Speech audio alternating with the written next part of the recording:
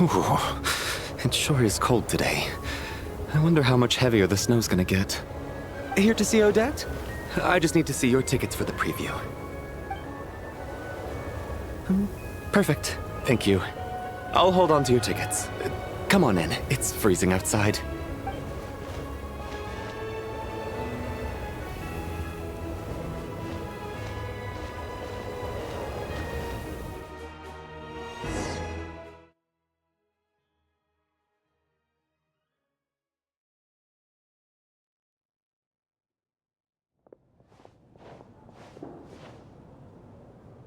I think I'll leave the Lelic question until after the show's over. Then I'll go find Odette.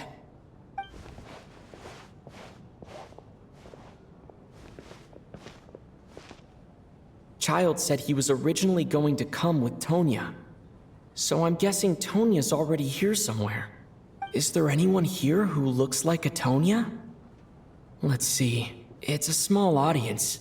Makes sense for a preview. But wait, I do see some familiar faces. Mr. Chuganov's back again by the looks of it. Oh, and is that Mitya? And that Fatui officer, Valeri.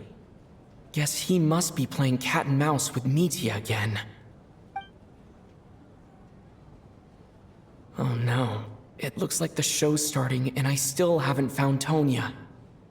Never mind. I'll just have to take a seat for now and see if I can catch her afterwards.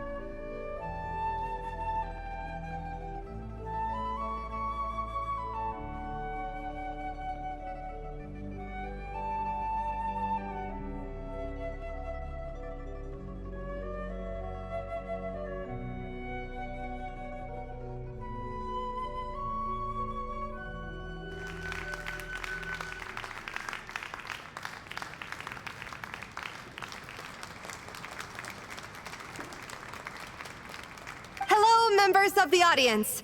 I'm a staff member here at the theater. Today's performance was a very special one for us, as it marks the first attempt in a long time to revive the classic Снежная ballet, Spirit Seeker. To commemorate this occasion, we would love to take a group photo of the cast, crew, and audience members present today. Could I kindly ask the audience to please come up onto the stage?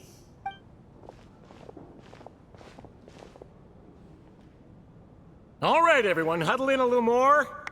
Now, look at the camera. 1, 2, 3.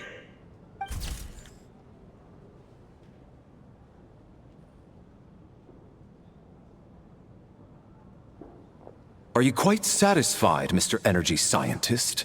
I rather hope you don't have any other escape plans to add to my workload today. What are you talking about, Sarge? This was simply my way of inviting you to watch Miss Odette's new show with me. And wasn't the performance spectacular? In the future, I heartily encourage you to take a leaf out of my book. Find some soul-nourishing pastimes to enrich your time outside of work. It was indeed a fine performance, but I must correct you on one point. This is not time outside of work. These are Working hours and non-working hours are just a social construct. Human technology can never advance if we're too rigid in our thinking, Sarge. May we leave now? Already? I mean, I was kinda hoping to soak up the atmosphere for a little longer, but... No, off we go then, Sarge. Back to the land of working hours. Lead the way.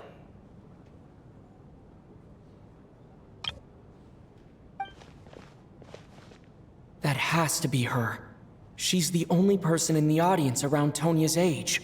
Excuse me, are you Tonya? Huh? Your brother's busy today, so I took his ticket. Don't worry about him, he's fine.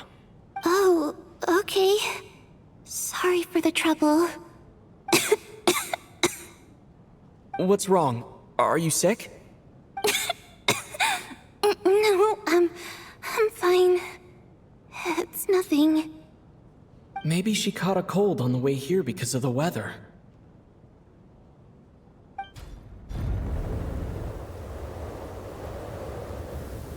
I haven't seen snow like this in a long, long time. It's most unusual.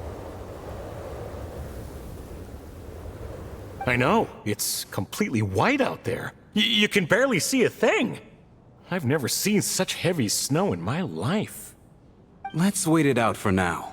You'd be lucky not to freeze to death in this weather, let alone find your way. Well, look at that. Maybe we shouldn't be in such a rush to get back after all. What do you think? Let's wait and see. Why do you need to take it so seriously? Fate has given us this wonderful chance to take a break. We owe it to ourselves to make the most of it. Come to think of it, there's a small inn not far from here that always keeps plenty of extra blankets on hand for guests. I know the route well. Shall I head over and borrow a few blankets? That way, anyone in a hurry can wrap up warm for the journey back. Just remember to return them next time you're over this way. Sir, there's really no need to go to all that trouble. Hey, it's no trouble at all. Wait here, I'll be right back. What a kind gentleman. Very good. My wife and daughter are waiting for me at home, so I shall be heading back as soon as I get my blanket. So... Are you expecting us to go back to the Armory Palace wrapped in blankets too? Don't worry about that. I made arrangements in advance. Should I not return to the Armory Palace within 3.5 hours after Operation Showtime begins, an armed squad will be sent to collect us. They will escort us back. You are one of our key military personnel, so any weather-related risks must be eliminated. Operation Showtime? So, wait, every single time you drag me back to work when I sneak out, it's a whole official operation? I gotta say, you've really turned this into quite a moral dilemma for me. It's snowing pretty hard out there. I think you should stay here for now. You seem a little under the weather. Sure. My brother might come pick me up in a bit anyway. Time to get to work. I should head backstage and find Odette. I need to look her in the eye and ask her about Lelik. Excuse me, are you looking for someone? Ah, a fan, I'm guessing? Today is just a dress rehearsal, so Miss Odette won't be meeting with fans. She's taking a well-earned rest right now. Sorry, but that area is currently off limits to everyone except the cast and crew. Bad timing, I guess. Well, I might as well stick around. I doubt Odette will be leaving before the snow lets up in any case.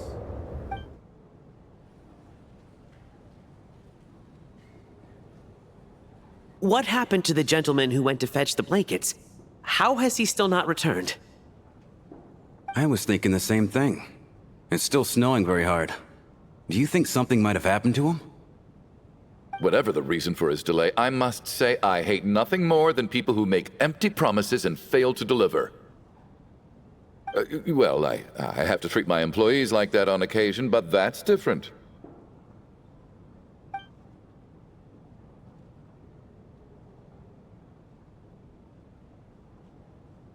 You seem anxious, Mr. Valeri. It's been nearly 4 hours since I left the armory. The army should have arrived to extract us by now. They know how much I despise tardiness and disrupted plans. There's simply no reason that they shouldn't have shown up by now. Barring... Surely a snowstorm like this one counts as such. Few things in this world can stop the Sneznayan army, Mr. Mitya. And a snowstorm is certainly not one of them. Why don't you go out and take a look? They might be right outside, waiting for your orders before they dare come in. An absurd hypothesis. I have no intention of leaving your side for even a moment until I have escorted you back to the Armory Palace. This doesn't look like an ordinary snowstorm to me.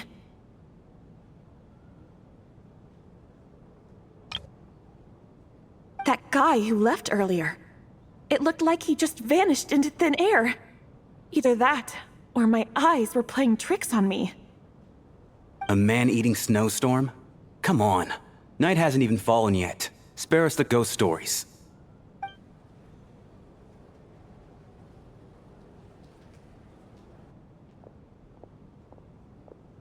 Traveler, didn't know you were coming today. How come you didn't say anything?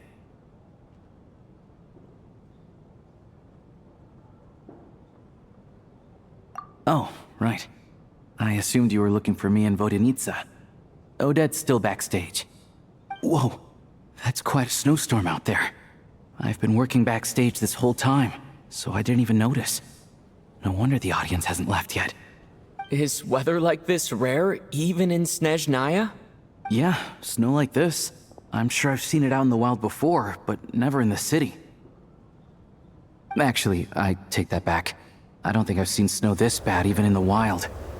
This is something else. It's not normal. If even Alosha thinks snow like this isn't normal, could it have anything to do with that monster people have been talking about? We can't stay cooped up here forever. Someone needs to go out and take a look. No need. I have plenty of experience with snowstorms. Besides, I work here while you're an audience member. I should be the one to do it.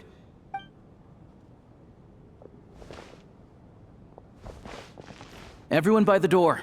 Careful not to let the snow soak into your shoes. In a snowstorm, you gotta look after your toes above all else. Heading out, my man? Be careful. I've been told the snowstorm eats people alive. Thanks for the advice. I am planning to be careful. I just want to take a quick look at the situation out there.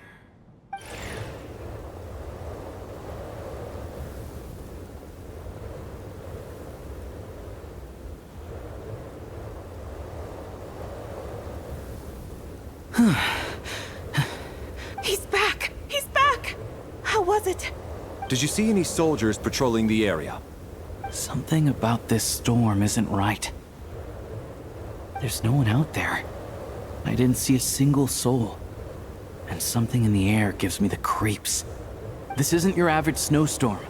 I suspect it might be related to recent events in our nation. I strongly advise everyone to stay here until the snow dies down. Are you serious? So all of us are trapped here now? That sounds a little far-fetched to me. You want to go outside and see? I, for one, am not risking my neck in that weather. This just turned from a minor delay into a major hassle. We can only hope that our friend who went to fetch the blankets just ditched us and went home. Is it really that bad? But my daughter, I won't be able to read her a bedtime story tonight. Huh? What are you all still doing here? Whoa! It's snowing hard! So now we're stuck here? Oh, this is terrible! Luckily, it was just a dress rehearsal today, so there aren't too many people here. On the bright side, the theater's always well stocked with supplies. If the snow still doesn't let up as we get into the evening, you can spend the night here, everyone. At least, I assume that's alright? Odette? Fine by me. This seems like a sensible backup plan under the circumstances. My thanks to the theater for being so accommodating. What are you staring outside and praying for, my man? You anxious to get home too? Oh, Your Majesty the Tsaritsa, I beg you, please do not let tonight's snowstorm stop. This is a golden opportunity to spend the night under the same roof as the two top stars in all of Снежная. It's a once-in-a-lifetime experience. I think I've changed my mind. Sir, if you so much as look at us funny, you'll be seeing stars in a whole other way. Behave yourself, or you'll be begging for that blizzard. It's getting colder. We need to keep the indoor temperature up. Close the door and lock it tight. Let's head somewhere warmer.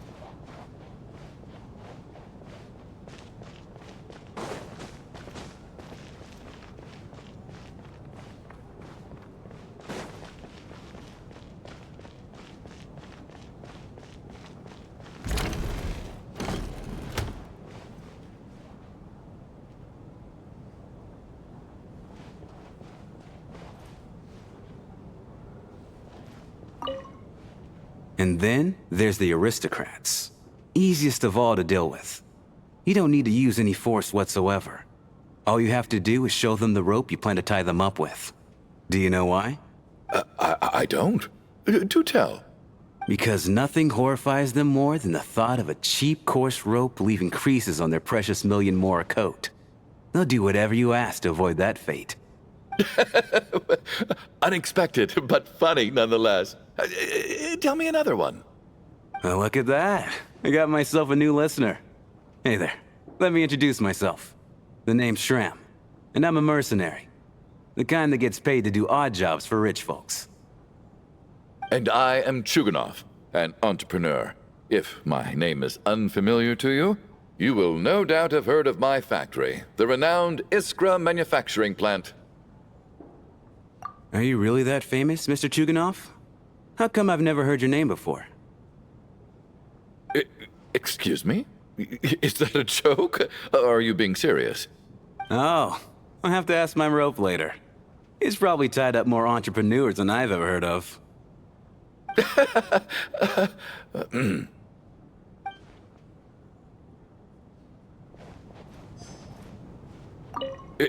Excuse me?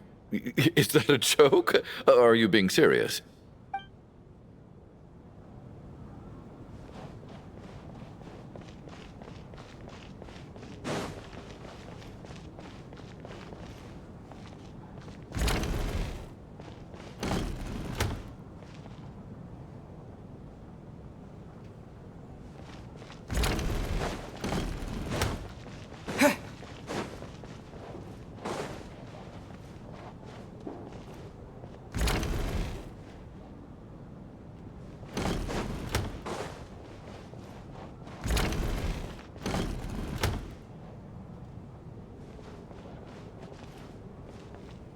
My husband has major trust issues. To him, I doubt even this snowstorm is a good enough excuse for me to stay out all night. That's the price of marrying into wealth. You'll get used to it. I'm not about to stop you if you want to leave. But don't drag me along. Hello? Can I help you? My husband has... That's the price of hello?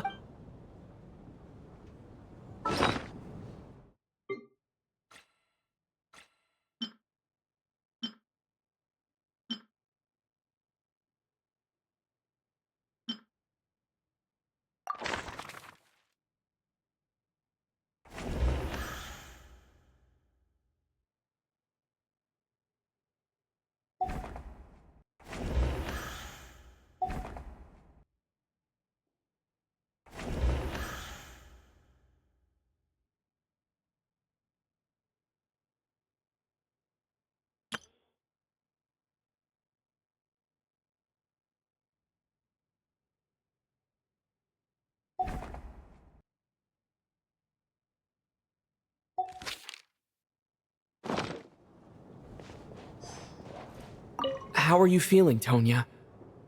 I'm fine. Sorry to worry you. I'm used to it by this point. I take medicine for it. My brother usually helps to get it ready for me. Child must take great care of his sister. He's never mentioned Tonya's illness, though.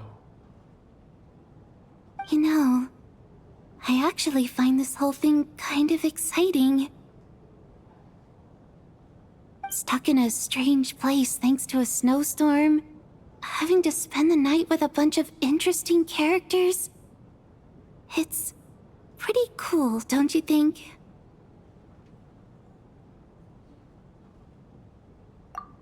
Exactly. It's like one of those stories where an ordinary school trip turns into a magical adventure. I've always wanted something like that to happen in real life.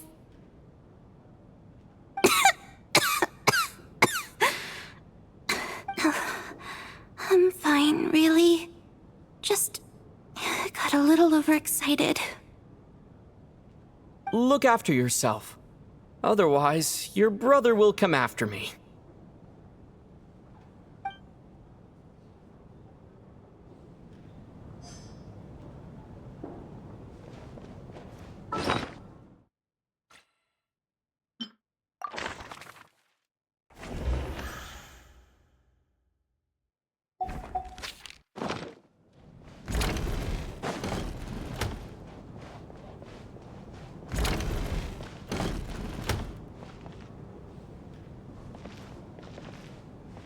This is highly irregular.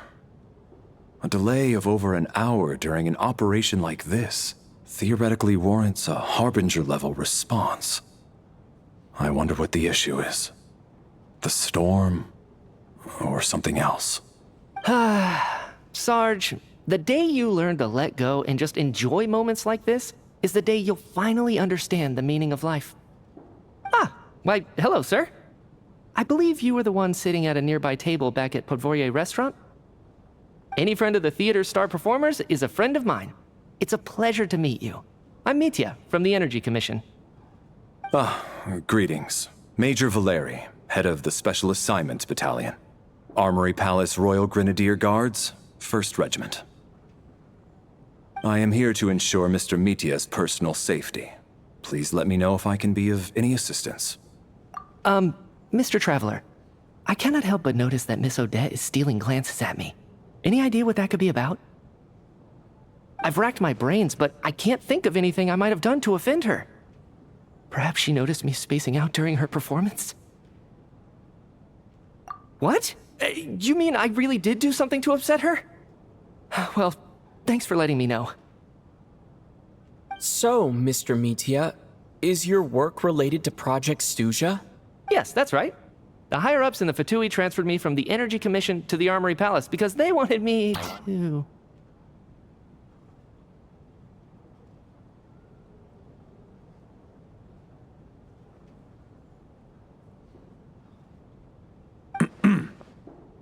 Really? I can't even talk about that?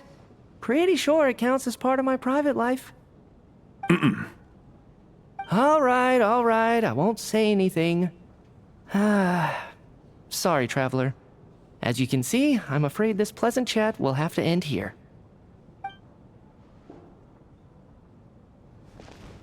This is highly irregular.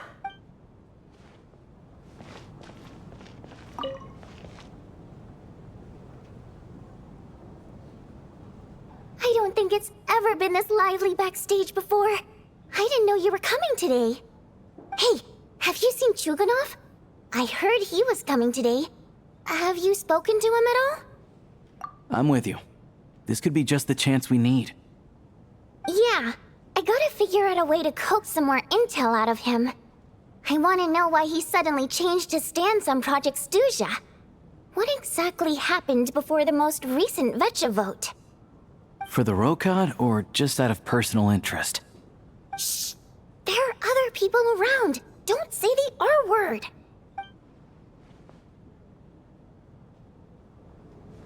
Shh!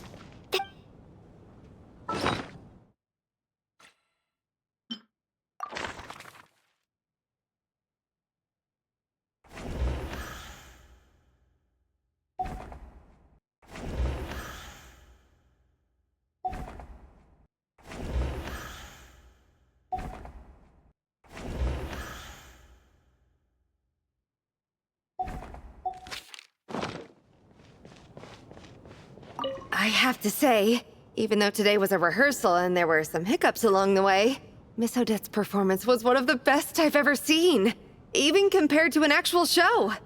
I couldn't agree more, especially considering the weight of the subject matter. It takes a truly seasoned professional to do justice to a theme like love and regret. Do you think we were coming on too strong? Odette's ignoring us again. What about you? What did you think of today's performance? Huh. That's actually a more insightful critique than I was expecting. My mother would agree. She's always thought that was my biggest flaw. Maybe I need to work on making my facial expressions appear more natural. I'll make sure to save a ticket for you when the show's performance ready.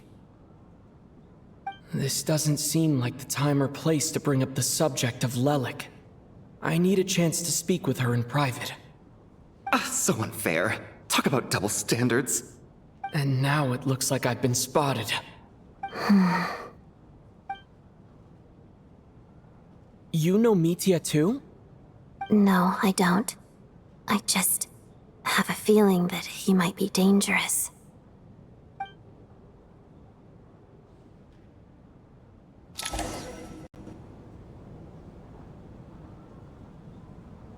it looking, Alosha?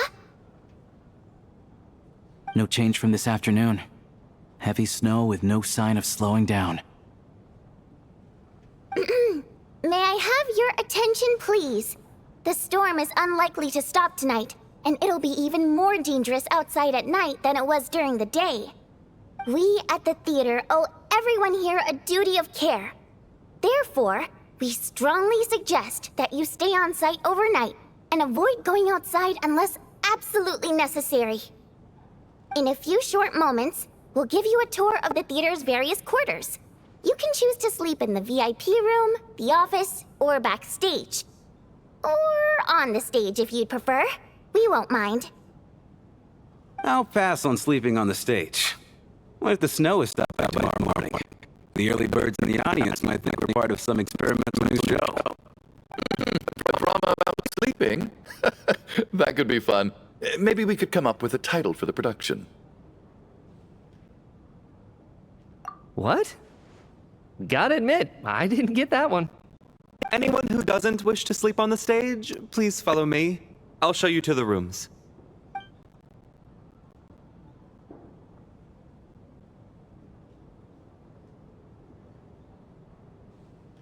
I guess I'll call it a night. Though I feel like I won't sleep very well without Paimon here. I'm sure she'll be worried that I haven't made it back yet. But as long as she looks out the window, she'll probably realize what's holding me up. I wonder if she's feeling any better yet. At least she hasn't been getting any worse. Still, I should try and get back first thing tomorrow morning.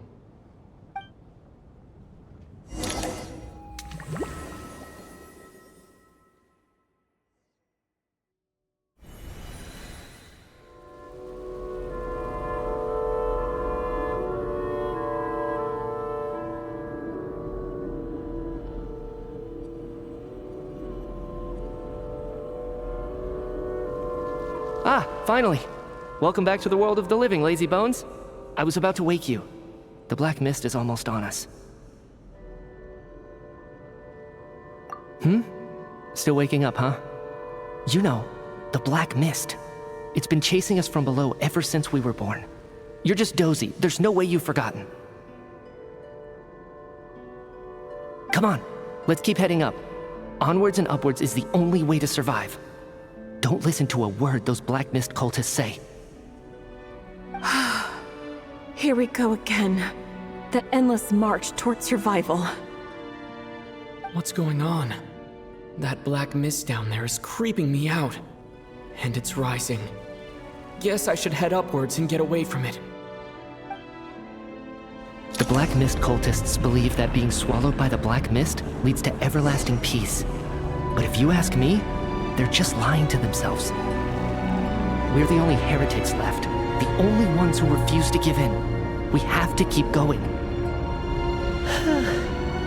But how do you actually know that they're wrong? Dangerous question there, Torgov. The moment your faith wavers, you start a chain reaction that ends in the collapse of your will.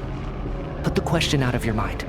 Stay strong and believe that the black mist means certain death. Okay, but it's not my mind that's the problem. My body's about to give up on me. It's already starting to falter.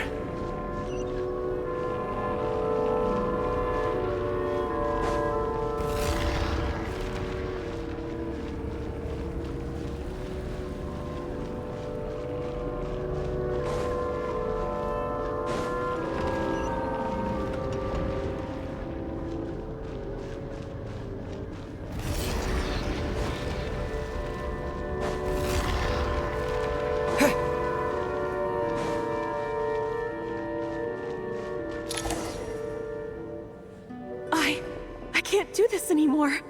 I've had enough of being forever on the run. What's the point of it all? All this will pass eventually, I promise. Keep fighting. It will be worth it. You accuse the Black Mist cultists of being liars. But you're lying too. There is no end to this path. It keeps going up forever. There was never any hope to begin with. The cult of the Black Mist has poisoned your mind, Sobolova. Are you thinking of giving up as well? I am. I think I'll take my chances with the Black Mist over this perpetual torture. As much as I detest the Black Mist cultists, I'm just too weary. Then I bid you both farewell. Let me put my personal opinions aside for a moment and say, I hope that you both find peace within the Black Mist. Fate always appears so impossibly complicated. But at moments like this, its raw simplicity is laid bare. Their fate was sealed from the instant they entertained doubt. From then on, the outcome was both inevitable and irreversible. Let's go.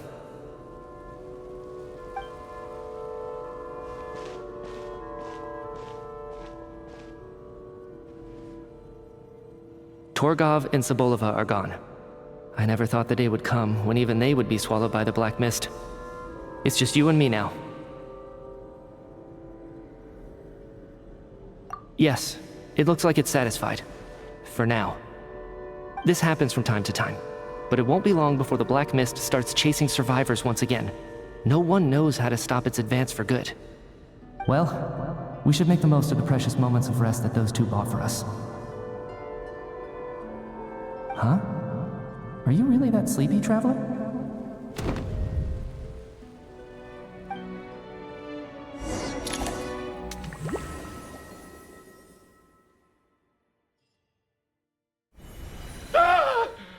Help! Somebody, come quick! What is it, Chuganov? What's wrong? Huh? Is it morning already? What's all the commotion? Sounds like it's coming from next door. I should check and see what's going on.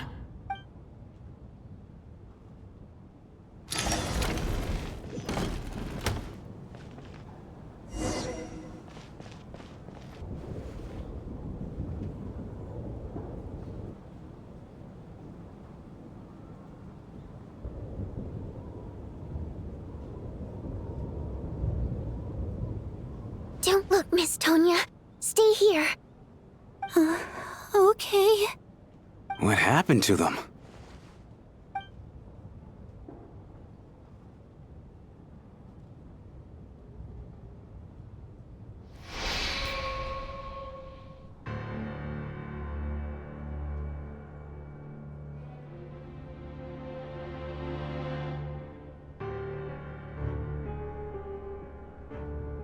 These two people have passed away.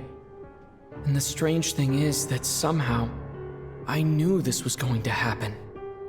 Have I seen this moment before? Or did I have some kind of premonition? I can't remember what it was. Let me take a look.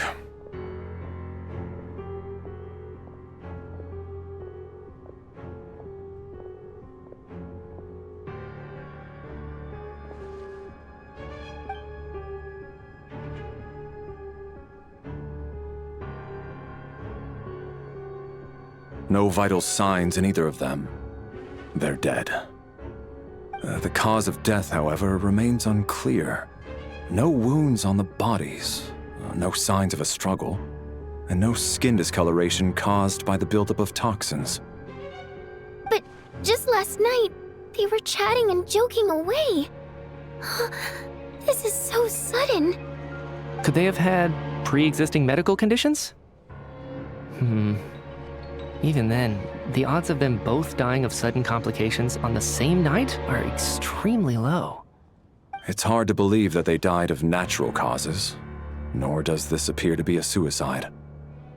Who was the first to discover the bodies? It was me. But these deaths have nothing to do with me, officer. I got up early because I wanted to see if the snow had stopped. Then I noticed that the door to this room was open, and it looked like there was a man and woman inside. I just went over to see what was going on. I had no idea they were... I can corroborate this. I was doing my morning exercises near the stage. When I saw Mr. Chuganov heading this way, I followed him. I can also confirm that I didn't see a single person approach that room before him. The snowstorm was raging all night, and it's still going now. There's no way someone could have come in from outside, correct? You mean an intruder? No, not possible. I slept by the door last night as a precaution. There's no way I wouldn't have noticed if anyone had tried to open it.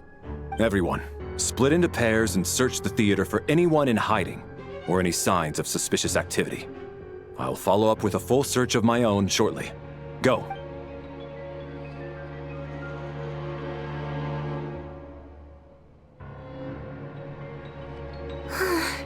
Nothing on your end either? Backstage is clear.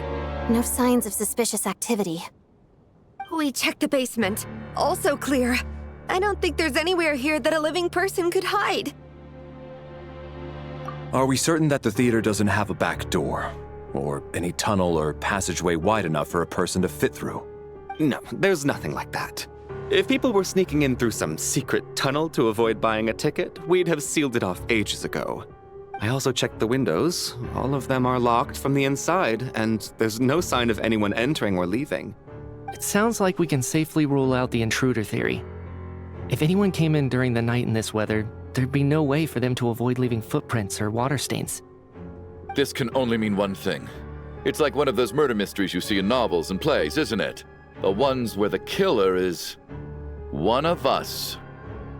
We can't quite jump to that conclusion just yet. Could he be right? It's hard to imagine something like that happening in real life. Set in a theater during a snowstorm, a murder takes place, and the killer is among us. It's such a classic trope that it seems unbelievable. Looking at who the killer targeted and the clean entry and exit, it all adds up. I know what this is. It's obvious now that I think about it. What is? What have you figured out? Both victims were wealthy, well-known local merchants. And the door was deliberately left open so I would discover the bodies and witness the crime scene first thing in the morning. Such ruthless methods. This was your doing, wasn't it, Lelik? Lelik? You mean Lelik is among us? And he's the killer? Lelik. I know this code name. Member of the Rokot, anti-Project Stuja. Always works alone. I've read the case files at the Armory Palace. Walk me through your reasoning, Mr. Chuganov. What do you know about Lelik?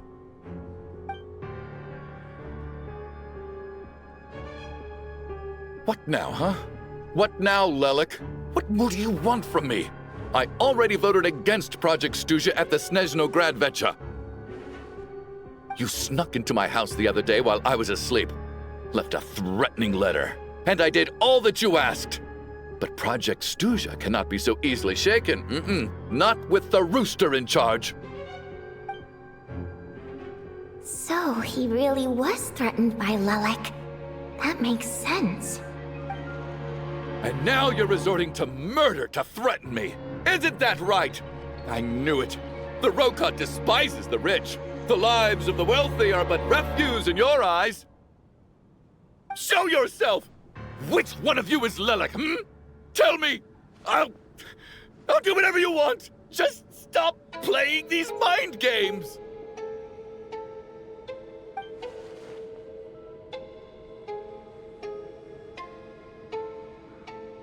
Was this really Lelik's doing? Would Odette really do something like this? If Odette really is Lelik, this seems out of character. But then again, how well do I really know her? I'm probably the only one here with a compelling theory about Lelik's true identity. But if I reveal it now, I'll be putting Odette in the line of fire. What should I do? I don't think it's likely that Lelik killed anyone. At least from the stories I've heard, he's never killed anyone before, and his name has never come up in connection with any murder cases. Besides, even if Lelik did want to threaten you, why resort to such an extreme and roundabout method? It's not his style at all. Vodyanitsa doesn't know that Lelik might be Odette, but her assessment is pretty much identical to mine. Miss Vodyanitsa, why do you suddenly feel the need to speak in Lelik's defense? Defense? Oh, no, it's just... I'm worried that we're jumping to conclusions here, so I wanted to share my point of view. Also, I don't think the Rokot is as bad as you're making it out to be. Well, if you think I'm so wrong, what's your theory then, Why don't you tell us who the killer is? The case is still evolving, Mr. Chuganov. Please do not prevent others from expressing their opinions so early on in the discussion. Even so, there's no denying that the recent threat received by Mr. Chuganov may well be an important clue. So there's still a good chance that Lelek is right here among us. I can't do this anymore. I don't care if it's still snowing outside. I have to get out of here. Whoa, take a beat. We all know it's far too dangerous out there. Even the soldiers couldn't get to us. Go out that door, and you might not live to tell the tale. And whoever this Lelek is, they're surely not going to murder anyone in broad daylight. Be sensible, my man. You're safer inside. As much as I regret having to say this, I'd like everyone to cooperate and refrain from exiting the premises until further notice. Because as things stand, every one of us is now a suspect. Unless anyone has further information to share, let's adjourn for now. Feel free to keep searching for clues, but make sure you don't go off alone.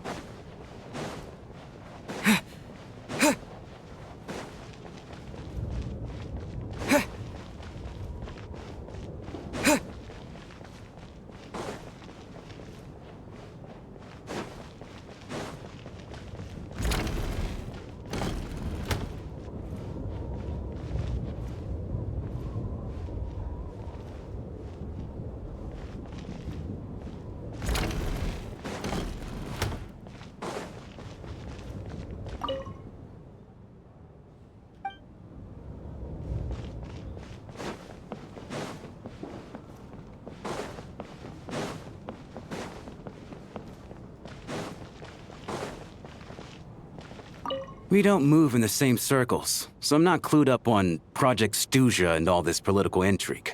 Nor does it interest me. Nevertheless, sir, I think your top priority as soon as you get out of here should be to hire a good private bodyguard. Such as yourself? Such as myself.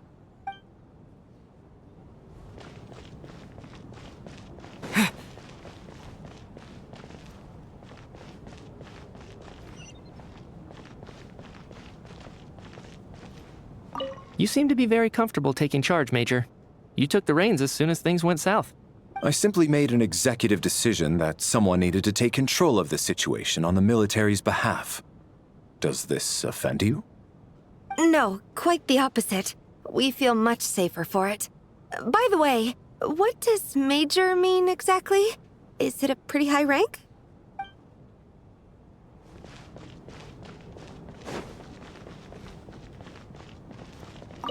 I still find it hard to believe there's a murderer among us. Just last night, I imagined we were like classmates out on a hiking trip. There's no guarantee that you can trust your classmates, especially not when you're locked up together. Why did they do this? Was it for money? Even then, they could have just kidnapped the people. They didn't have to die.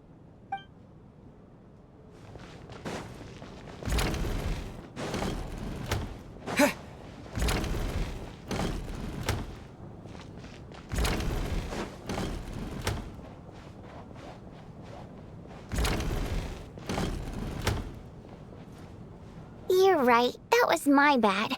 It was a knee-jerk reaction. I didn't think it through. Luckily, no one suspected my identity. Oh, phew. It's just you. I thought someone was eavesdropping. Since Vodyanitsa and I were on the same page earlier, I think I should share my thoughts with the Rokot members first.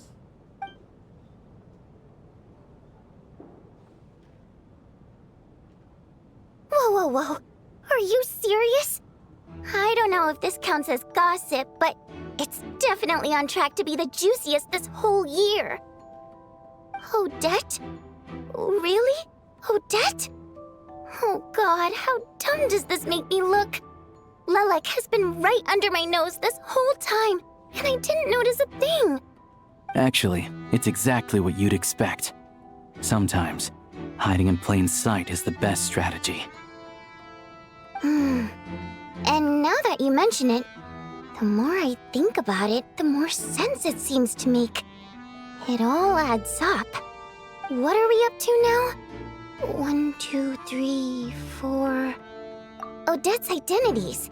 She's my coworker, specifically a ballerina, and also a Fatous, a member of the Rokot. Now, Lelek. It must be so exhausting. I just want to give her a hug. I guess since I've always known her as a member of the Fatui, it never even crossed my mind that she could be involved with the Rokot, let alone be Lelek. I don't understand. If she's with the Fatui, what reason could she have for being so opposed to Project Stusha? Probably best if you ask her that in person. Well, since you waited until now to bring this up instead of announcing it to everyone earlier, does that mean we're all on the same page here? Yeah. Lelek may not follow orders from the Rokot leadership, but as far as I'm concerned, she's never crossed the line. If anything, her actions benefit the poor. We need to confront her face to face. Do you think she'd really admit to being Lelek? I don't know. We'll have to see how it goes. For now, we'll work on the assumption that she didn't kill anyone, and see how much she's willing to tell us.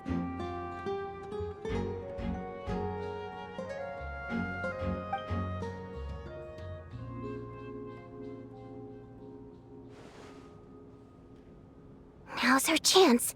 Odette's alone. Let's go. Hey, Odette. What is it, you guys? Shh. Keep your voice down. We need to talk. So, you're Lelek, aren't you? All right, fine. You don't have to say anything or explain yourself. Just hear me out first.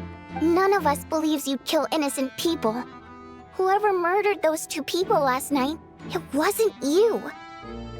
The Traveler was the first to figure out your identity, but he kept quiet during the discussion just now. Still, it's clear where the group consensus is heading. Everyone believes Lelek is the culprit. If your identity is exposed, you'll be in a really bad spot. We're your colleagues, and we know what kind of person you are. I don't want anything bad to happen to you. So, can you clue us in? Tell us everything. The more we know, the more easily we'll be able to cover for you. All right. Yes, I'm Lelek. And no, I'm not the murderer. And thanks, but I don't need you to cover for me. Actually, I'm planning to reveal my identity.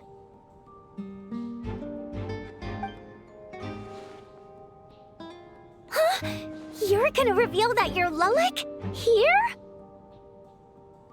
That's right. I'll admit I was surprised at first when Shuganov guessed that I was here. It was just a lucky guess, but it caught me off guard.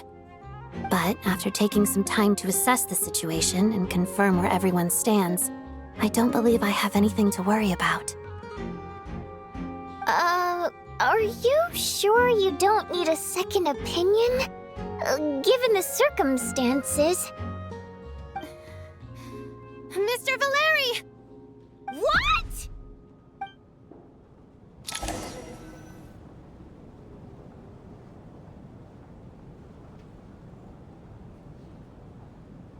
So... I don't know what game you're playing, but you've got a lot of nerve. It's just one identity. So what if it's exposed? I can disappear and adopt a new identity anytime I please. I made my peace with this when I chose to become Lelik. But more importantly, I promise I am not the murderer, which means that someone else is. So, if anyone still insists that I did this, you'd best produce the evidence now. Otherwise, I suggest that you bite your tongue. Because if you really believe I killed 2 people without making a sound or leaving a trace, pointing fingers at me would surely only make you my next target. Is this really the truth, Miss Odette? That's confidence, all right. I believe you.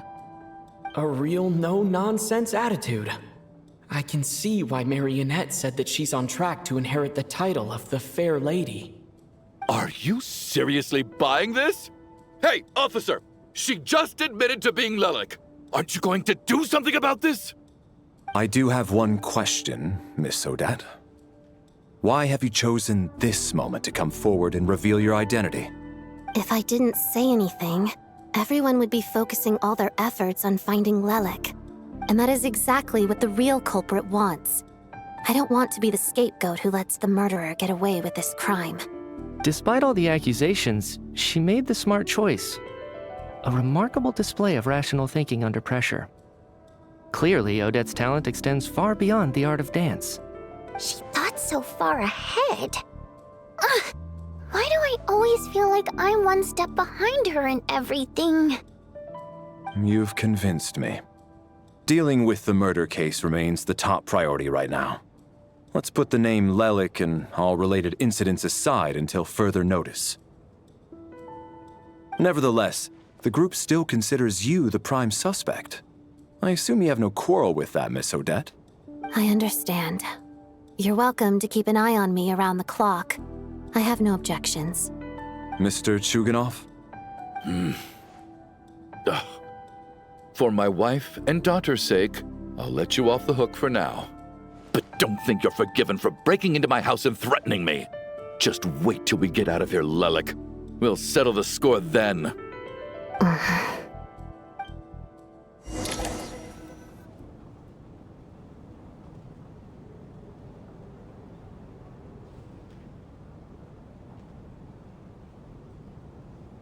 Good work, Lelik guard team. And Lelik, too. Here, have some hot water.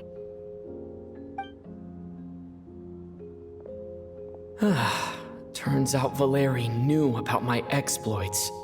So now I've been told I have to guard Lelik with him. Shouldn't you be facing my way if you're guarding me? At the moment, it looks more like you're my bodyguards. If the true culprit is indeed still at large, as you have claimed, we must keep our guard up against them also. Don't worry, Tonya. We'll get through this. Once the snow stops, the officials will step in.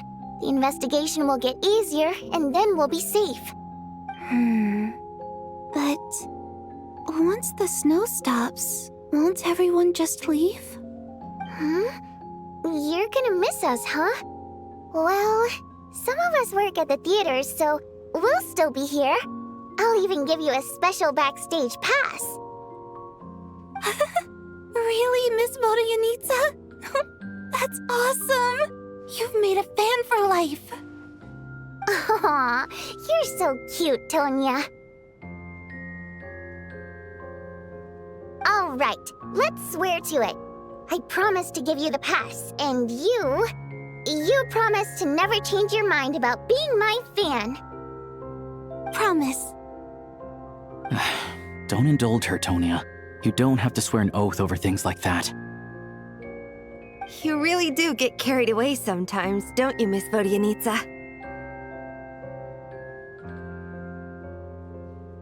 Hey!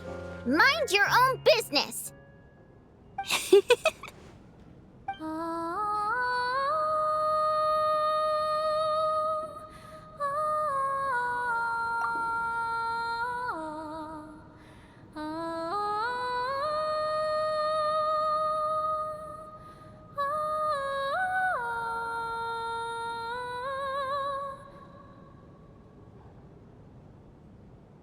Don't be nervous, Miss Water Imp. Everyone's here. There's nothing to be afraid of. Excuse me? Do I look nervous? Don't be ridiculous. No, no, no. You sound nervous, lass. Oh. Wait, but how... Okay, plenty of people know that I'm a water imp, but still... How come you understand our primary mode of expression? Primary mode of expression. I've not come across that concept before. Do enlighten me, Vodyanitsa. Well, it's just... We water imps tend to communicate our emotions to each other by singing, rather than facial expressions. The emotions we convey through song take precedence over our facial expressions.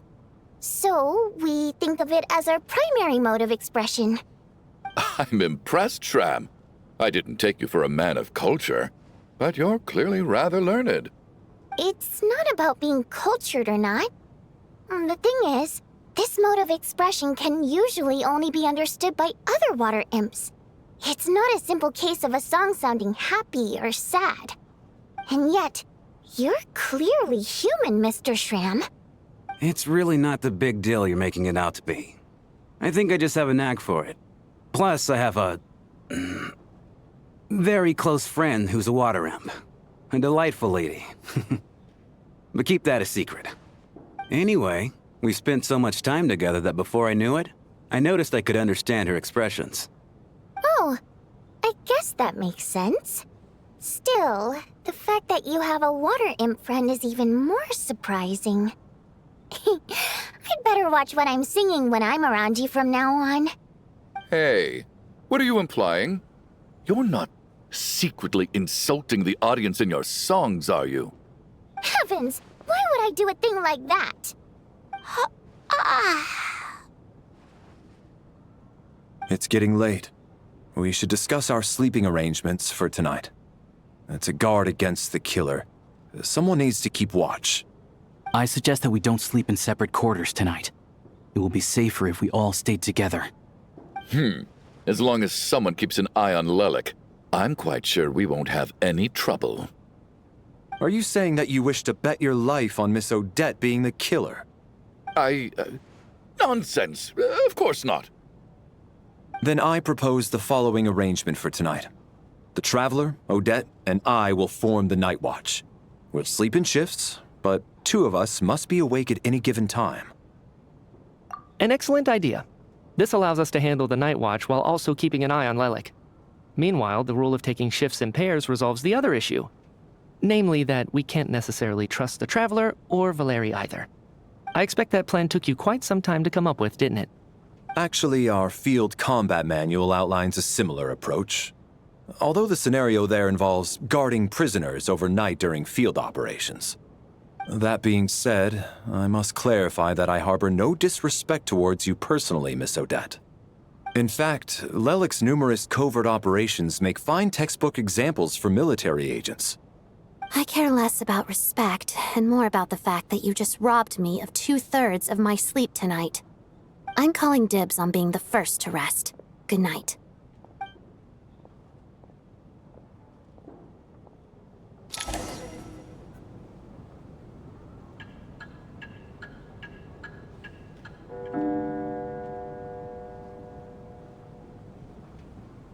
It's almost time. We should wake Odette. How are you faring? Oh, not going to argue with that. I'll take a quick nap. If you start to feel sleepy, wake me up anytime. It's finally time for Odette and I to share the Night Watch. I should wake her up.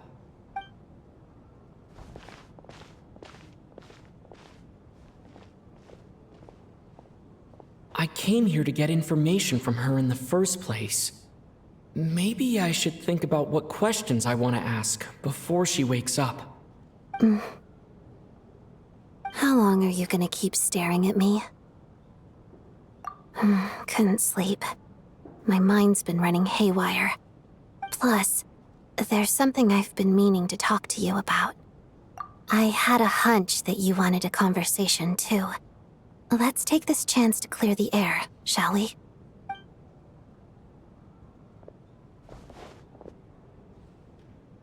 I just had a simple question for you, really.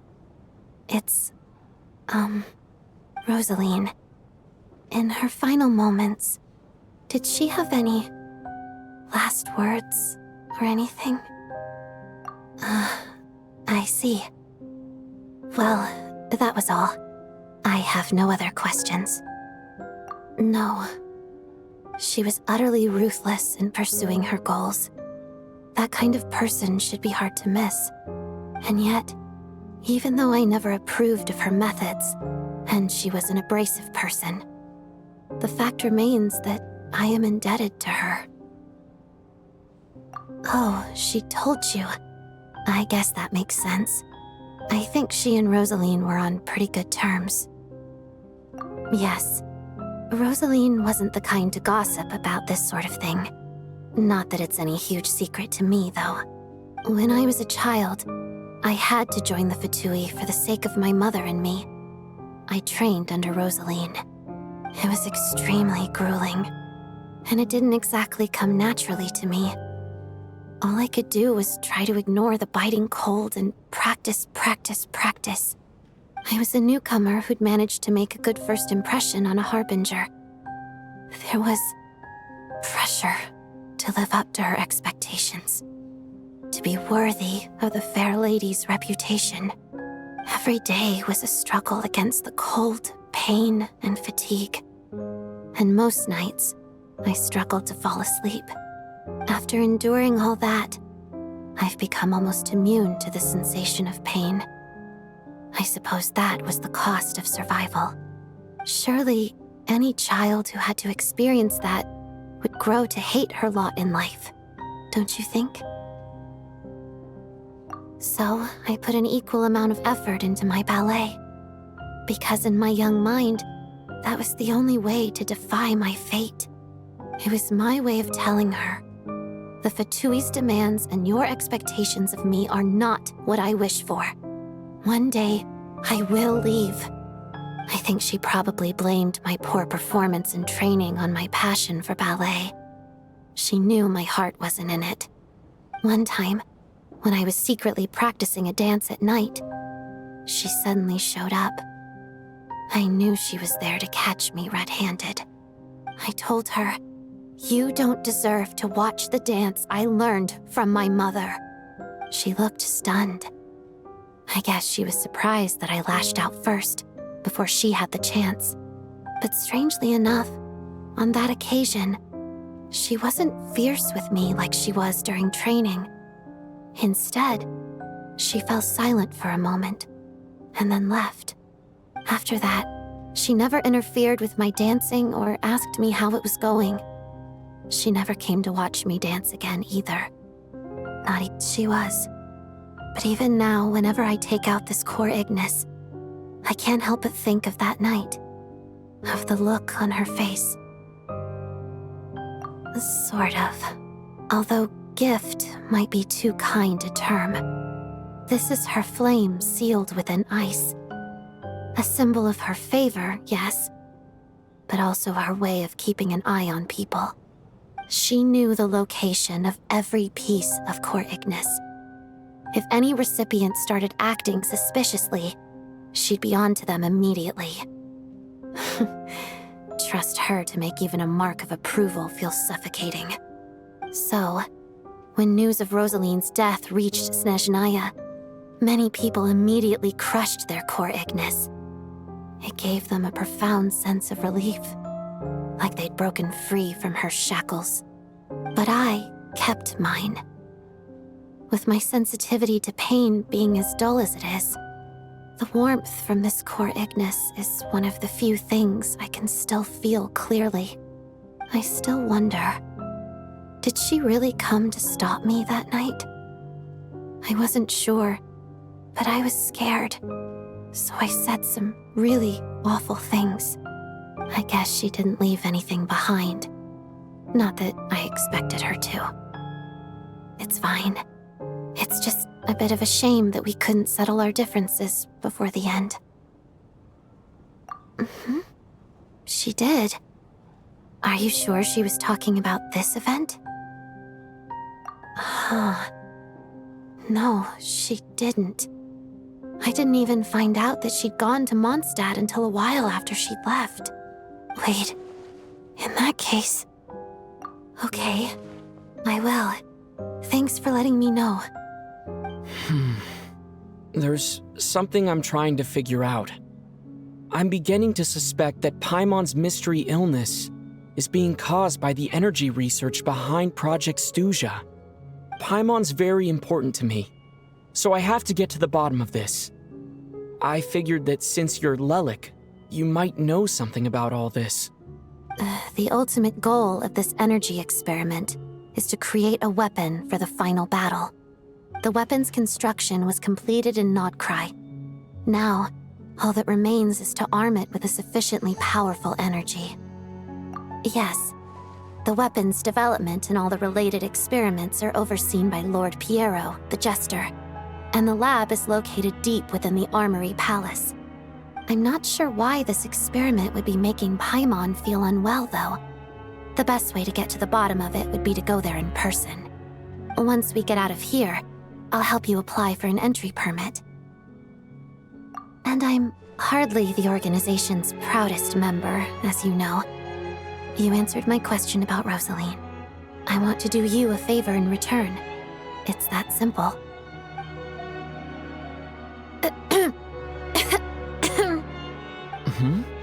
What's wrong? Are you not feeling well? You two seem to be hitting it off. I thought you were sleeping. Of course I was. In the military, one learns to fall asleep quickly, even in the most inhospitable environments. It's vital to staying alert and energized. Why? Is something wrong? Even if he was awake, he can't have overheard us, right? Well, thank you both for keeping watch. Traveler, I'll take over for now. It's your turn to get some sleep. Sure.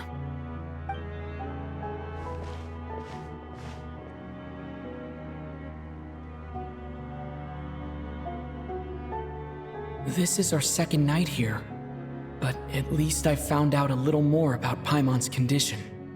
I hope she's been sleeping well the past couple of days. Why do I feel like I'm being watched?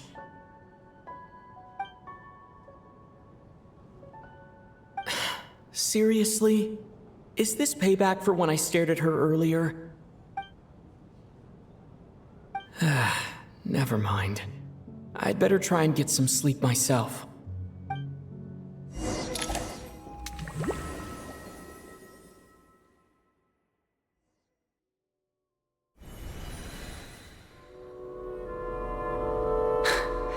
Hey, what are you spacing out for? Are you reaching your limit too? How long have we been walking for? Do you remember? Time's lost all meaning. Ever since we noticed that thing above our heads. What was it called again? A star key? Or key star? Anyway, the person who named it was swallowed by the black mist. Whatever it's called, ever since we noticed it, we've been walking up and up, hoping that as long as we reach it, we can find a way out of this place. But it seems like no matter how far we walk, we never get any closer. Well, we've come this far. You never know. Maybe we're almost there? Come on, enough moping. Let's go. The black mist is catching up.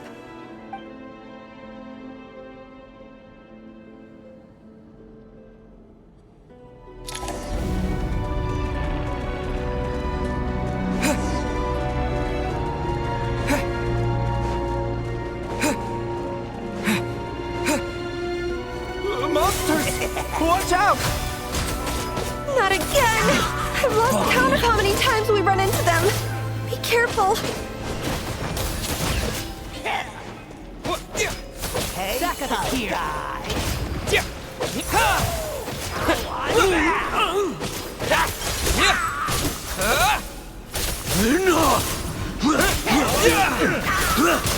Shut up. Run faster.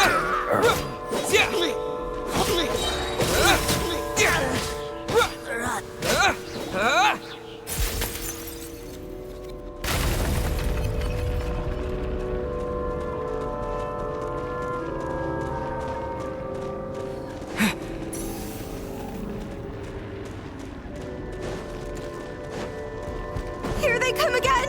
Get ready! You wanna fight? Let's go!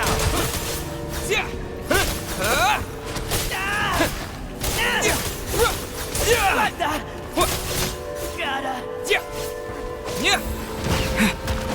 Cryo Sword!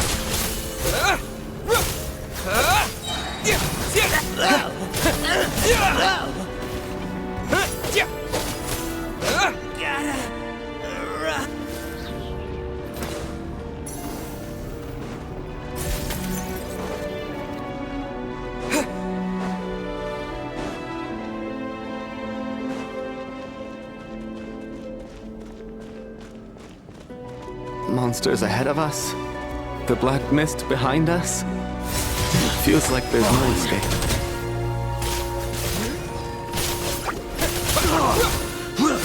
Shut up. Run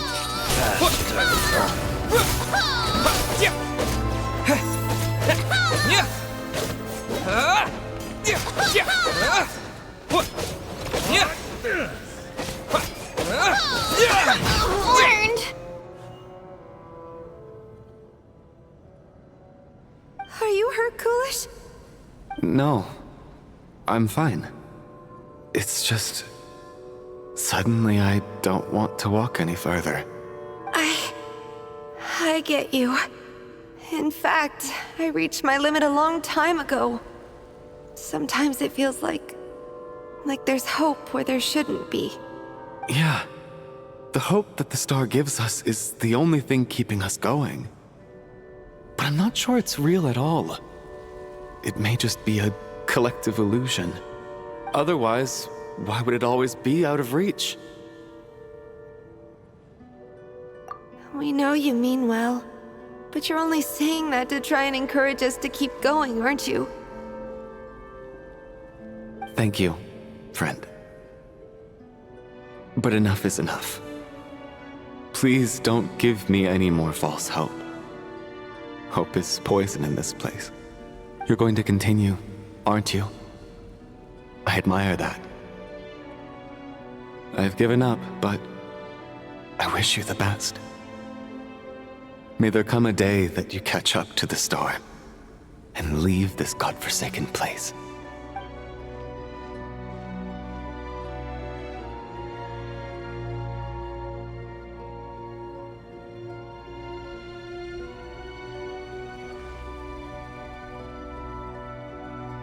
It's not an illusion. We really are getting closer to the star.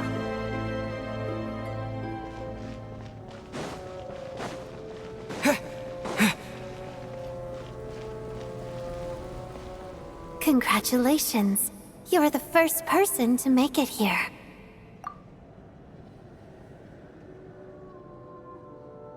I'm the star's envoy. The black mist has stopped rising. Its hunger is satisfied for now, having devoured your two companions. This is a good opportunity. I'll let you get some rest before we continue. What do you mean, leave? The star represents the starting point. It's the waypoint for the beginning. Congratulations on reaching the starting point. Once you are ready, we will head out and walk upwards. I will be right by your side the whole way.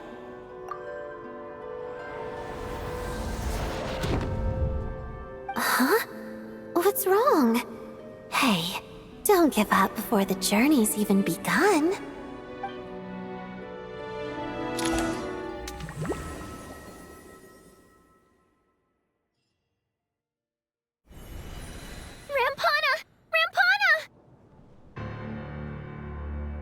Is that... Coolish, wake up! Please wake up!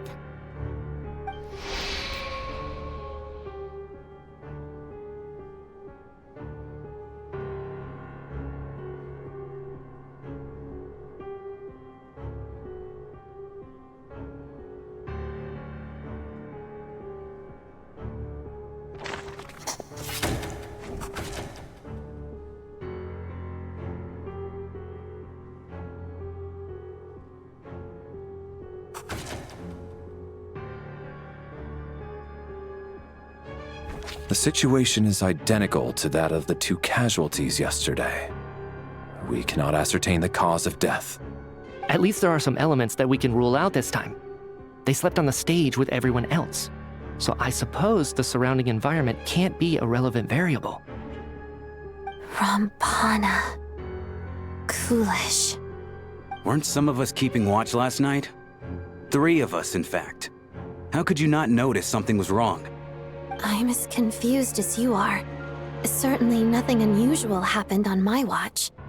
Likewise, and from what I've observed so far, both Miss Odette and the Traveler can be trusted. To be honest, I didn't get a wink of sleep last night. I couldn't help but think I was the target, so I just laid there with my eyes closed. I heard the Traveler and Lelik chatting, but otherwise I don't recall hearing any commotion during the night.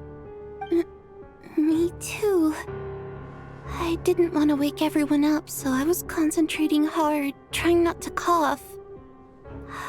I hardly slept at all. If anything had happened, I'm sure I would have noticed. Then, what could possibly be causing this? Once was bad enough. I can't believe it happened again. I worked closely with Rampana and Coolish for so long. I never imagined that one day they'd... And on this stage of all places... Vodianitsa... 4 victims in just 2 days, and we still don't have a single lead. I need to get to the bottom of this as soon as possible. And above all, keep Tonya safe. I'd never be able to look Child in the eye again otherwise. Still snowing? Yes, I just checked. Still no sign of anyone outside either. So we only have ourselves to rely on. If you ask me, this killer can clearly strike whenever they please. The Night Watch was a useless endeavor from the start. Lelik must be an expert in poisoning. Clearly she used some poison that can't be detected on the corpse. Here we go again. Listen, I was already thinking to myself last night, was Lelik's reason for revealing her identity the real story? Well, now I have my answer. It most certainly was not. She's been playing us for fools. You get off on this, don't you? Revealing your identity, only to carry on with your killing spree? That's a hideous thought. One that only a hideous mind like yours could dream up. How dare you! That's enough! Yesterday, you named Lelik as a suspect because the victims were both wealthy merchants. Lelik might have had a motive then, but today's victims were just ordinary people. Not to mention that they were colleagues of Odette and mine. What reason would she have to murder them? Let me guess, just to scare you? Who knows? Maybe you don't know her as well as you think. I implore you all to ask yourselves, how many people are there really in this world that have what it takes to kill another person? Not many, I'd wager. Lelik is well known to be a ruthless operator, and now she has revealed her identity. How could it be any more obvious? Everything you've said so far is still just conjecture, which doesn't constitute a concrete lead. You need to back up your claims with some evidence. How can you defend her, officer? What did she say to you while you were on Night Watch? Maybe I shouldn't be so surprised. You military types are always colluding with criminals to target the rich.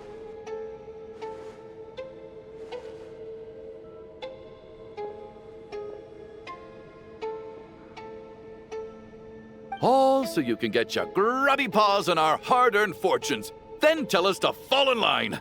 The Fatui, the Druzhna, and the Rokot. Thugs, the lot of you.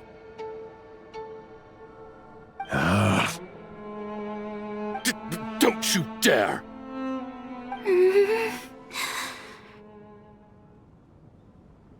Sir, but you were the one who told us not to stop other people from expressing their opinions yesterday. 4 people have already died. Only yesterday I was chatting with Mr. Coolish. Then we woke up in the morning and he's... Turning against one another is the last thing we should be doing right now. Little girl. Even if Mr. Chuganov is a puffed-up, pig-headed windbag who doesn't have a clue what he's talking about, he's still one of the victims here, isn't he?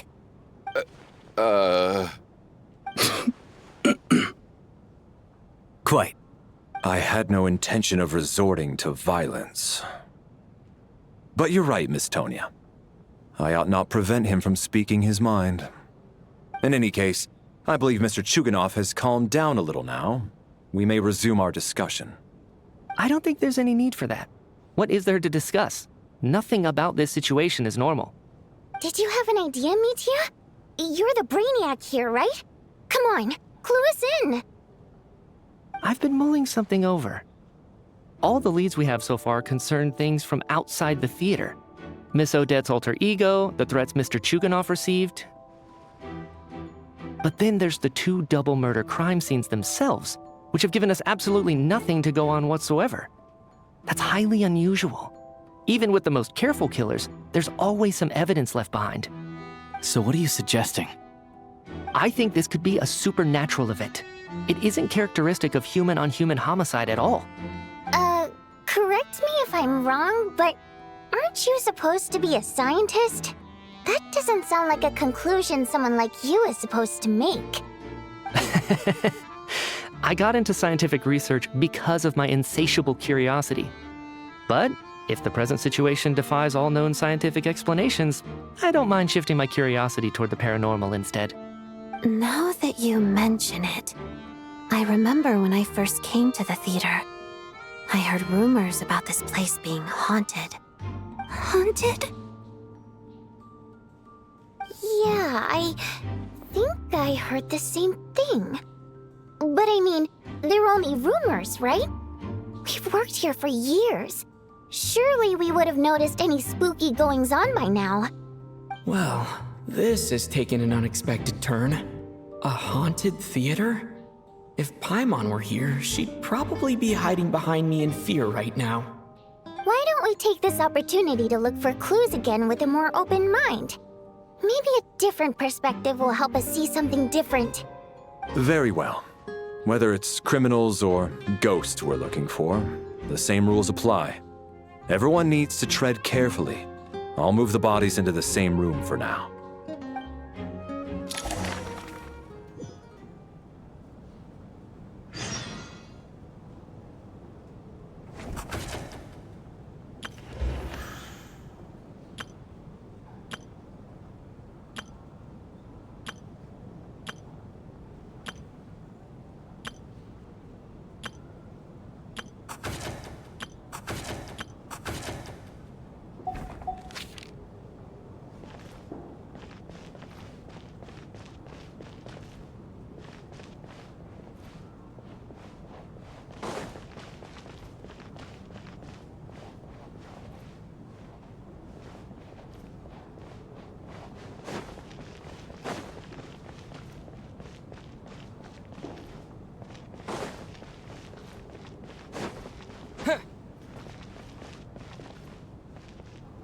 Chin up, my man. That soldier guy just gave you a bit of a fright, that's all. Think about your wife and kids back home. That'll get you your mojo back. Me, for example? Whenever I get hungry, tired, sleepy, or thirsty, I just think about that water imp friend of mine. And everything's suddenly alright again. So daydreaming about women somehow removes your need for food and water, does it? Don't be absurd.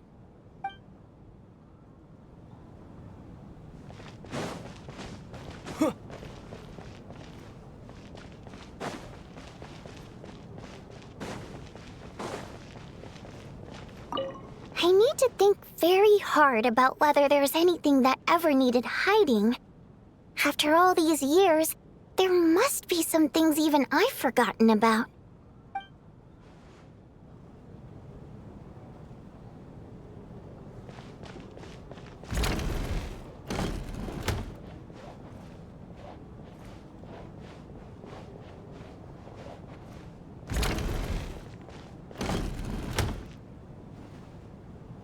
Valeri, come take a look at this. You too, Traveler. Some sort of notebook. What is it for? It's the on-duty logbook for the theater. Coolish was the main person to use it. He mostly used it to record any unusual incidents during a show, audience numbers, exit times, and so on. Yes, he'd always have this logbook with him when he checked tickets at the entrance. This should confirm a lot of key details about the recent show. So, you find anything unusual? Yes. The number of people. I've checked and double-checked, but the numbers just don't match what's recorded in the logbook. Apparently, we have an extra person among us. Are we certain that logbook is accurate? Could someone have sneaked in without buying a ticket or something? Unlikely. Coolish took his duties very seriously. I've rarely seen any errors in his work. Not to mention that this was a dress rehearsal, meaning smaller audience numbers and tighter ticket restrictions than usual. Everything would have been well within his control. We no longer have our tickets with us, do we? They got collected on entry. I assume there's no way we can check them again. Unfortunately not. The theater recycles tickets. Once people are in the door, they don't tend to leave until the show ends, so we collect the tickets at the point of entry. Still, I'm inclined to believe that this discrepancy in the head count is significant somehow. Did an extra person just materialize out of thin air?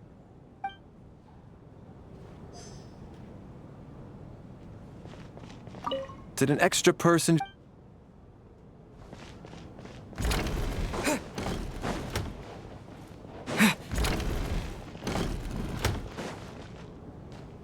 Tonya, did you find anything?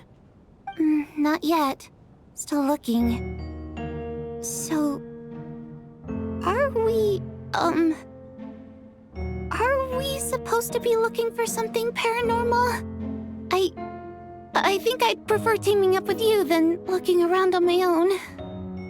This looks like somebody's notebook. Shall we read it together?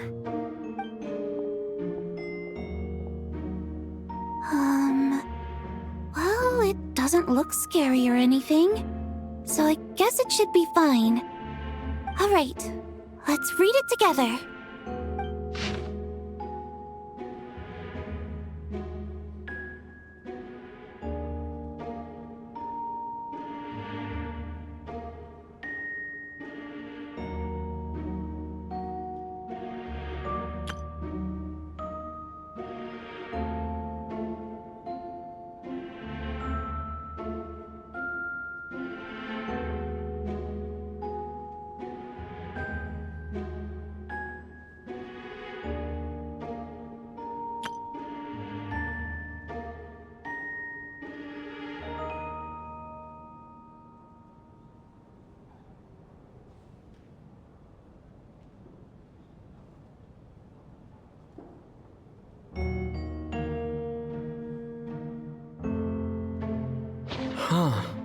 This has to be Vodyanitsa's writing, surely. Maybe it's a little rude for us to peek at this. I feel like I just read someone's secret diary by accident. It sounds like she's writing this for her parents, right? I don't understand. Why put this stuff in a notebook instead of mailing it in a letter?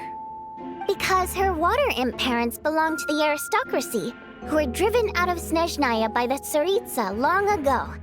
And now they live somewhere new, where the postman can't get to. We're sorry. It's fine.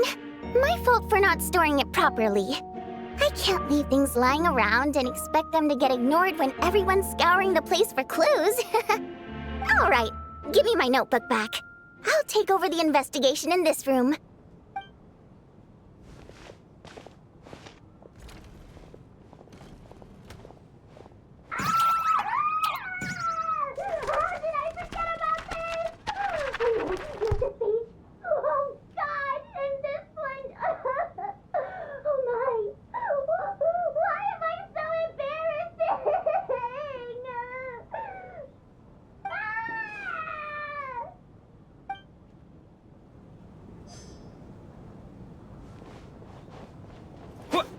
And Kate!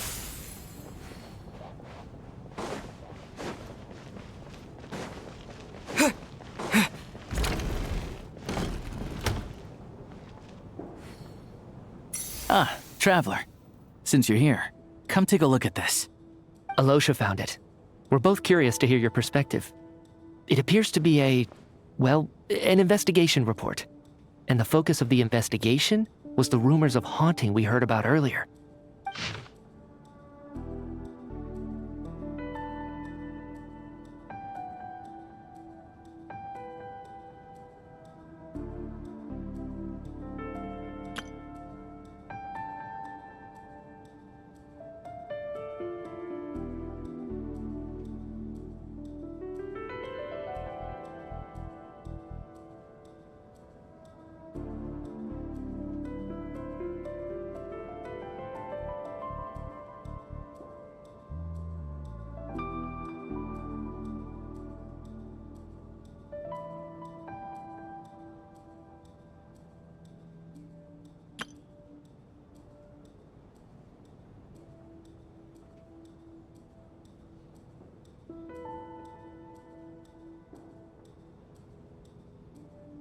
An investigation report, huh? Looks quite old. This person's name looks to be of Sumeru origin to me. Was the investigator from Sumeru? The theater manager must have hired an investigator once specifically to look into this issue. But it doesn't look like anyone ever looked at the report. Presumably, the manager wanted to know if the supposed haunting was dangerous while also being fearful of word getting out in case it affected the theater's business. Anyway, the bottom line is, the haunting is actually real after all. It's caused by an obstruction in the ley lines. Is there any chance this is the key to finally making some progress with the murder cases? Ley line problems are pretty unexceptional to me by this point. And while it certainly offers an explanation for the ghosts, it's hard to imagine what connection it could have to these two murder cases. Some of the language that appears at the very end of the report caught my eye. Angel civilization, ley line renovation? My area of research doesn't touch on any of that, so it's completely outside of my wheelhouse. Huh? A piece of paper just fell out from the report. It landed right by your feet.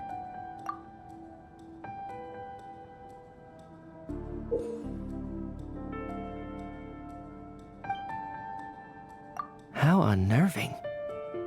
It was tucked inside the report, so it must be a note left by the author. Death is near. Is that supposed to be what's going on here? With us in the theater? But if so, how did the author foresee it? Could he predict the future somehow? Maybe things are more complicated than we thought. No, wait a second. If we take the report and the note at face value, they completely contradict one another. The report definitively concludes that the hauntings in the theater are harmless and cannot affect the real world. But the note seems to be warning of potential danger. The question is, what exactly does the note mean by death?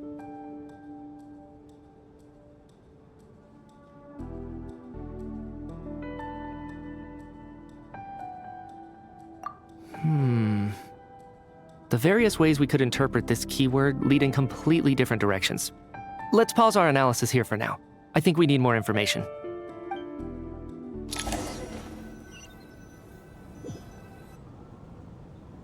If we take all this together, it's not impossible, is it? If anything, it's the natural conclusion. Oh, I beg to differ.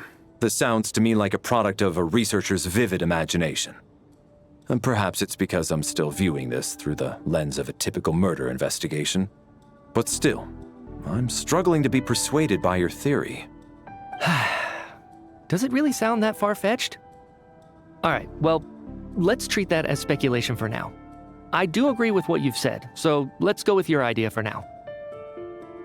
Good. Okay, now that we finally have some meaningful leads, I think it's time to reconvene. Let's get the others.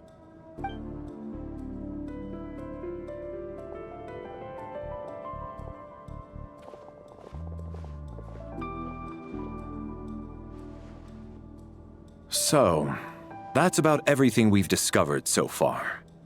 I'll share my theory first. Based on what we've learned from the logbook, I believe the extra person among us is most likely the killer. If the killer had simply bought a ticket, it would have greatly increased the risk of their identity being exposed. I expect he or she either hid in the theater ahead of time, or found a way to slip past the ticket inspection. They then blended in with the group and waited for an opportunity to strike. What about the note found in the investigation report? Any thoughts on how that fits in? The killer may have simply planted it there as some sort of sick joke. I've seen my fair share of psychopathic killers. They love playing cryptic mind games. So, it has nothing to do with the haunting of the theater after all. This theory makes sense to me. If we have an audience member unaccounted for, chances are they didn't come here to watch the show. Could it really be that simple? So, in other words, all we have to do is find out who got in here without a ticket, and all our problems will be solved? Then let me make one thing clear. All the theater staff should be well aware that I came here for the rehearsal legitimately, yes? There's no way I'm the one who didn't have a ticket. It's true. I hear you used every trick in the book to get a hold of that ticket, too. Everything short of throwing a temper tantrum and rolling around on the floor at the entrance. I most certainly did not degrade myself in such a way. Probably a stupid question, but I might as well ask. Did anyone here get in without having their ticket checked? Hmm? Guess it was naive of me to expect them to just admit to it. Especially after the unprompted Lelic reveal. Once was already a miracle. Twice would be unfathomable.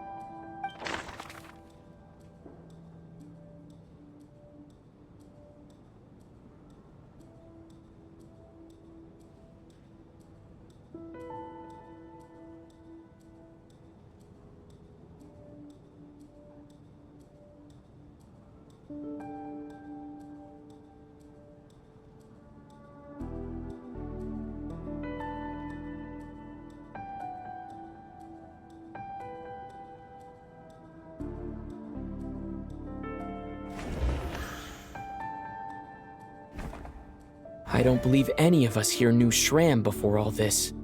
If no one can verify Shram's identity... Mr. Shram, did you really go through the ticket inspection to get in here? Huh? Me? Why am I being singled out, my friend? Do I seem that suspicious? It's not that you stand out as suspicious, more that everyone else has been ruled out as trustworthy. Okay. Well, we spent the best part of 2 days together now, so I'm sure you can all tell what kind of person I am. I'm a true gentleman. I never dream of doing something like sneaking to the theater without a ticket. Yeah, I have no doubt that you're a good person. But the problem is, none of us here actually know you, so no one can say for sure that you are who you claim to be. Although, actually, what was it you said last night?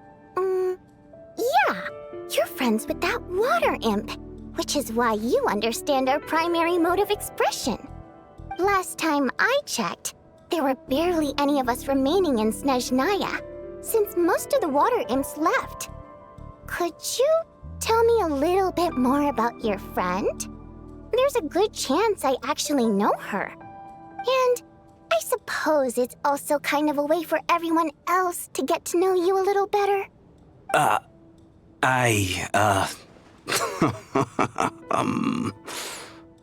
Good grief. Are you blushing? Pull yourself together, man. Stop giggling like a teenage boy. It's revolting. Hey, revolting is a little strong. All right, fine. I'll admit it. That water imp friend of mine, the truth is, we're dating. I was just a bodyguard hired by her family. But the stars must have aligned, because sparks began to fly between me and their daughter. Never in my wildest dreams did I think I'd get so lucky. We don't need details. Just get to the point. Okay. I'm just a little hesitant to reveal her name, that's all. You know how it is. These are delicate times. Even with me to protect her. If word gets out that she's dating a human, both the Fae and human factions will give her a hard time. Really? Wait, no. That can't be. Huh? Shram, what the devil are you talking about? Why is everyone looking at me like that? Surely you can understand where I'm coming from. Delicate times? Factions? Yes? You know, the Civil War? Last time I checked, the Fae and the humans were still at each other's throats. If I'm not mistaken, the last significant civil war in Снежная history was over 400 years ago, when Her Majesty the Tsaritsa had just taken the throne and was consolidating her reign. What do you mean, 400 years ago? What's going on here? Is Shram from the past? All right, Mr. Mitya, you win this round. As far-fetched as it is, it appears that your theory may be correct. I'm just as amazed as you are. I didn't even believe it myself, to be honest. Is someone going to explain what's going on here? From the look on your face, you figured it out too, haven't you, Traveler?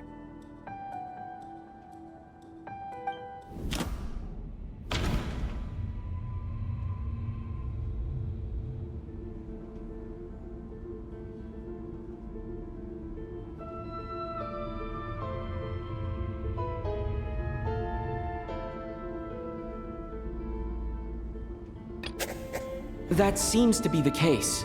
Shram's the extra person, but there's no way of learning his identity from this clue. Vodyanitsa's private letter touches upon the history of the Water Imp aristocracy's exile, but reveals nothing about Shram's identity. No, the truth lies within the clues we've already discovered. The theater's ley lines have been modified to block souls within its grounds from returning to them. Some souls can even wander this place forever. Mr. Shram's statement proves he is from hundreds of years ago. And according to the investigation report on the theater hauntings, Mr. Shram is very likely a lost soul wandering the theater.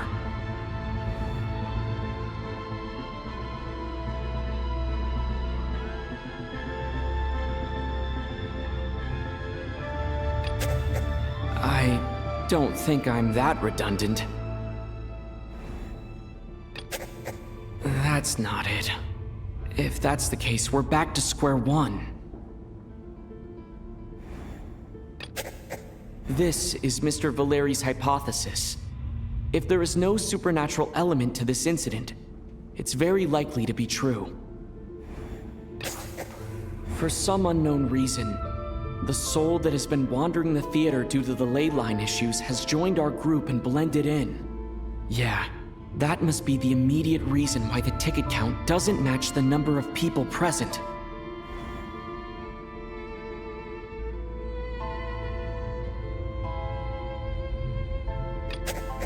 All of last night, Lelik, that is, Odette was under surveillance, which rules her out.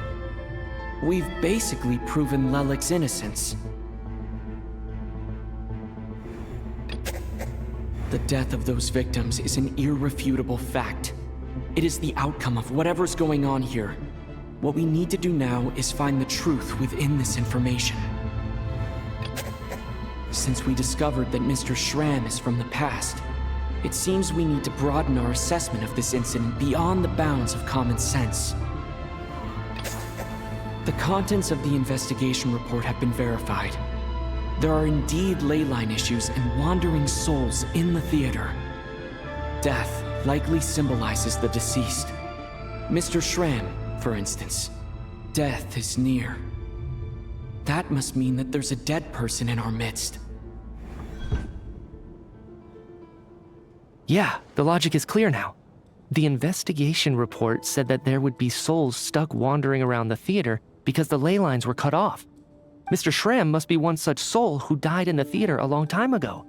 In which case, that also makes him our extra person. So when the note said death is near, it must have been referring to death as in the deceased, people who died a long time ago. Someone who died a long time ago. In short, there's a dead person among us. The extra person we've been searching for is a ghost from the past. You mean I'm a ghost? No. Don't make jokes like that, my man. There must be some mistake. But even if I was dead, I know for a fact I didn't kill anyone these past 2 nights. Yeah, even if all that's true, the report also said the souls inside the theater can't affect reality, right? They're harmless. Then what if the problem isn't the souls at all, but the ley lines themselves? The ley lines have a powerful ability to attract and devour souls. Let's say that the ley lines are like a black hole, constantly seeking to engulf souls. But the souls that don't want to return are trying to avoid being sucked in. Why does this analogy sound so familiar?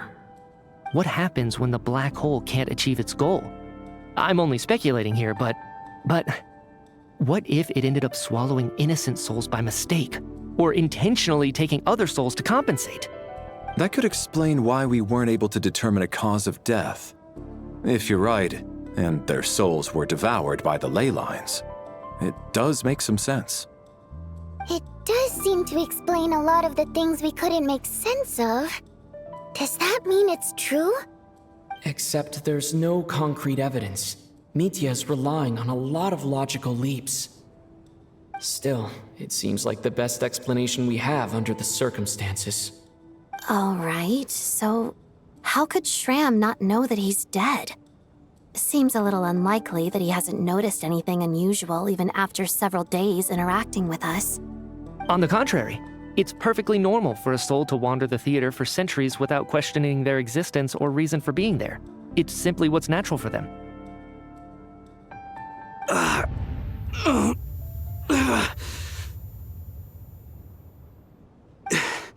You know what, Mr. Brainiac? I think you might actually be right after all. I'm trying to remember and... even though my head feels like it's going to explode, I think... it's all coming back to me.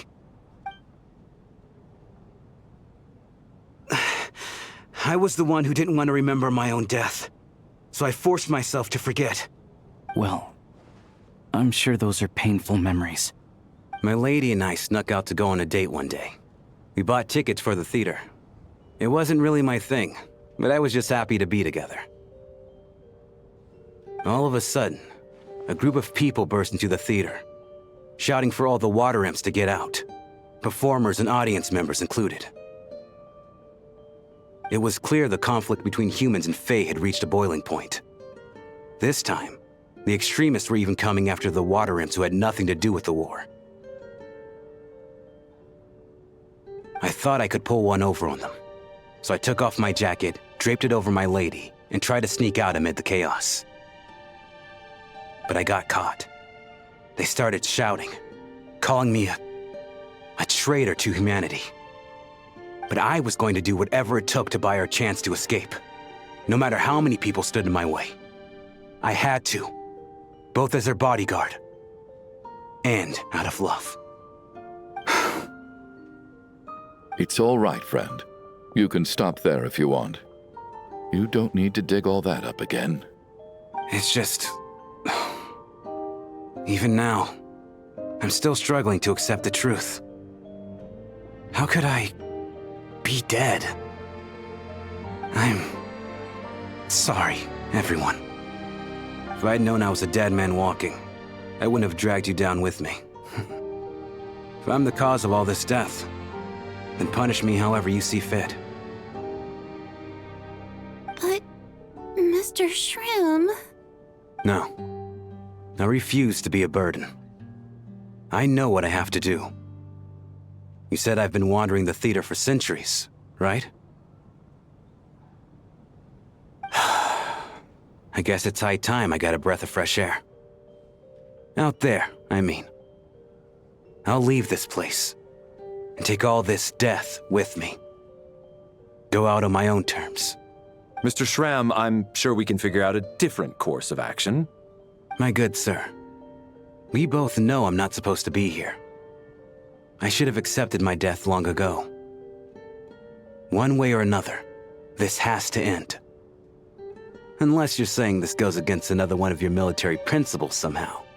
No, I'm speaking on a personal level this time.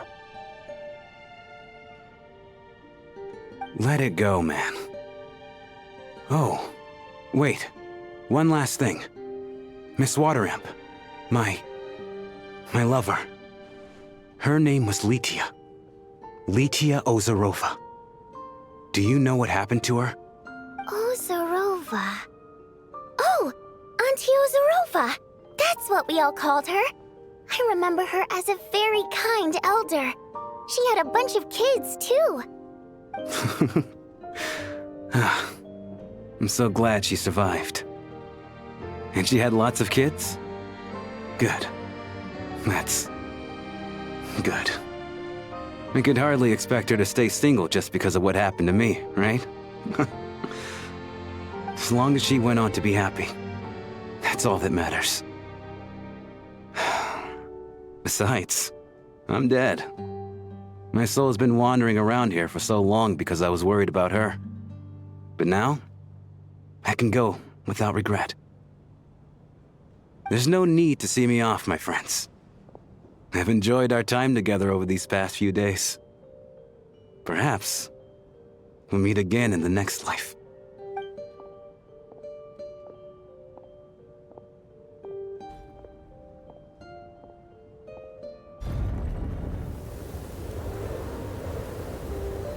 Take care, my man. I knew Mr. Schramm was already dead, but I still feel so sad. Death is cruel, no matter how we might try to make sense of it. So, was the conflict between Fae and humans really that bad back then? I was only little, so I don't remember much. It's terrible to think that so many innocent people had their lives turned upside down. Even the historical records about that time period don't say much about it. All people know is that the Tsaritsa founded the Fatui, drove out most of the Fae aristocracy without explanation, then used her terrifying power to suppress the humans. It seems to me like the Tsaritsa chose to make herself the enemy. She downplayed the conflict, directing whatever animosity both sides had for each other at herself instead. That's also why, despite how brutal the conflict was at the time, there hasn't been much lingering tension between humans and Fae since. Things have been fairly harmonious for the past few centuries. So, the Tsaritsa banished the Fae to protect the Fae living in the city? She offered herself up to be hated in exchange for peace. Maybe it's not quite as bad as it sounds. I don't think Her Majesty is too concerned if mortals hate her or not. And besides, there are very few who truly do. All this time, I had no idea. All right.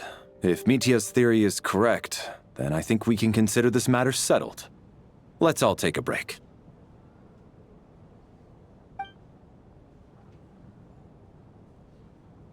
Ugh, if only this blasted storm wasn't still raging on.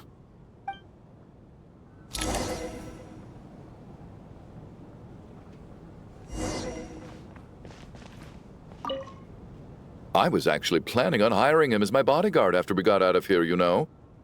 Oh, poor guy.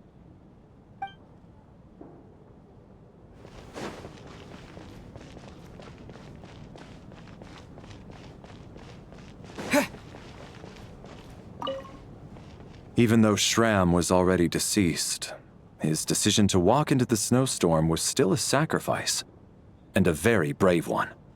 This is one of the few times I don't feel at all happy to have my theory proven true.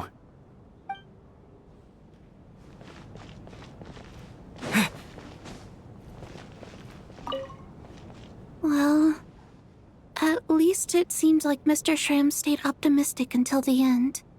The information he revealed, it's given me a lot to think about.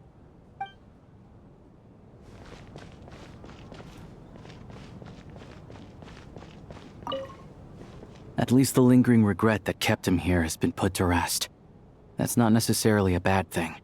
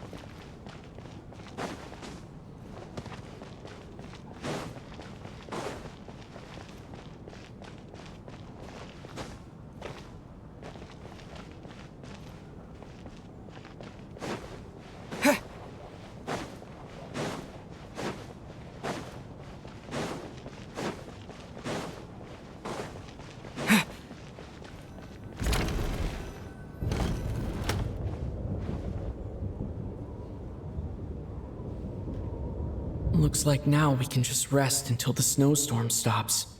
I still can't believe Shram turned out to be a ghost who'd been in the theater for hundreds of years. To think he was dead this whole time.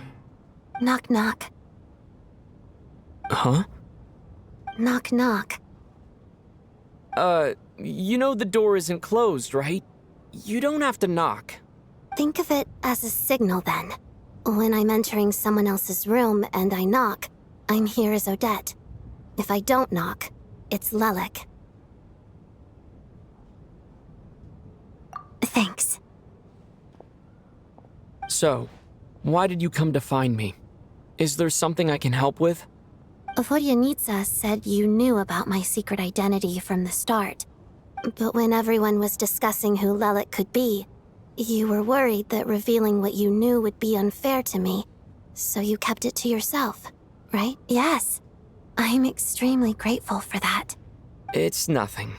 I mean, you didn't hold what happened with Signora against me, so I should thank you for that as well. Actually, there's something else as well. I found myself in a situation similar to the one you were in when you helped conceal my identity. So I thought I'd come and ask you for advice. It's about Mitya. Before all of this, the last time I saw him, he was dead.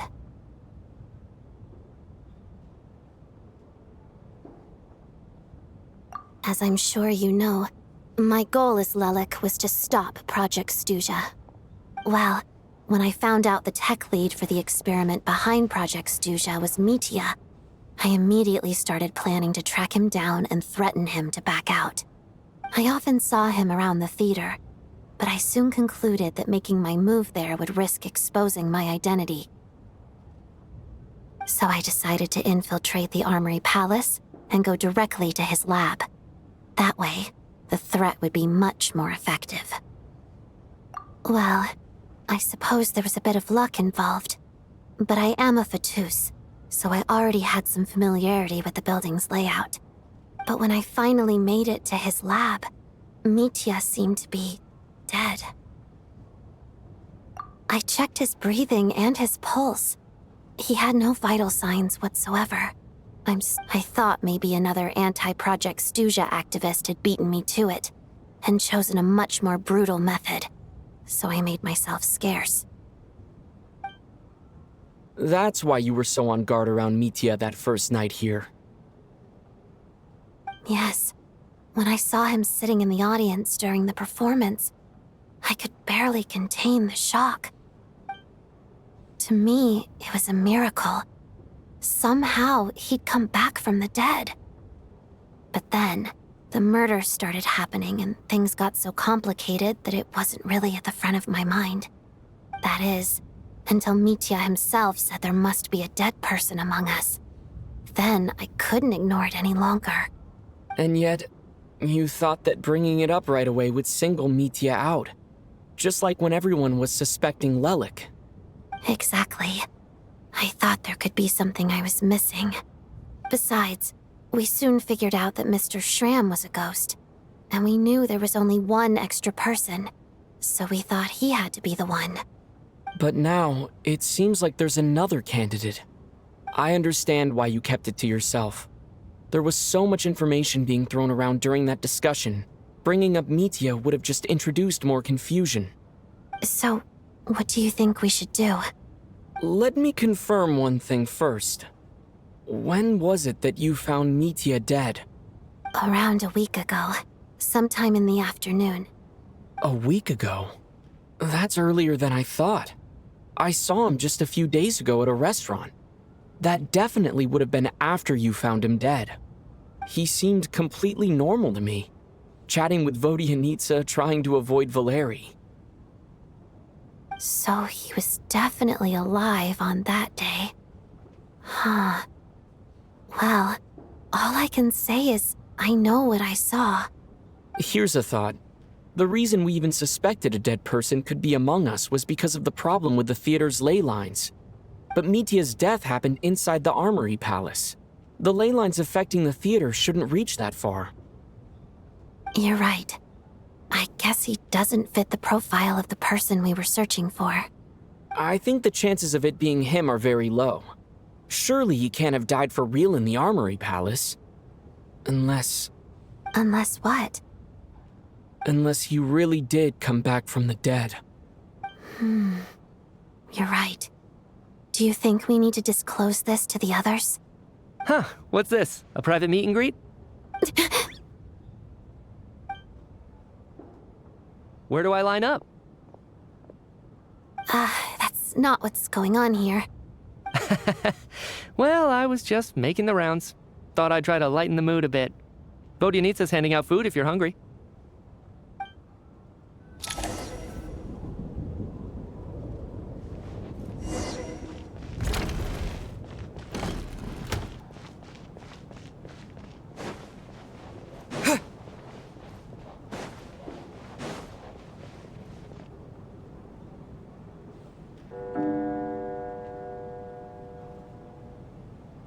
What is going on with this storm? Could it be connected to that monster that just arrived in Снежная? I almost hope it is. Her Majesty the Tsaritsa left to vanquish that beast herself. We just need to wait for her triumphant return. Do you think people still feel the cold after they die? I'm wondering about Schramm. Oh, maybe we should have given him a coat before he went out there. Death itself is cold, isn't it? I'm sure the storm will embrace him. Well, I hope he has a safe journey. I'm going to miss him, I think. It's not like we can blame him for Rampana and Kulish's deaths. Thinking back on it, we barely made it out alive ourselves. Once we get out of here, how are we going to explain what happened to their families?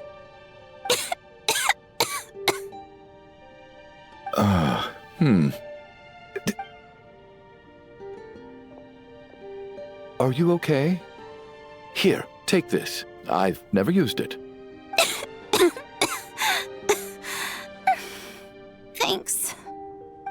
Who's Mr. Nice Guy all of a sudden? Is it because Tonya stood up for you this morning? At least you know how to return a favor. Yeah, without Tonya, who knows how badly he would have been hurt. I told you already, I never intended to resort to violence. Duh, bunch of rascals. Little girl? I was rather surprised when you spoke up for me this morning. I didn't think I had many admirers here, so, thank you. Oh, no need to thank me. I said some bad stuff about you too. I've been, too embarrassed to admit it, but, you remind me a lot of my daughter. So kind to everyone, but never lets her old man off the hook. Unless my wife and I are having a fight, then she's always on my side. Especially when she was little. Every time I took her out...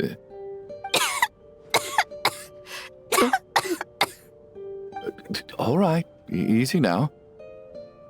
How long have you had that cough, Tonya? I don't know. It's probably been a while. I'm fine. Are you taking anything for it? Yeah.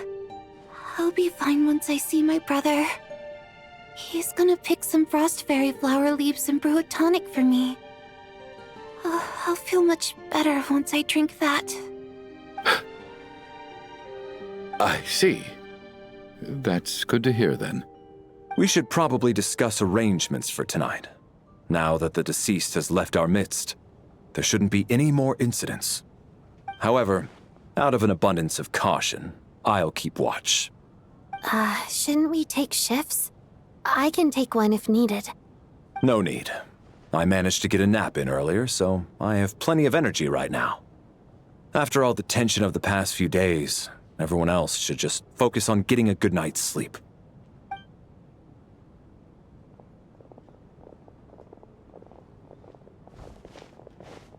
What a long day. This whole situation turned out to be way more complicated than I expected. But Valeri's right. I should just try to calm down and get some rest. The last thing I want is to give myself nightmares.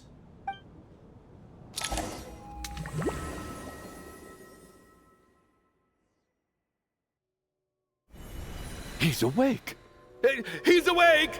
Get over here, you big lug, and take a look! If you must call me something, call me Mr. Door. The Black Mist is coming. You need to go. Are you all right? Can you walk? We just got attacked by monsters on our way up. That Mr. Door fellow protected us. He just seemed to come out of nowhere. Not much of a talker, but when it comes to taking down monsters, that man doesn't hold back.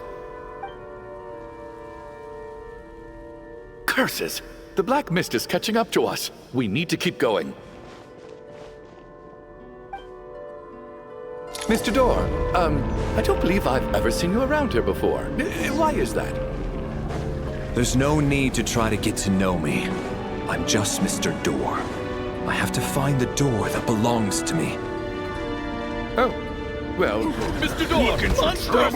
Quick, get rid of them! I can just push these ones off. No need to thank me. This is where my duty lies. Having sex. What the? What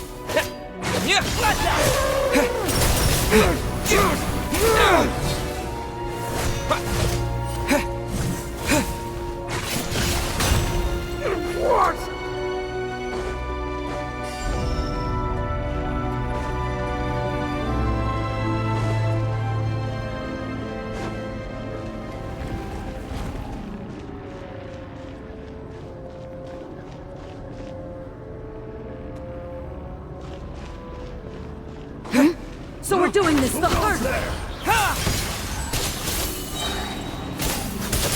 Curse you! You win this. Remarkable work, Mr. Door. If I had your muscles, I'd do the same.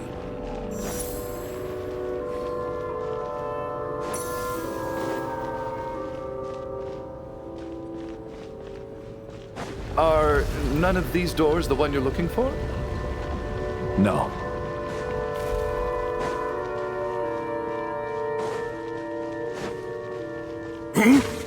Encase!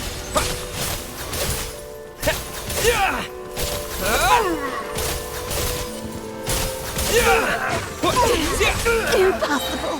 Fighting frog! Impossible. I'm so exhausted. And the black mist is still rising. Oh. Wait, look! There's more monsters down there. Are they coming from within the black mist? No, no! They're gaining on us! Quick, keep going, or they'll be at our heels any second!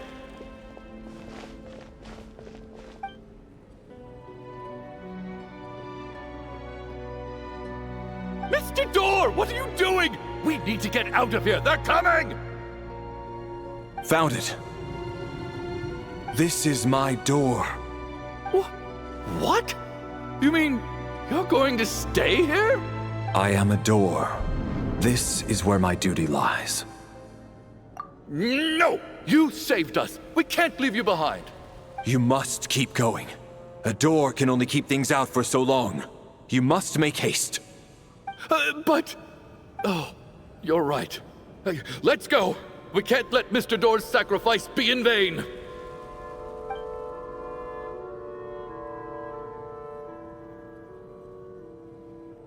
The black mist isn't moving anymore. Looks like both the monsters and Mr. Door are gone. I didn't just imagine all that, did I? Surely I wasn't so scared out of my mind that I hallucinated a door as a human being. Oh, okay, good. There's no way we both hallucinated the same thing. Getting sleepy? Well, looks like we're safe for now. Go ahead. Let's get some rest.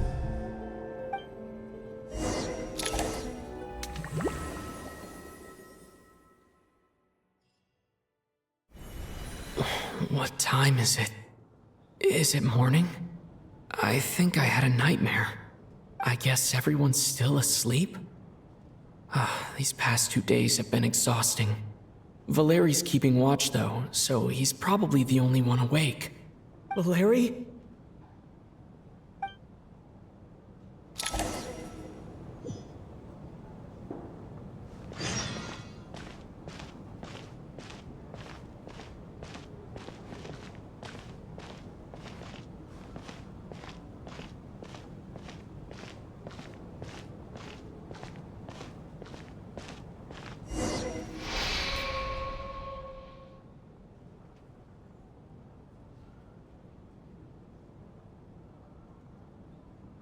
Wake up! Everyone needs to wake up!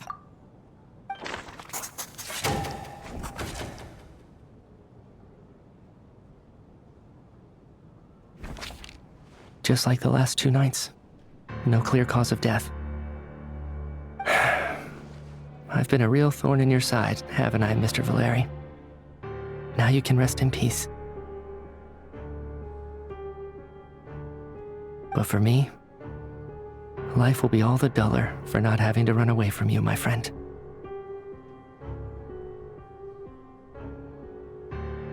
How's Tonya?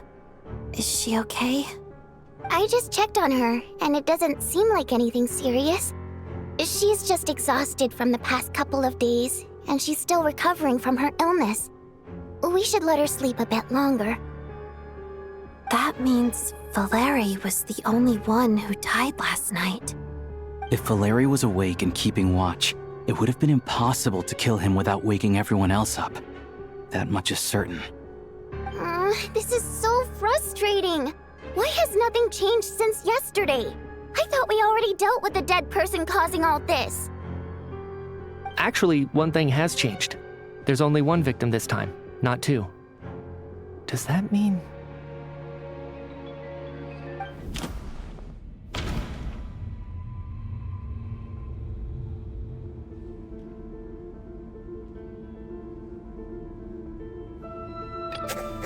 No similar cases have ever been confirmed, so this theory doesn't seem to hold up.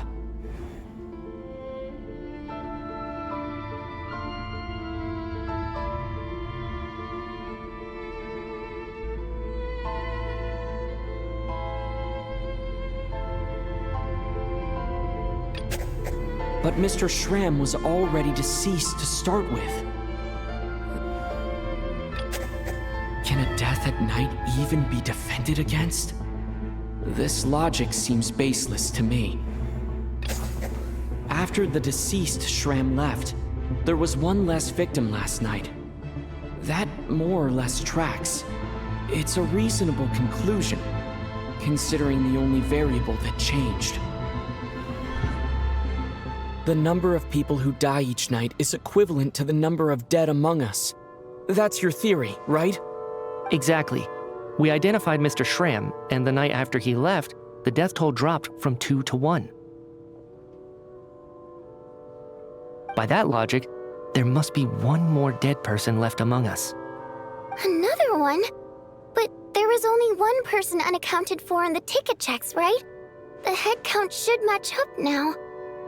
Having an extra person was definitely a cause for alarm, but being one person short isn't nearly as unusual. Someone could have left in the middle of the show, or made it out before the storm hit.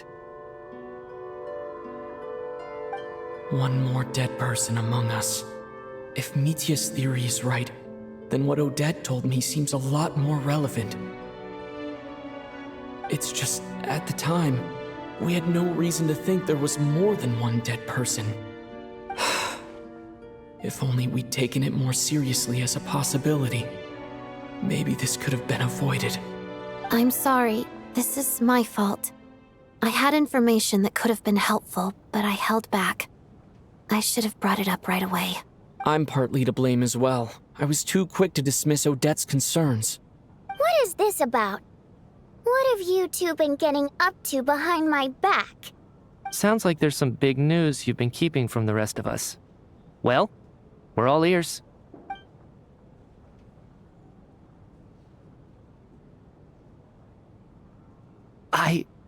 I'm the dead person? Wow, that's certainly news to me. Odette and I talked about it yesterday, but we thought it just wasn't possible, so we left it at that. Yeah, I don't blame you. If I'd been there, I probably would have reached the same conclusion. It just sounds too unbelievable. Let me just try and verify this. I just scoured my memories trying to think back to the afternoon Miss Odette mentioned. But I honestly have no recollection of dying. That's where I'm different than Mr. Schramm. Having seen Mr. Mitya a few days ago myself, I also find it hard to believe he could be the other dead person among us. Well, if it isn't Mitya, then who? Do we vote on it? If you don't mind me asking, Traveler, I believe you mentioned that you know Tonya's brother. Had you ever met her before all this? No, never. Wait, are you saying... Now, just 1 minute. I know where this is going. You can't just randomly point a finger at anyone you want. You're in the hot seat, and all of a sudden you want to divert our suspicions onto somebody else? Trying to pick a fight, Mr. Chuganov? Whenever you open your mouth, all you do is attack people, and I've had enough of it. If you don't want to engage in a civil discussion, you can shut up. You little brat! Did Mitya ask about Tonya because he suspects her? I suppose I only identified her by age, and nothing else. Could that mean... I'm just saying, you're going around casting suspicion on people for no reason. How could Tonya be dead? I can vouch for her, if nothing else. I've seen her before. She's the sister of that Harbinger, isn't she? The one called Child. Oh, really? You're telling the truth? Since being here, I don't think I ever mentioned she was Child's sister specifically. Does Chuganov actually know her? If Chuganov can vouch for her, then it can't be Tonya either. In which case, it seems unlikely that there's another dead person among us at all.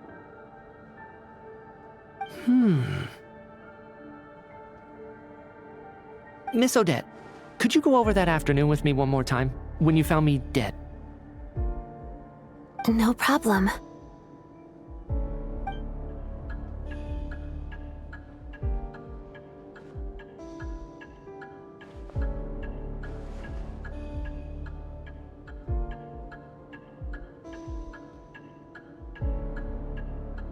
Huh.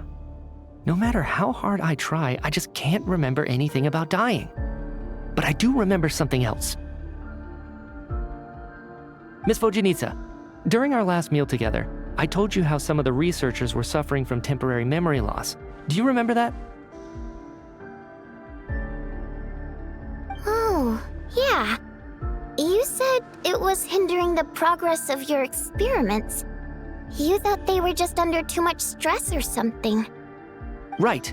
And even though I don't remember dying that day, I'm pretty sure I experienced something like amnesia. Some of my memories from that afternoon are missing. Are you suggesting you're missing the memory of your... Of course. How am I only just realizing this? Humans aren't necessarily aware of their own death. You mean being silently assassinated, or dying in your sleep? Situations like that? The researcher's amnesia. Suddenly it all makes sense. I must thank you, Odette. I think your perspective just helped me reach a breakthrough on a series of issues that have been troubling me for quite some time. All right. It's decided then. I'll be the one to leave today. Oh, leave? Hey, wait a minute. Aren't you rushing into this? What if you're wrong? You'll pay with your life. Come on, kid. Aren't you gonna fight for your life? I have other reasons beyond what's been discussed. In fact, thinking back, I remember during Miss Odette's performance, while I was sitting in the audience stalls, a brilliant new idea for my research popped into my mind. But then, my train of thought suddenly cut off. I can't remember it now at all, and I didn't take any notes. I guess that must be another instance of temporary amnesia. No. Hold on. I see where you're going with this. You're suggesting that each instance of temporary amnesia is a death, right? There's a glaringly obvious flaw in that idea, no? How can one person die so many times? I believe Miss Odette's account. During the period where my memory is blank, I must have been either dead or in a similar state. All it would take is for the same thing to happen in the theater, and I would come under the effect of the ley lines in this vicinity. This increases the likelihood of me being the deceased, does it not? But... There's no evidence to suggest that anyone other than me is a candidate for the deceased. So allow me, as a scientist, to treat this as an experiment. Please relax, everyone. I don't think things are as bad as they may seem. If I really am the deceased, then to leave the theater will be a relief for me. If, on the other hand, I'm still alive right now, well, apparently you've all witnessed my resurrection recently anyway. Who's to say I won't return from the dead again this time? Mitya's right. This is the only thing we can try right now. I think he's deliberately downplaying the gravity of the situation, though. He probably doesn't want to burden everyone. What is a scientist if not someone who gambles on experiment after experiment in an attempt to obtain the truth? With this snowstorm, the ley line phenomenon, ghosts of the dead, and my amnesia, we've been paralyzed by not knowing and powerless to do anything about it. But if I do get resurrected, you can be sure that I'll come back with the truth of all this. Just you wait.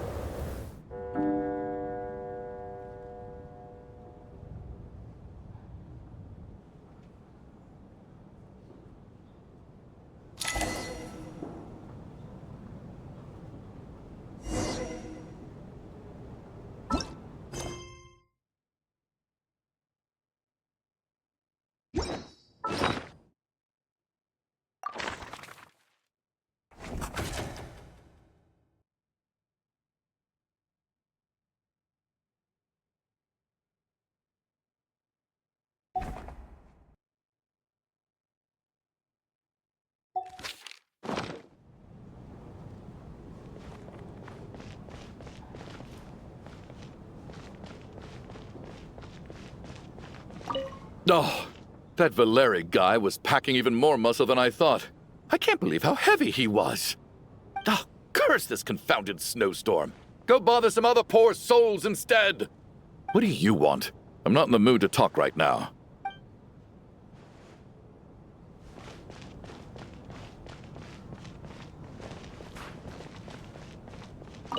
What's on your mind, Odette?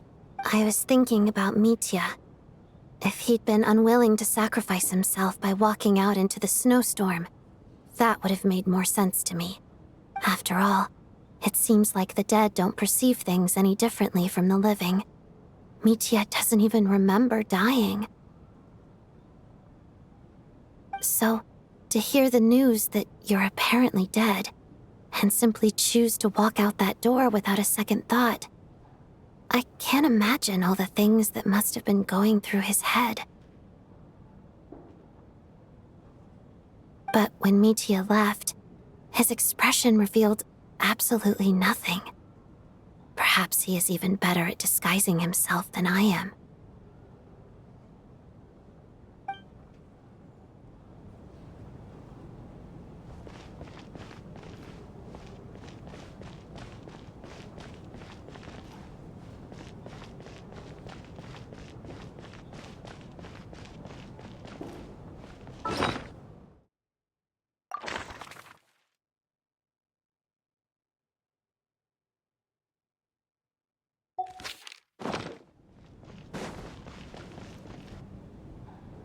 Poor Mr. Mitya. I didn't even get to see him one last time. Maybe it's a good thing that you weren't there to see it. It was a hard thing to watch. I hate goodbyes. Why does it feel like everyone around me is slowly disappearing? Not just in here, I mean. In the outside world, too. Maybe it's the realization that, at the end of life, everyone has to face it alone. Come to think of it, the main reason we're still alive right now is pure luck. Each morning here, for every one of us, there's the chance that we might not wake up. You could take it a step further and say that the same is true outside, too. Who can ever be 100% sure when they drift off to sleep that they'll open their eyes again in the morning? If I make it out of here, I'm going to cherish every moment that I'm awake and live without any regrets. Without regrets. I feel like a strange sense of anxiety has been quietly growing inside me over the last 2 days. Are you okay? You look really glum. If something's bugging you, let's talk about it. There's only a few of us left here now. After everything we've been through, what's the point in keeping things bottled up? I have a travel companion named Paimon. Alosha and Odette have met her before. She's been feeling unwell recently. You're worried about her, aren't you? That makes sense. We've been trapped in here for days. To be honest, I used to feel like I was just a spectator in this world, watching everything that happens from the sidelines. Maybe it's because I'm a descender. A descender? But with Paimon by my side, over time, I slowly felt my connection to this world growing stronger. She loves eating, sleeping, and having fun, but she's also a great guide. It's her authenticity that makes this whole world feel more real for me.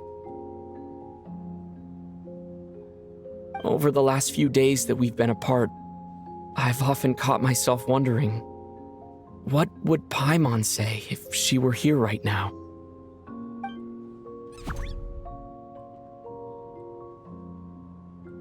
But by the time I snap out of it, the conversation has already moved on, and I'm still in my own little world. I'm trying to overcome this sense of detachment, but I really miss Paimon. I guess, in a way, she means the whole world to me. I bet she misses you when you're not there as well. Maybe you're her entire world too. I don't know if this will make you feel any better, but back when the water imps left Снежная in droves, I also felt like the whole world was suddenly empty. I could be surrounded by people all smiling and having fun, and still feel completely separate from it. So later on, I started to think, maybe accepting the fact that our loved ones won't always be with us is something that takes a lifetime. All we can do is cherish their companionship from moment to moment. So, once we get out of here, you better hurry back to our side as fast as you can. You can't let your story end in regret. Thank you. That's exactly. But Vodyanitsa, if you hate goodbyes too, why didn't you leave with your people? That's just the choice I made. I used to regret it, but I don't anymore. Like I said before, singing is a water imp's primary mode of expression. It's how we convey our emotions. Our songs have echoed through this theater for hundreds of years, each one a story pieced together through moments of joy and sorrow.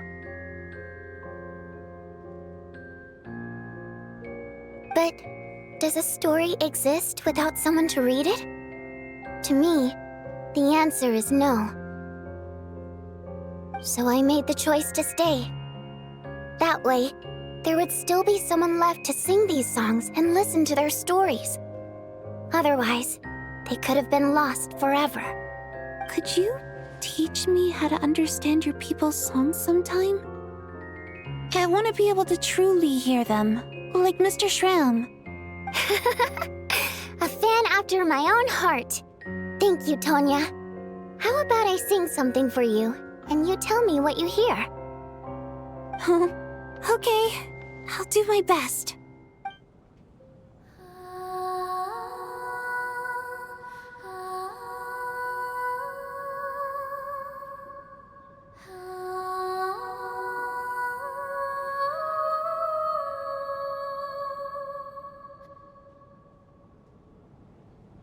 I've never heard that one before.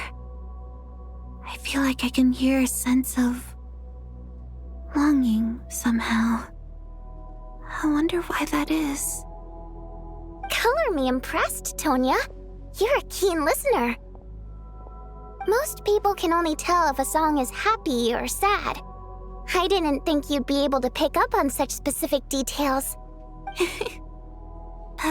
So, what's the song about then? Come on, tell me! I've actually never performed this song in the theater before, because it has more of a ceremonial purpose for our people. It's not meant for the stage. It means something like, may those we have lost watch over us, and follow this song back home in the night, so that we might be reunited once more. No wonder I could hear that sense of longing. You sing it for loved ones who have passed away. I hope it reaches them. It's getting late, Tonya, and you're not well. We should all turn in early. I suppose there's no reason to keep watch tonight. Okay, but, before I go to bed, could you sing that song a couple more times for me, Vodyanitsa? Of course. Anything for my #1 fan.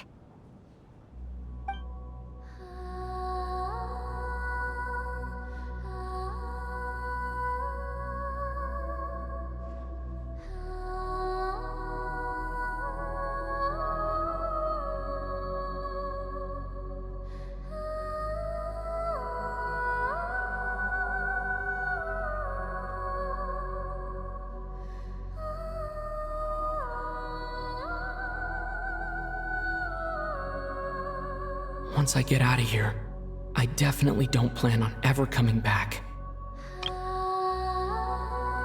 But I guess that means I'll never get to hear Vodyanitsa sing again.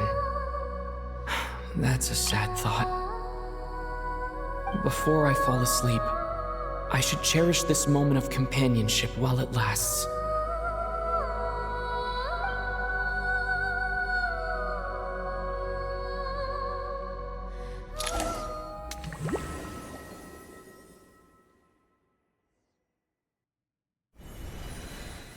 Where am I?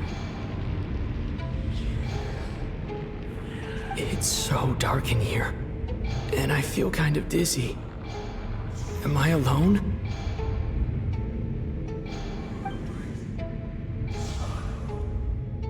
Huh? What was that noise?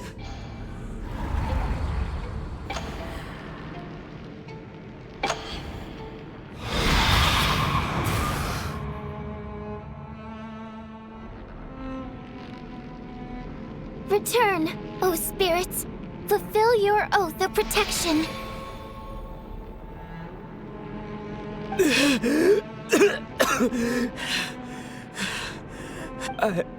I'm alive? What just happened? No time for questions. Quick, over here. Turn on the switch. We need to...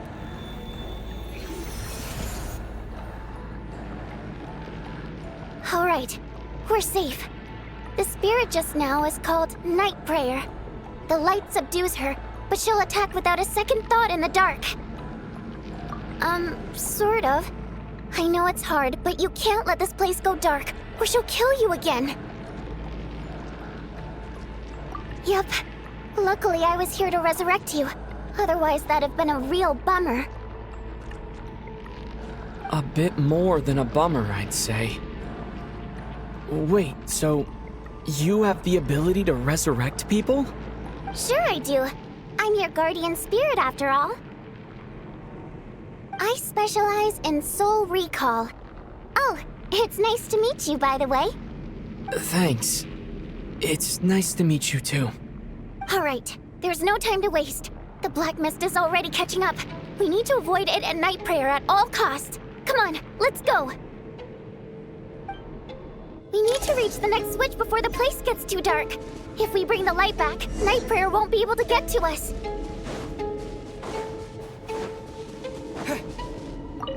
Sweet, sweet light! It's back! Now that's a sight for sore eyes. Shh! It's Night Prayer. We need to move quick, but don't let her notice you. Look out!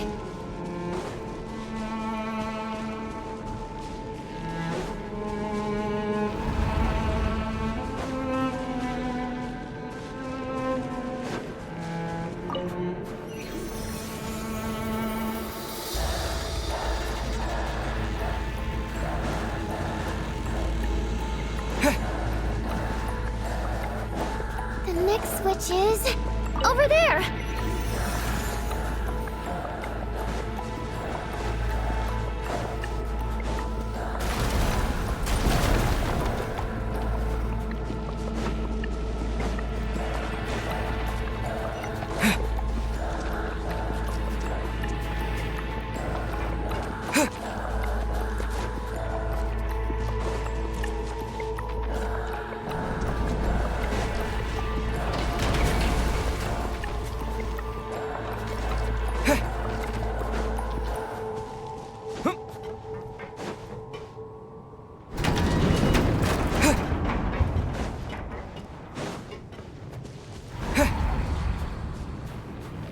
No!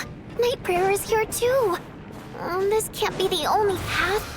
Let's head up there and take a look. The switch is just up ahead! Hurry!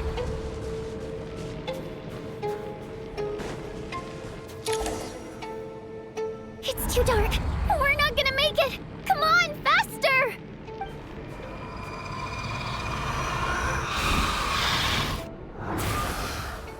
Traveler! I won't let you die like this. Not on my watch.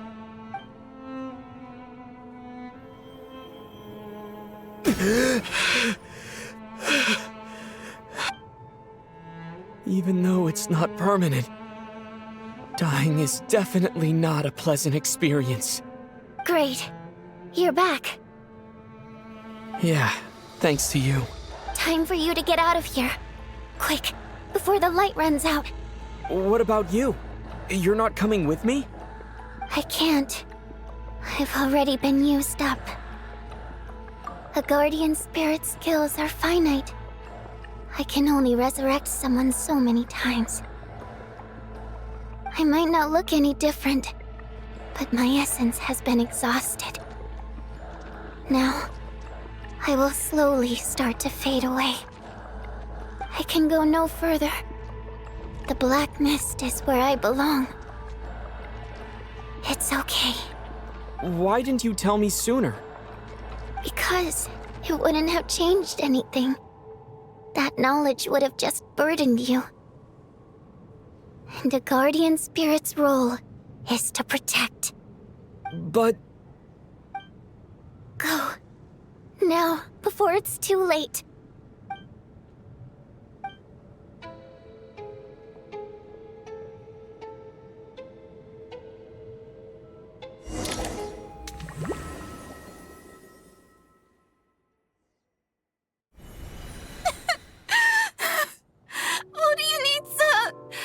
How could this happen? Well, I guess there's no need to inspect the body.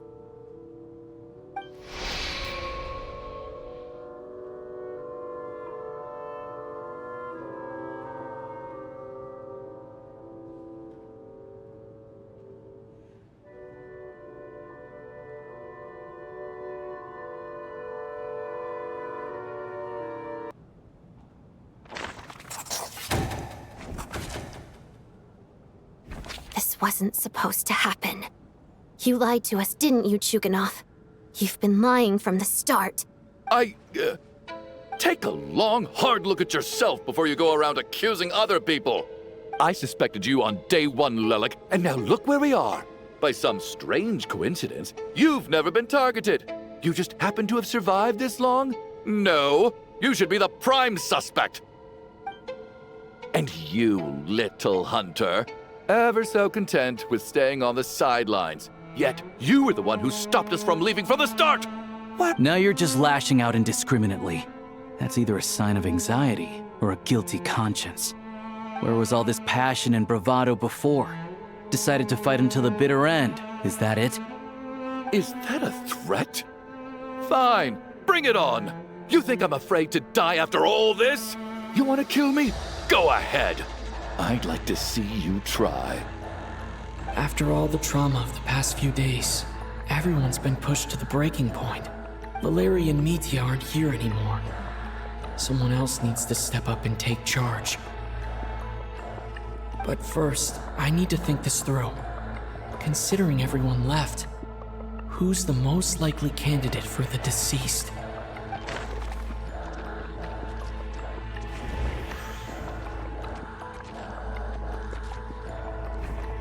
Of those who remain, the only person we've never met before is Tonya. There is room to doubt her true identity. People are easily misled by first impressions.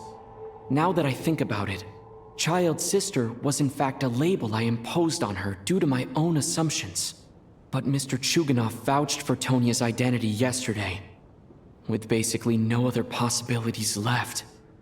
Could it be?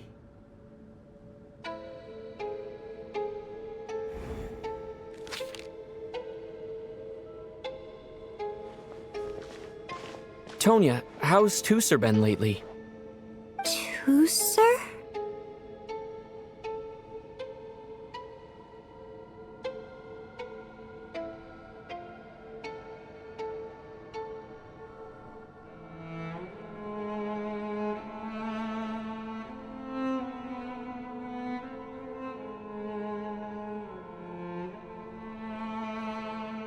Your brother Ajax must have mentioned me in his letters home, right?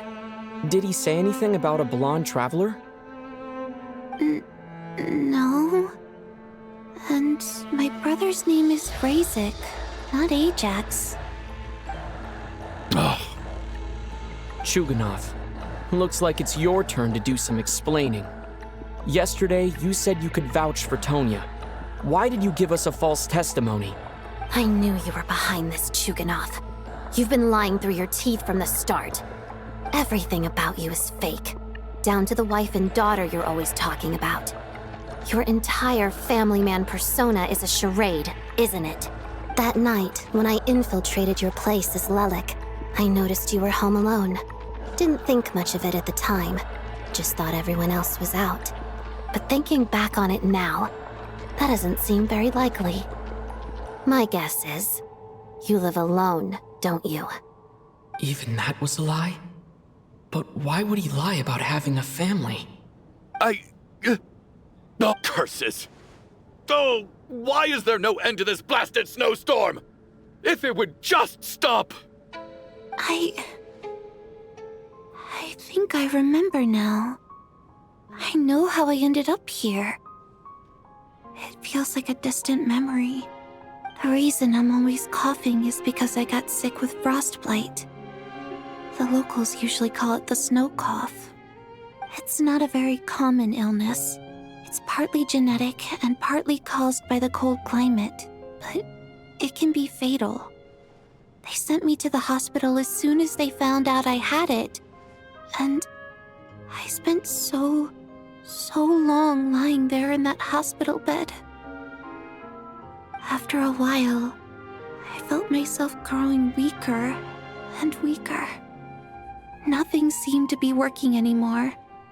Neither the treatment that the doctors were giving me, nor the medicine my brother was brewing from frost fairy flower leaves. So one day, I told my brother that I wanted him to take me outside for once, so things could be like they used to, just for one day. I wanted to meet loads of friends, experience new things. He agreed. He snuck me out of the hospital, and we escaped. We got to the theater, bought tickets, and went inside. Oh, it was all so exciting. I remember the show very clearly. It was amazing. But I found myself getting sleepier and sleepier. Oh, Tonya. When I woke up, I couldn't find my brother anywhere, so I guessed he'd already left. But there's no way he'd leave me behind. So I decided to stay here and wait for him.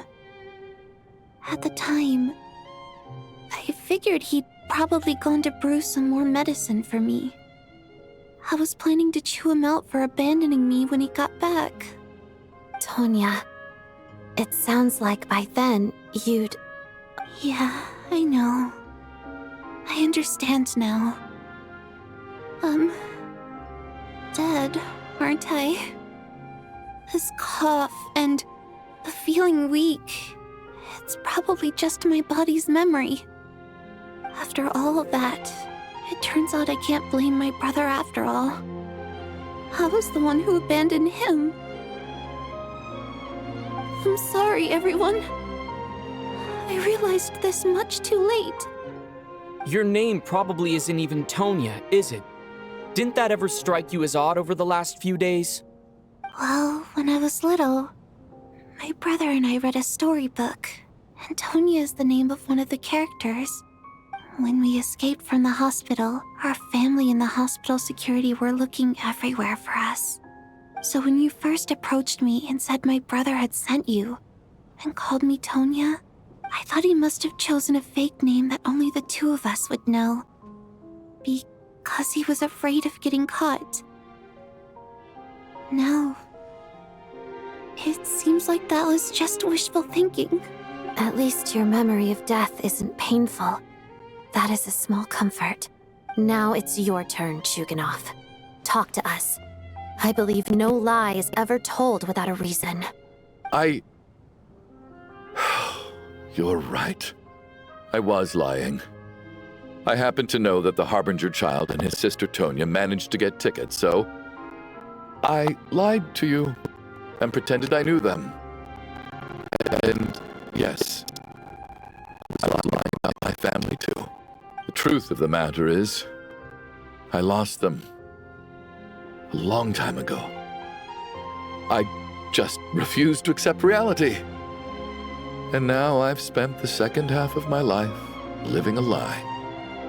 My daughter's name was Iskra. And before you ask, yes, Iskra, as in Iskra Manufacturing Plant. She also died from the snow cough. She was just 6 years old. If she were still alive today, she'd be around the same age as little Tonya here. After Iskra passed, my wife couldn't bear to face those memories either. So she chose to start a new life without me. One day when I came home from work and saw the empty room, I felt like I couldn't breathe. Subconsciously, I started to imagine that they were still there. I soon discovered that this was the only thing that made me feel any better, so I just embraced the delusion. Nothing more than a pathetic means of escapism, I know. But at least it's not a crime. So explain your false testimony, then. The night before last, when I was chatting with Tonya, she mentioned that her brother would brew medicine for her from frost fairy flower leaves. Combined with her various symptoms, I suddenly understood everything, including the fact that she was deceased. The snow cough used to be an incurable illness. I would pick frost fairy flower leaves to brew medicine for Iskra too. But the year after my daughter passed away, the jester of the Fatui announced that a cure for frost blight, also known as the snow cough, had finally been developed.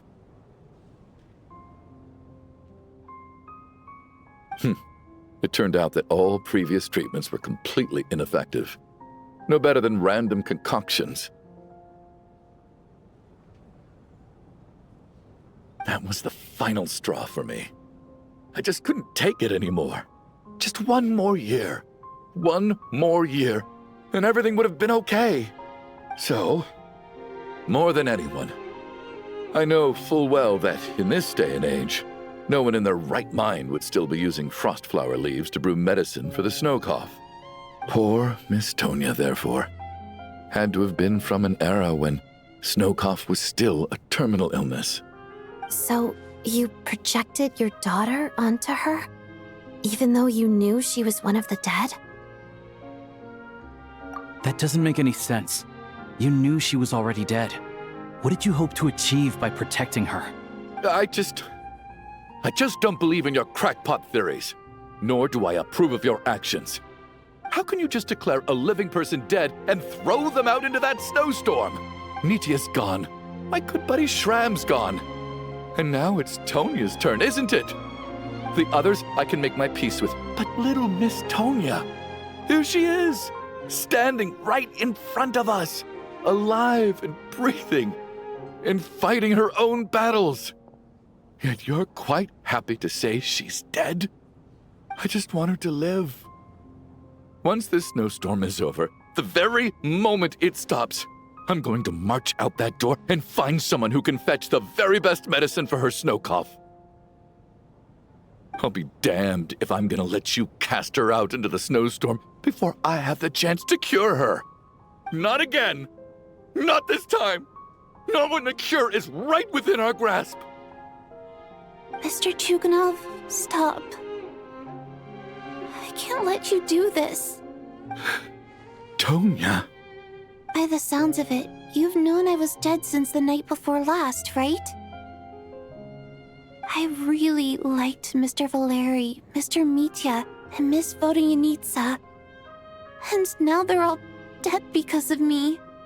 I'm not happy about that. The reality is, you've been trying to fight your own demons through me. But all you've really done is trap me inside your delusion along with you. No! Listen to me. I want to save you. Well, at this point, I'm quite sure that I'm dead. I don't need to be saved. The time I got to spend with all of you is more than enough for me. Despite all the bad things that kept happening, I got to meet so many interesting people and spend so many days and nights by your side. Since the day I escaped that hospital until now, this has been an adventure I never even dared to dream of. I'm very fond of you all. If it were only possible, I'd trade my soul to bring back the ones who died. If it meant things didn't have to end like this. And that's why I'm not fond of you at all, Mr. Chuganov. I'm sorry. It's them that you owe an apology to, sir. Not me. Well then, I suppose this is it. It's time for my adventure to end. I've caused enough trouble. You're leaving already? It's still early. Don't you want to stay a little longer? No thank you. Oh, and by the way, my name is Patashka. It was nice meeting you all.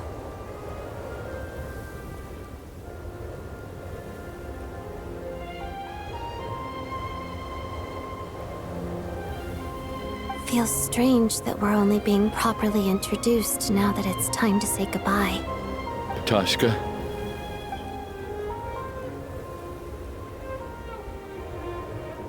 What are you doing, Chuganov? Are you crazy? let me leave. I can't keep lying to myself anymore. In your dreams. Don't think you're getting off that easy when you had a hand in the deaths of so many people. The Fatui have honed quite an array of enhanced interrogation techniques since they were founded.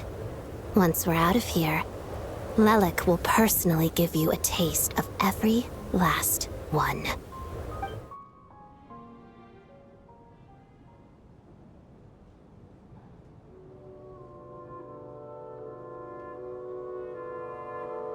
I think we should leave. I doubt this snowstorm is ever going to stop. For all we know, this storm might have destroyed all of Снежная by now. Maybe even the whole world. Wait, we finally solved the mystery of the haunted theater today. Maybe let's at least try to enjoy tonight? Fair enough. I don't particularly feel like dying in Chuganov's company anyway. And yet you won't let me die first. Hey, Chuganov, on a serious note, if we do make it out of here, you should close down that factory of yours. A lot of people are freezing thanks to you. Is this really the time to be discussing my factory? All right, fine. I'll shut it down. Doesn't matter to me anymore. Am I hearing things? There it is again. But I don't understand. The snowstorm hasn't stopped, has it? Should we open the door? Is this it? Is this nightmare finally over? If the last few days are anything to go by, I probably shouldn't be getting my hopes up. Whatever lies beyond that door at this moment, it could be something even more terrifying than everything we've been through so far.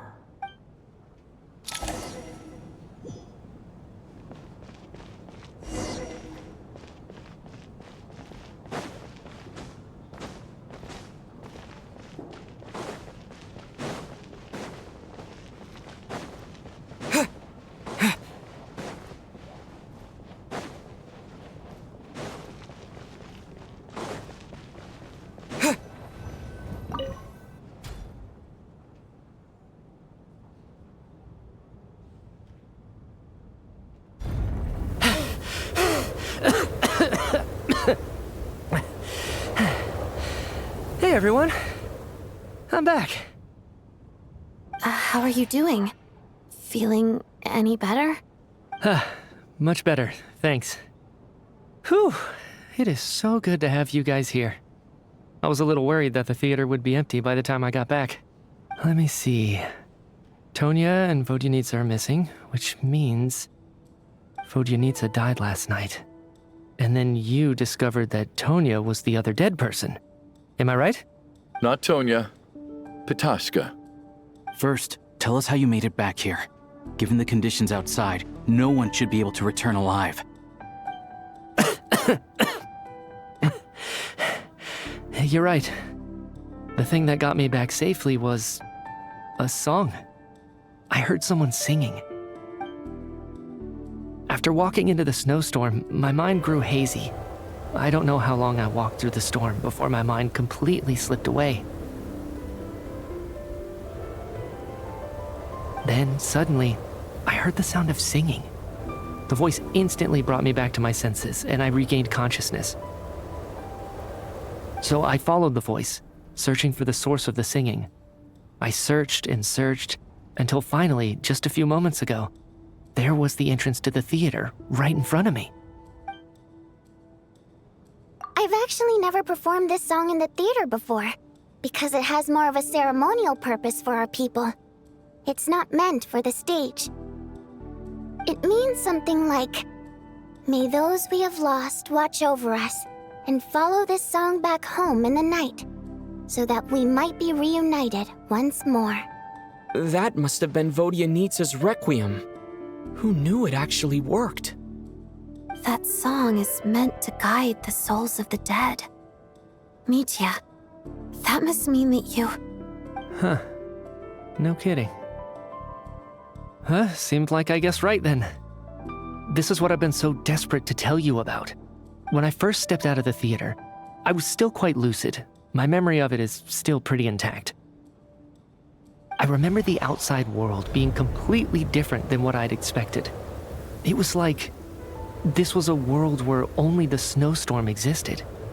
There wasn't a trace of any humans or buildings ever having been there. I don't know how else to describe it, except to say that it just didn't seem like the real world. And as for the Requiem, if I was guided here by Vodyanitsa's song, it can only mean that I must already be dead. And this is my soul, not my body. But I didn't experience a clear moment of death while I was out there. Nor do I feel any different now than before I walked into the snowstorm. You don't seem any different to me either. In fact, this is something I've been wondering about for a while now.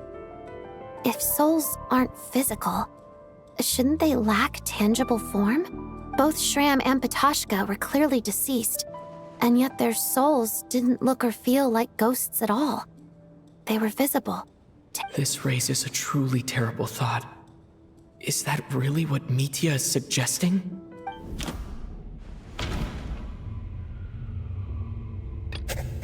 Mitya said the outside is a world where only the snowstorm exists.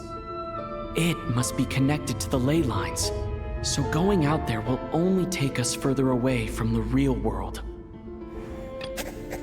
The Requiem calls to the souls of the dead. This is proof that Mitya is dead and has not been resurrected. Dreams can't explain everything, and Mitya's soul was summoned back by the Requiem, confirming that he is indeed already dead. And yet, he looks no different from us. Of course, if even the long-deceased like Mr. Shram can blend in with us undetected, then maybe we've all been dead from the very start. And all of us are now souls wandering the theater.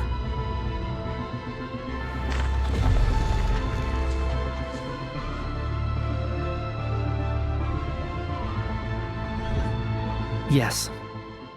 I think that this is probably the afterlife. What did you say?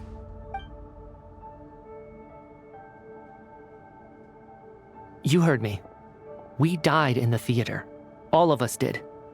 But due to an obstruction in the theater's ley lines, our souls are trapped here, while an endless, infinite snowstorm rages outside.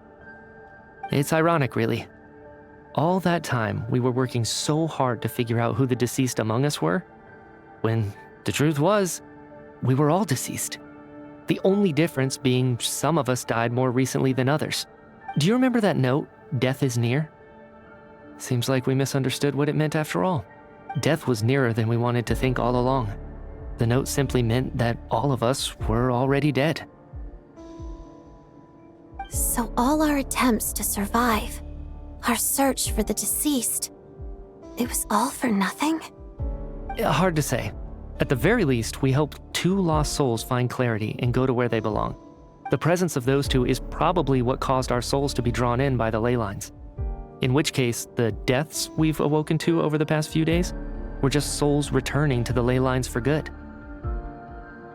If what you're saying is true, doesn't that make us the lost souls now? Huh, no wonder. This afternoon, when I was moving Vodyanitsa's body, I noticed that the other bodies in the room hadn't decayed one bit after all these days. That's further proof that those aren't physical bodies at all. but merely our shells here in the afterlife. Am I really dead? This doesn't feel real to me at all. No, that's impossible. This cannot be how it all ends. I still find it hard to believe that all of us are dead. How exactly did we die in the real world? None of us have any memories of dying, right? Not even knowing how we died is preposterous. Good grief! Surely there has to be some reason. Exactly. It's hard to rest in peace when you don't even know how you died. It gave me lots to think about as I strode out into the snowstorm. I racked my brains trying to remember the cause of my death, the exact moment I died, the root of all of this, right up until my consciousness faded. Wait. Hold on. Right before I lost consciousness, I think I saw something. I can't remember. And I think I lost my notebook and pen. Mitya, your hand. Is that blood on your fingers? Huh? You're right. There's blood on the fingertips of my right hand. Looks like it's already dried. When did that happen? What the? I guess this was what I saw. I must have desperately drawn it in my own blood right before losing consciousness. What's wrong? Do you recognize the symbol? It's Renova, the ruler of death. Huh? Alosha, do you still remember that Снежная folktale you told me about? It was about the Grim Reaper. When someone's about to die, he appears as an incarnation of someone familiar to guide their soul into the afterlife. And as soon as you recognize his face, your life is over. I heard a similar tale when I was little. You think the Grim Reaper in this story refers to the ruler of death you mentioned? That's right. In which case, death is near could also mean that the Grim Reaper is here disguised in a familiar form. Death, the deceased, and the Grim Reaper? So it's a triple entendre. When I first saw this note, I thought it contradicted the investigation report. But now it seems like that was the whole intention. So the Grim Reaper deliberately misled us. Then, we started suspecting each other and searched for the deceased while they hid in plain sight. By that logic, the one person most likely to be the Grim Reaper incarnate is...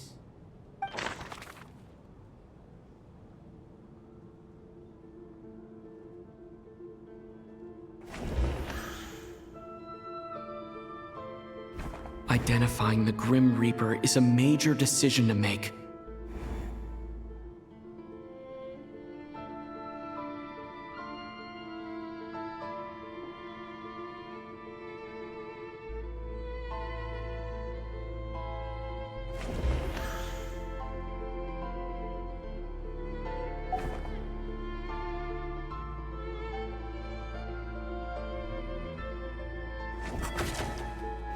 The Reaper is right here among us.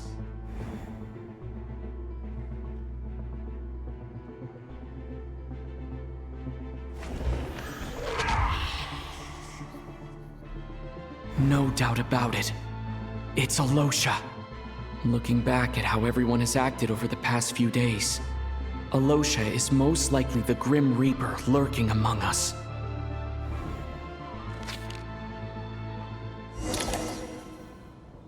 Is it you, Alosha? You were the first to discover the investigation report, and you had plenty of time to slip the note inside to mislead us. So? Surely you can't suspect me based on that alone. What if someone else found the investigation report first, slipped the note inside, and then put it back without telling anyone? There's no denying it. The note could easily have been slipped in much earlier than it was discovered. That's not all. I've also noticed that although on the surface, Valeri, Mitya, and sometimes I were the ones taking charge of the situation. Looking back now, even though you didn't say much, you were always subtly guiding everyone from the sidelines. What do you mean? You were the one who emphasized how dangerous it was outside and insisted we all stay here. It was also you who suggested that we all sleep in the same place. And earlier today, you tried to convince Patashka to stay. I don't understand why, but it was out of character. So, you didn't understand my intentions, and now you're assuming the worst. Seems pretty unreasonable if you ask me. He still won't admit it. Fine. Let's see how he responds to the most damning evidence of all. The biggest question I have right now is, if the Grim Reaper is impersonating Alosha, then where's the real Alosha? When did they switch?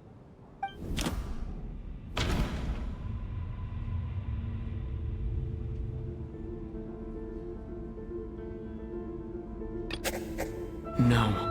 The Ruler of Death would have needed to control how everything unfolded from the start. She wouldn't have infiltrated our ranks this late. No. The Ruler of Death added a note to the investigation report at the time. No, nothing related to Alosha happened that night. That's right. This was the moment. Right at the start. Before any victims had even emerged, Alosha was switched with the Ruler of Death while everyone's guard was still down.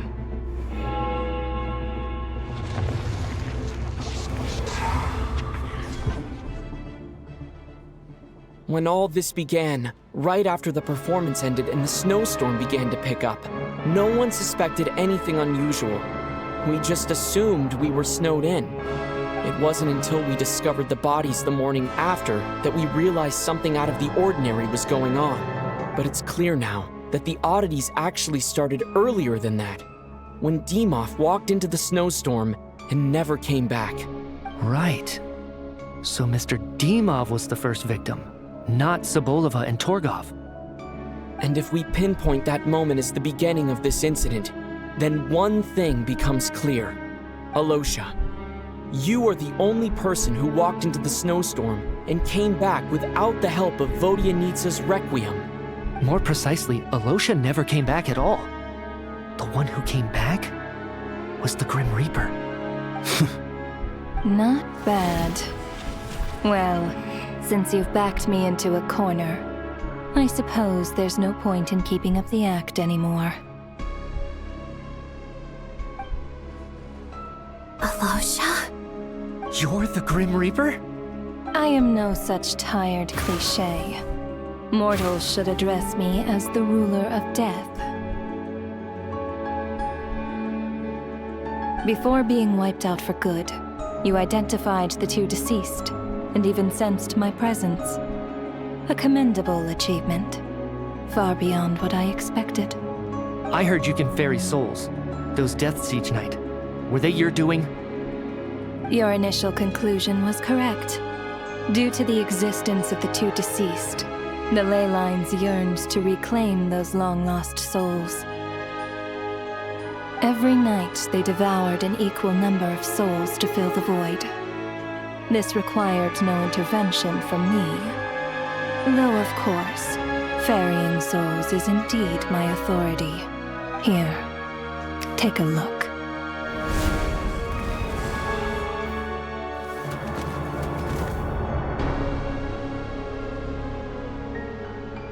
What are you doing? That takes care of today's too. Don't get so worked up. You are already dead, and your souls must return to the ley lines. I know we're already dead. You murdered us, didn't you? Murdered? No. Murder is when mortals usurp my authority. Death is my jurisdiction. If I require someone to die, I need not resort to such laborious methods as murder. You simply met the criteria to trigger my curse of death. I know about the curse of immortality. So there's another death-related curse too? You cursed us? When? And why would you do such a thing?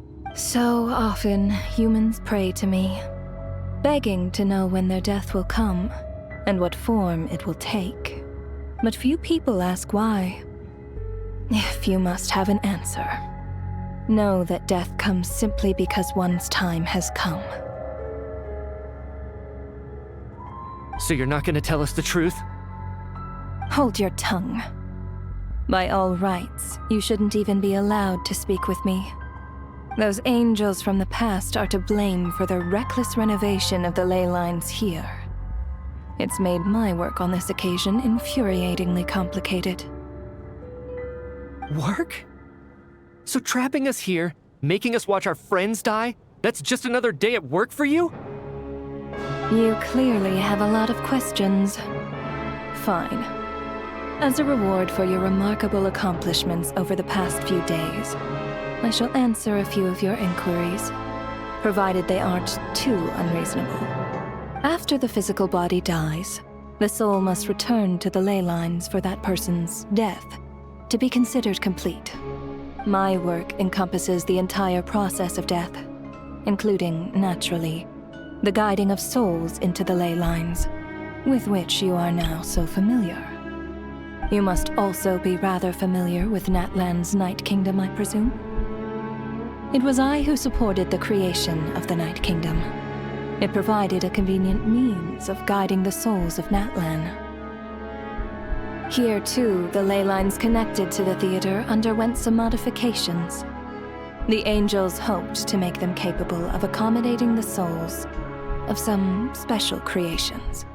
But this actually hindered their ability to accept ordinary souls to some degree.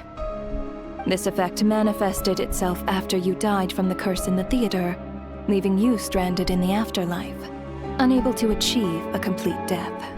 But if souls who die from the curse of death fail to return to the ley lines within a short window of time, they will miss their chance for good. Then, they will remain forever suspended between life and death, no longer subject to the authorities of either. So if you don't resolve this matter soon, and see all our souls return to the ley lines before long, we'll escape your control. Mitya is sharp.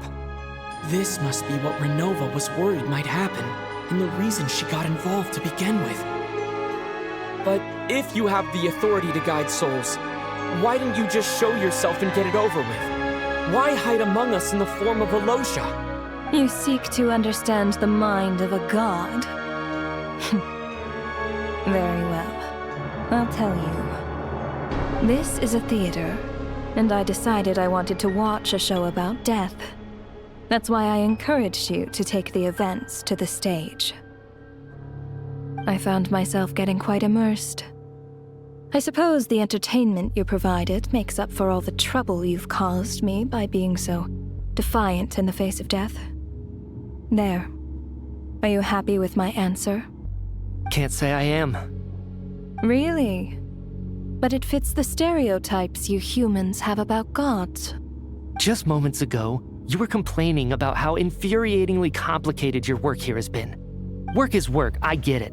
There are times when it's a huge pain, but you just have to get it done, right? That's a rather unique perspective for a human. You are in fact correct. There is a pain point in this case. Due to the obstruction in the theater's ley lines, there is a hard limit on the number of souls they can receive each day, making it impossible for me to ferry all your souls at once. Revealing my identity too soon would inevitably have led to futile resistance, and there was a risk that any souls who chose to run would disappear. Then there was the issue of the 2 lost souls you called the deceased. The way you resolved that quandary was all part of my design. That's what I don't understand. If all of us were souls of the dead, what made their presence among us special? For centuries, they have refused to return to the ley lines, exploiting the issues created by the angel civilization to resist being drawn in. Centuries of obsession accumulated during this process. You may think of this obsession as the resentment of the dead, and in this quantity, it was a bomb that could have detonated at any moment. It reached the point where I could not afford to leave it unchecked. But the only way to fix it was to help them acknowledge their own deaths make peace with their regrets, and willingly walk into the snowstorm. Only then, with my guidance, could they finally return to the ley lines. Otherwise, you would not like to know what the consequences would have been. I vaguely remember seeing Batashka, but in the most terrifying form. Was that in a dream? Is that what would have become of her if she hadn't returned to the ley lines? I see your dreams brought you many revelations. So you see, death in fact grants wisdom to mortals. Souls connect to all things in the world and see the chain of cause and effect between them. It's nothing unusual. Anyway, giving psychological counseling to lost souls is not my strong suit. That is more of an angel's role. It was something I could not resolve directly using my authority, so I decided it was easier to leave the bomb defusal to you. Meanwhile, of course, their presence caused the souls of other members of your party to return to the ley lines each night. From where I stand, that was killing two birds with one stone. As both issues slowly resolved one another without me having to lift a finger, all I had to do was stay close by and keep the situation under control. Then use my authority to wrap things up at the end. And, of course, while I was at it, I thoroughly enjoyed watching this drama, dealing with death from a mortal perspective, play out on the stage. Sounds like you had it all figured out, Grim Reaper. I just did the math. You said there's a hard limit to the number of souls the ley lines here can receive each day. It's 2, isn't it? That much is obvious, even to a fool. It's time to review this whole affair.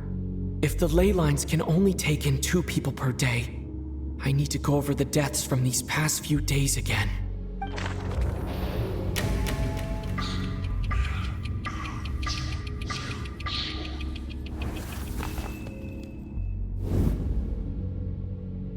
Looking back now, none of us had the faintest idea at the time. From the moment that staff member named Dimov walked into the snowstorm, the incident had already begun.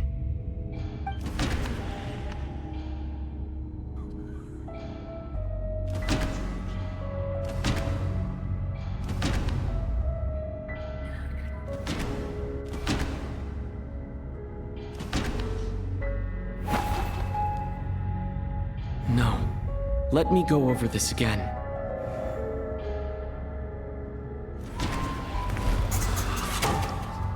Alosha was the second to walk into the snowstorm after Dimov to investigate. During this process, the ruler of death assumed his identity, making him one of the victims.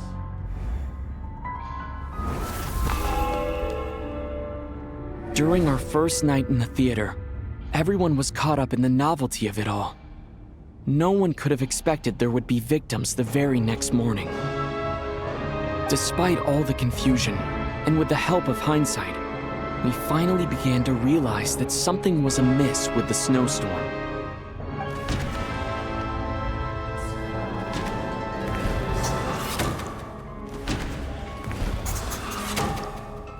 The ley lines devoured Torgov and Sobolova on the first night.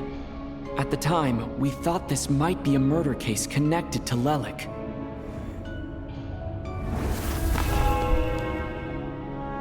Odette and I spoke a lot that night. 3 people were on watch, but in the morning, we discovered that someone had fallen victim all the same.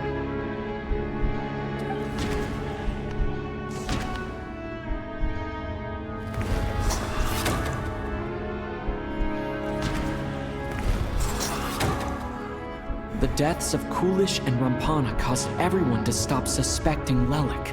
Unexplainable phenomena occurred one after another, leading Mitya to suspect that we were caught up in a supernatural event.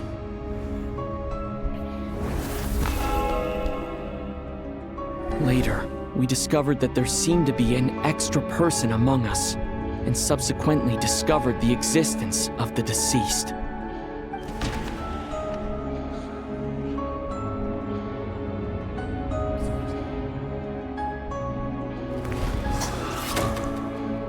Mr. Schramm realized he was the deceased and walked into the snowstorm to return to the ley lines of his own accord.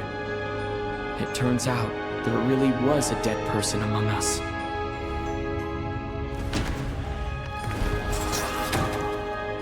He thought it was all over, but Mr. Valeri's death was a rude awakening for everyone. The ley lines consumed him during the night regardless. A lot happened today. Mr. Valeri's death led us to discover the connection between the number of deceased and the number of victims during the night.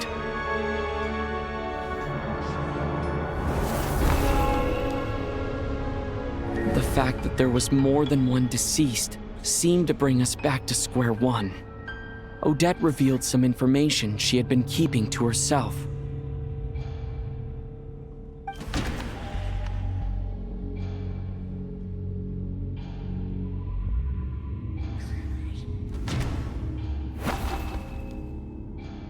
Although Mitya did indeed walk into the snowstorm that day, he returned from the ley lines with the help of Vodyanitsa's Requiem. The void in the ley lines hasn't been filled, so let's rule out Mitya for now.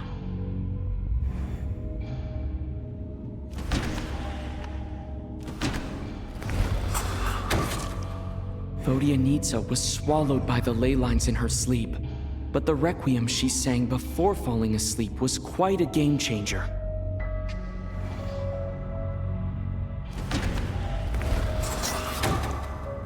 As it happened, Patoshka filled the void left by Mitya's return from the ley lines by walking into the snowstorm this morning. The girl I thought was child sister Tonya turned out to be another of the theater's deceased. Come to think of it, Patoshka was about to walk into the snowstorm at that time. And Renova, unaware that Mitya would return, was concerned that her soul would overflow from the ley lines. That's why she used Alosha's voice to try and persuade her to stay behind. Looking back, I suppose that was an early slip-up on her part.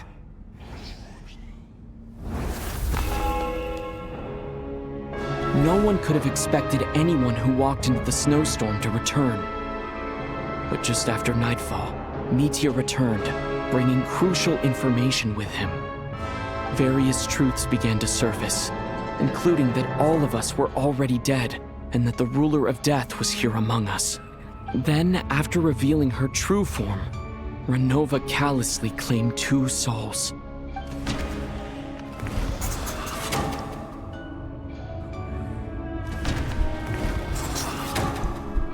In fact, everyone was already dead by the time we took the photo. And in the days since, we've experienced many more partings in the afterlife. Now, only Mitya and I remain. And the true culprit behind everything still stands before us. In Mitya's eyes, I see the same anger and frustration that I feel. That covers everything. Your work isn't finished here yet, is it? The Traveler and I are still standing here, safe and sound. The Water Imp's song threw things off a little, but it is of no consequence. The ley lines have already anchored your soul, and the first ray of light tomorrow morning will take you back. I, meanwhile, need to review my attitude towards the Water Imp race. So the reunion in the night that Vodyanitsa mentioned, I suppose that was never meant to be a permanent reunion. That just leaves you, Traveler. My power only allows me to temporarily separate your soul from your body. The ley lines of Tevat would not accept you, and your soul is firmly anchored to your body by your will. For a descender like you, who is not bound by Tevat's rules, your death can only be brought through the most violent of means, such as directly destroying either your body or soul. I have no interest in involving myself with Descenders, for now. Although, this may change if Asmodee remains missing, or you insist on interfering with our affairs. One last question then. All our struggles and sacrifices here, they were meaningless from the very beginning, weren't they? Death abides no reason. Besides, What you call sacrifice is merely a concept created by humanity. To me, it is nothing more than a self-indulgent charade in the face of death.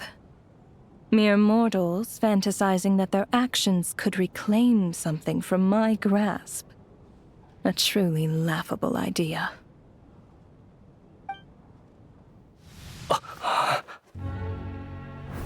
Grim Reaper, you really know how to get on my nerves. I'm not here to ingratiate myself with you. I kill merely because your deaths are necessary. Oh, you've made that quite clear. But humans don't take well to being scorned. Not even by the gods.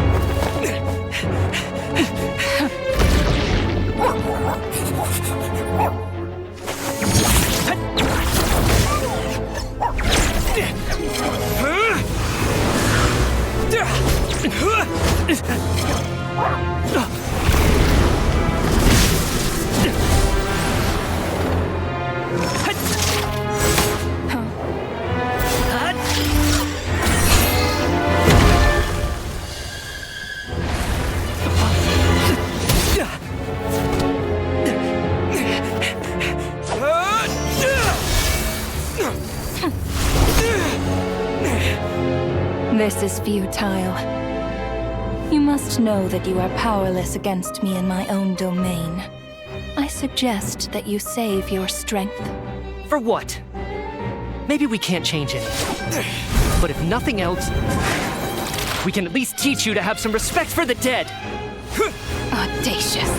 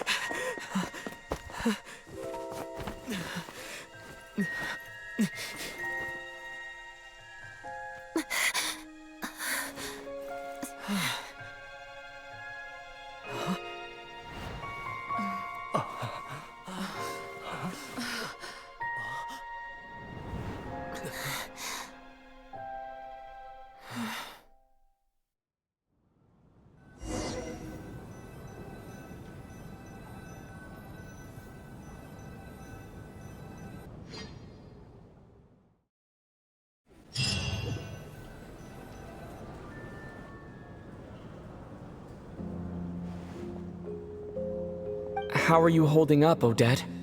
What happened to me? How much do you remember? What do you mean? Is the performance over? I can't seem to recall what happened. Has Odette already forgotten?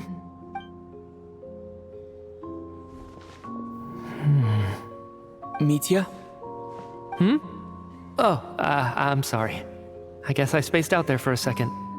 Remind me who you are? Don't you remember anything? Yeah, I remember now, Conrad. Looks like we guessed right. Just like me when Odette found me at the Armory Palace. For some reason, everyone killed by the Ruler of Death eventually came back to life. Just with one catch. They forgot what happened while they were dead. Odette and the others have already forgotten everything. Why were you able to remember this time? Could this be the reason? You said this is the ruler of death's symbol, right? I don't see anything there. You don't? Huh. Okay, I guess that makes sense. I carved this into my hand in the afterlife, so it's not visible in the physical world. Does that mean I carved this symbol into my soul? What an unsettling thought. Still, at least I get to remember what happened. I suppose it's a blessing in disguise. What about you, though? The ruler of death mentioned that you're a descender?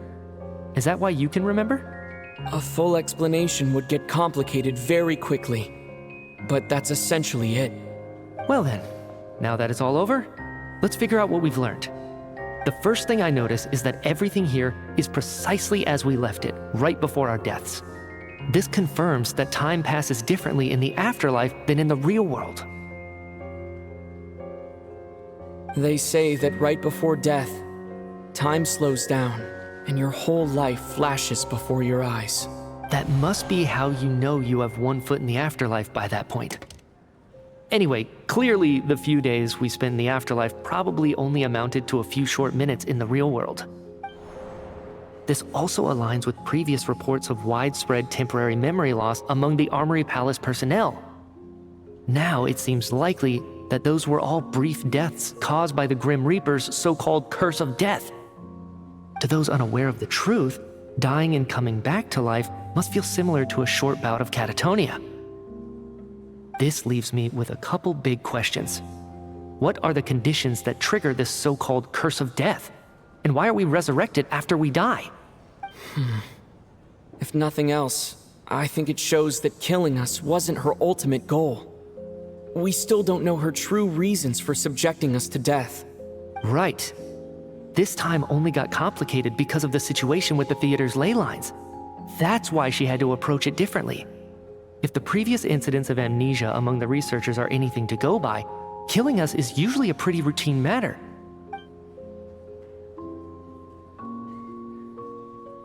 Come to think of it, wasn't I about to note something down before I died?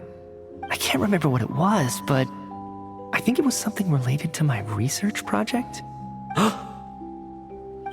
Sorry, Traveler. I'll catch up with you again later. Right now, I have to make a trip back to the Armory Palace. Sir, if I may, no one of your description has ever shown up in my investigations into Mr. Mitia's friends. Yet, you two seem very familiar with each other. Could you perhaps tell me where he was in such a rush to get to?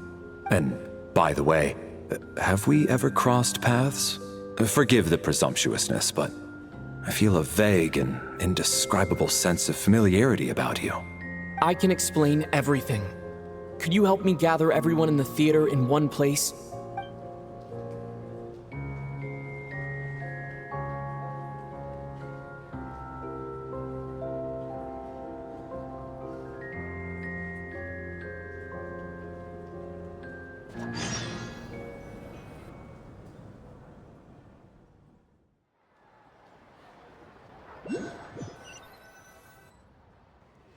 So Chuganov really is going to shut down the factory. I guess this theater incident actually did us some good after all. So, you said I promised to take you to the Armory Palace while we were in the afterlife, yes? I believe you. I think I even have a vague memory of it. Agreed. Let's check in on her first. The whole reason for our trip to the Armory Palace anyway is to figure out what's going on with her health.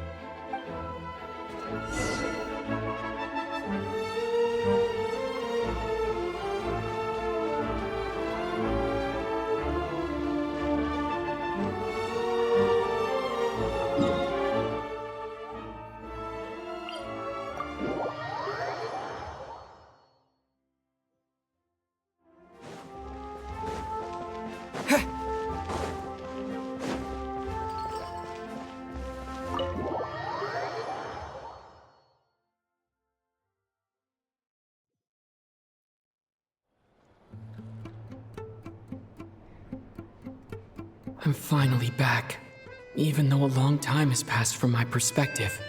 As far as Paimon's concerned, I probably just went out to watch a very short show. I should keep my emotions in check when I see Paimon again. Wait.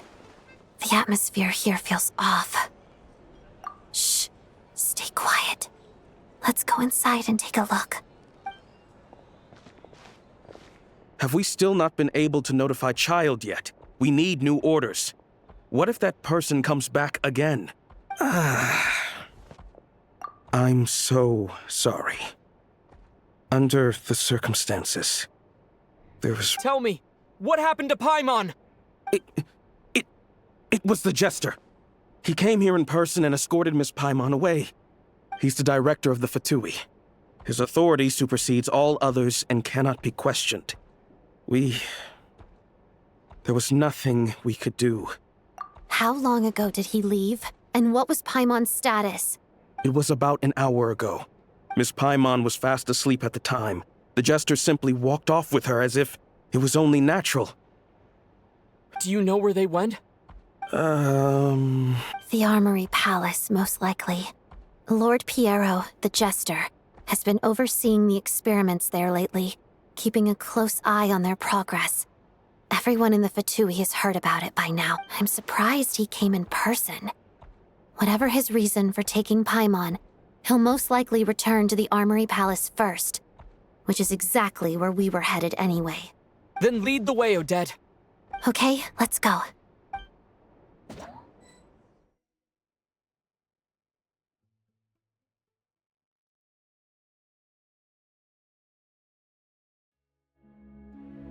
It's just up ahead. Quick, let's get inside. No, I'll go alone. You know I'm planning to force my way in. You're with the Fatui, so you should stay outside. I was hardly planning on taking you through the official channels anyway. I'm here to force my way in, just like I may be a Fatus, but I'm also Lelik, enemy of Project Stuja. Paimon's safety is paramount right now. With me around, you'll have an extra pair of hands. There might be devices inside that are easier for an insider to deal with. If you say so. Let's go. There's no time to hesitate.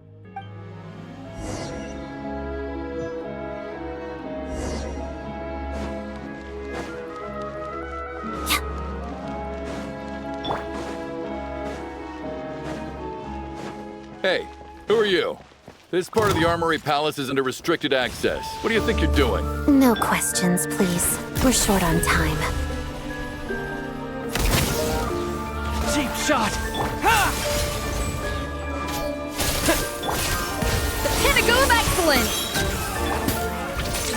Kapada. Mission!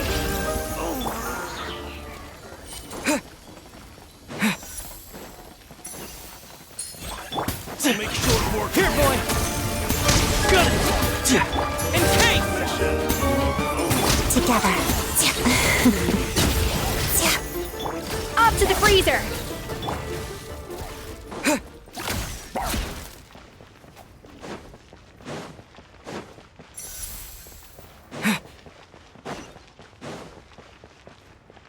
Trespass your peril. It's doggy dog! A little amuse boost! Shadow me. Crystalline Adagio. Pirouette. Your Majesty, I still...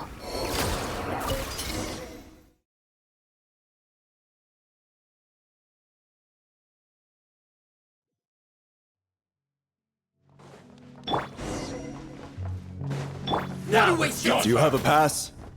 Where are you coming from? So, you're intruders, huh? Don't blame me for what happens next!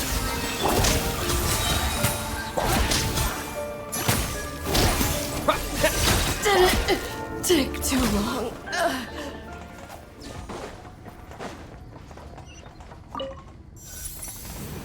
The Armory Palace is hidden this deep in? This place is much bigger than I imagined. They're conducting top-secret research, after all. The deeper it's hidden, the better, is standard Fatui logic.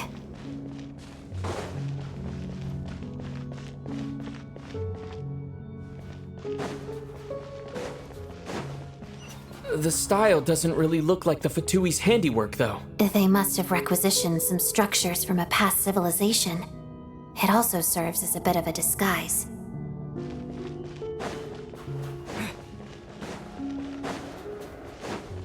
Looks like we're... Intruders! Stay alert!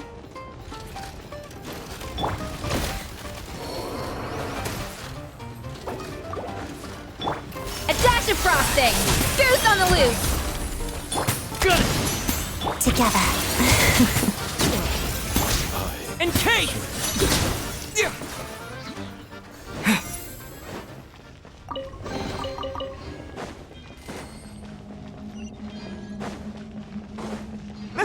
Intruders?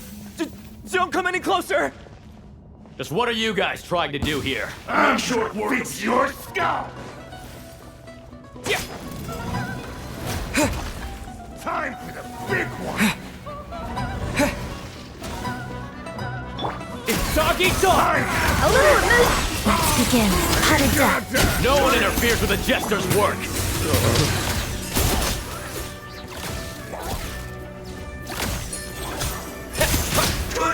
Couldn't fix it.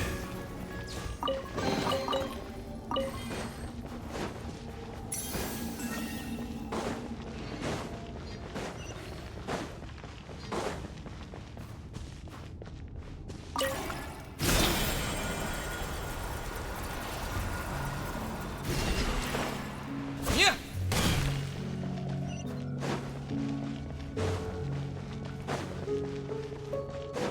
Looks like no one's guarding this place. There's something off about that decoration over there. Look out! Let's deal with these before we move on.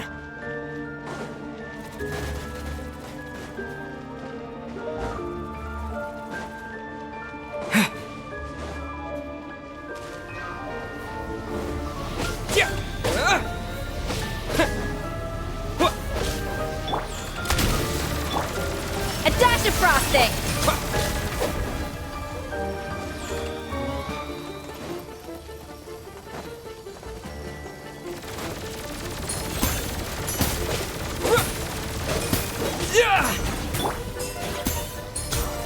Off to the freezer!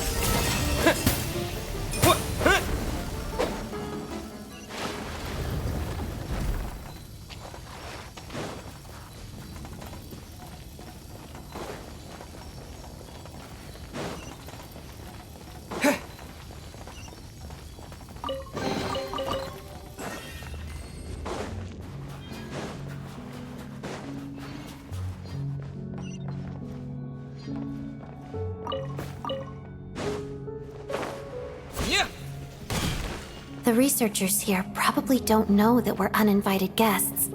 Let's try not to hurt them.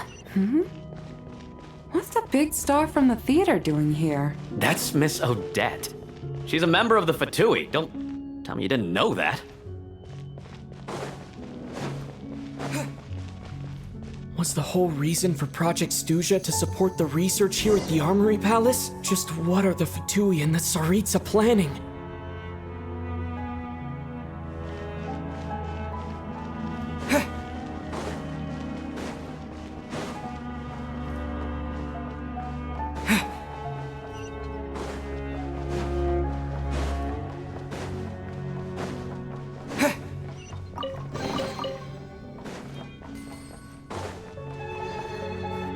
Whoa! Who are you? Never seen you around here before.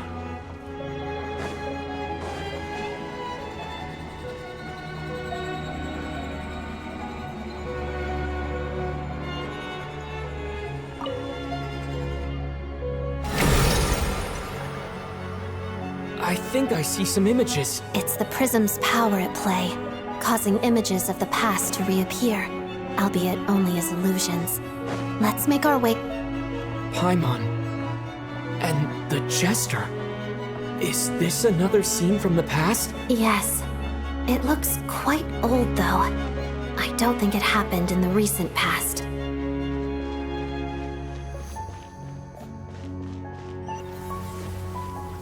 What's going on here? What happened? The source seems to be the Armory Palace.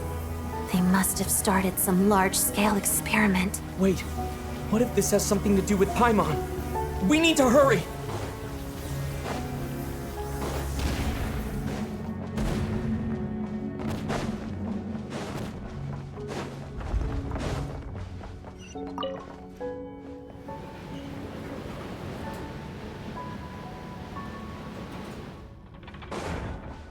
We're almost there.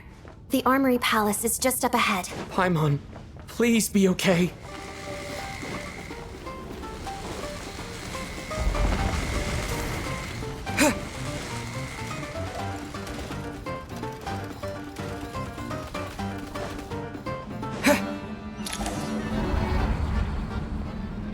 What's going on?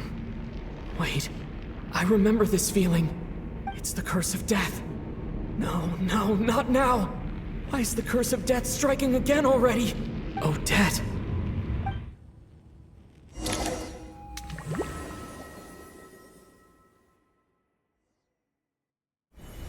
Is this the afterlife again?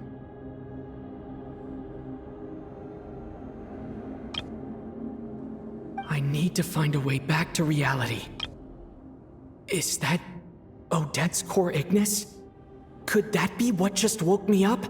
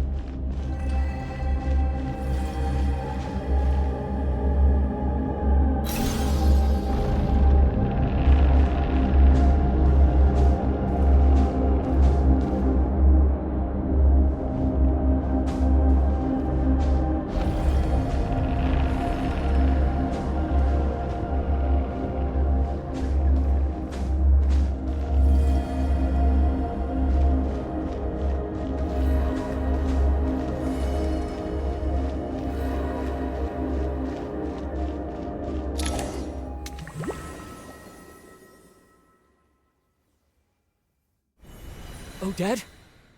Odette! No signs of life. But past experience says that she should be resurrected before too long. Right? Did Odette intentionally use her core Ignis to guide my soul? I feel like something similar happened in a dream I had before. Thank you, Odette. If not for you, my soul wouldn't have found its way back to my body so quickly. But I'm sorry.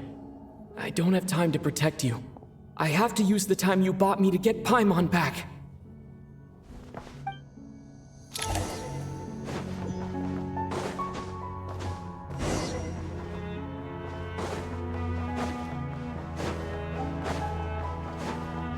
Sure enough.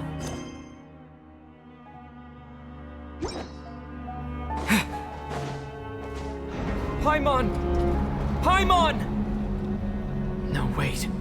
Paimon probably didn't escape Renova's curse either. She won't be able to respond to me right now. I'll have to find her myself.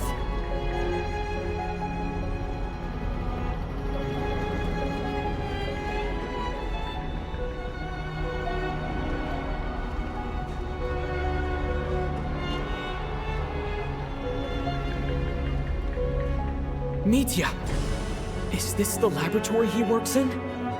What happened here to trigger the curse of death again so soon? I'll have to ask him when he wakes up.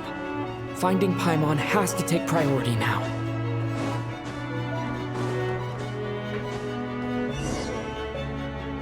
Found her! Paimon really is here!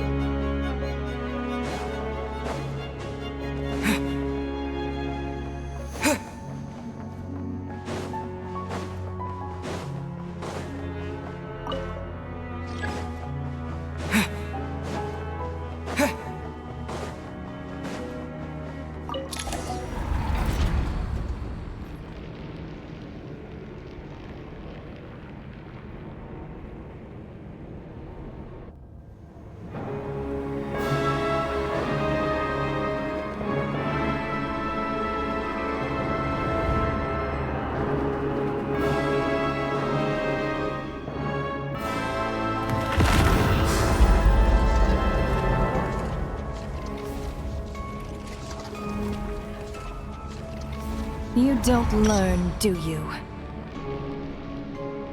You've already been involved in one mass death, and now you show up at the scene of another. This might have passed for a coincidence the first time, but a second time? Am I to assume you are intentionally interfering in Snežnaya's affairs? Judging by your expression, it seems that you understand little of what is going on here. In that case, a word to the wise. Do not interfere in Snežnaya's affairs. A civilization that fails to learn its lesson constantly depletes its own worth. It will one day lose any reason for its existence. And as a descender, you are perfectly suited to be the lifeline to which a dying civilization might desperately cling. Consider your position carefully. No advice needed. I'll make my own judgments. Suit yourself. When the day of reckoning arrives, not even a descender can hope to escape unscathed. The time for resurrection fast approaches. The mortals here are not yet worthy to behold my form. So that will be all for today.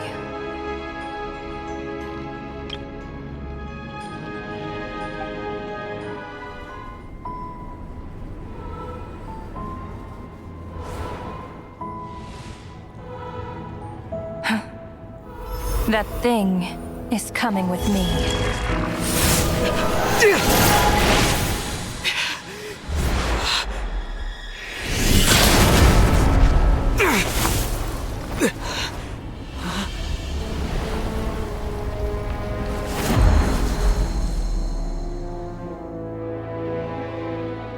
You awoke sooner than I thought. The curse of immortality is stubborn, unable to enter the ley lines, yet not content to remain a spirit. Ruler of death, what do you want? You perplex me. Both you and you. That thing may be a creation of Celestia, but it possesses none of Celestia's power, let alone authority. Your obsession with it baffles me. No matter, the resurrection will soon begin. It's worthless anyway. I'll reclaim it next time.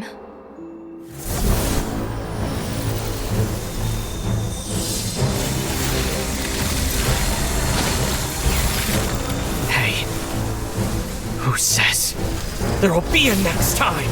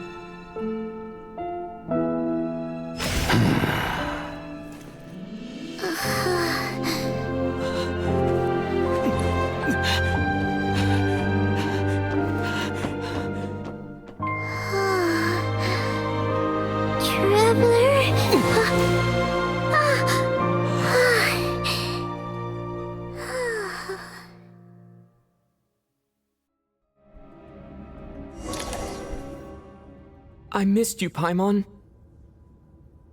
What are you talking about? We haven't even been apart for that long, have we? It was different. this time. You seem to be in pretty good shape. Yeah, Paimon's back in tip-top condition. It's the weirdest thing. Paimon fell asleep earlier, and when she woke up, she found herself here. The jester and that guy talking to him used some kind of energy on Paimon, and she could kind of feel it canceling out that other thing that was making her feel unwell. So, Mitya helped too? Apologies for leaving in such a hurry at the theater earlier. I was in a rush to verify some theories. Rest assured that your companion is perfectly safe. We reversed the effects that the experimental energy had on her. The jester specifically instructed me to do so. I suppose this is our first official meeting, Traveler. I could not let Paimon suffer in her condition for a moment longer, and so I simply took her without explanation. But why would a big shot like you care about what happens to Paimon? As I said when you first arrived in Снежная, we once spent some time together. And Oh yeah, you did mention that. And Paimon did think you seemed strangely familiar the first time we met. I'm afraid the reminiscing will have to wait. Mitya, let us continue with the report. What conclusions, if any, did you reach from conducting the final experiment of our energy research? The good news is, my hypothesis regarding the ruler of death has been verified. As for the bad news, I recommend we suspend the experiments and Project Mistleton until further notice. Currently, we have no means with which to make a breakthrough. I say this purely as a scientist, guided by reason alone. I will trust your judgment. We shall put the project on hold until the ruler of death has been eliminated. Wait, what are you guys talking about? You want to get rid of Renova? Like, how? By killing her? By whatever means necessary, so long as it removes the threat she poses to us. Until then, everything we do will be in vain. After what just happened, I've ascertained Renova's goal, or rather, the trigger condition for the Curse of Death. Okay, let's hear it. What she's doing is blocking Снежnaya's technological progress, preventing us from possessing any means with which to threaten the heavenly principles.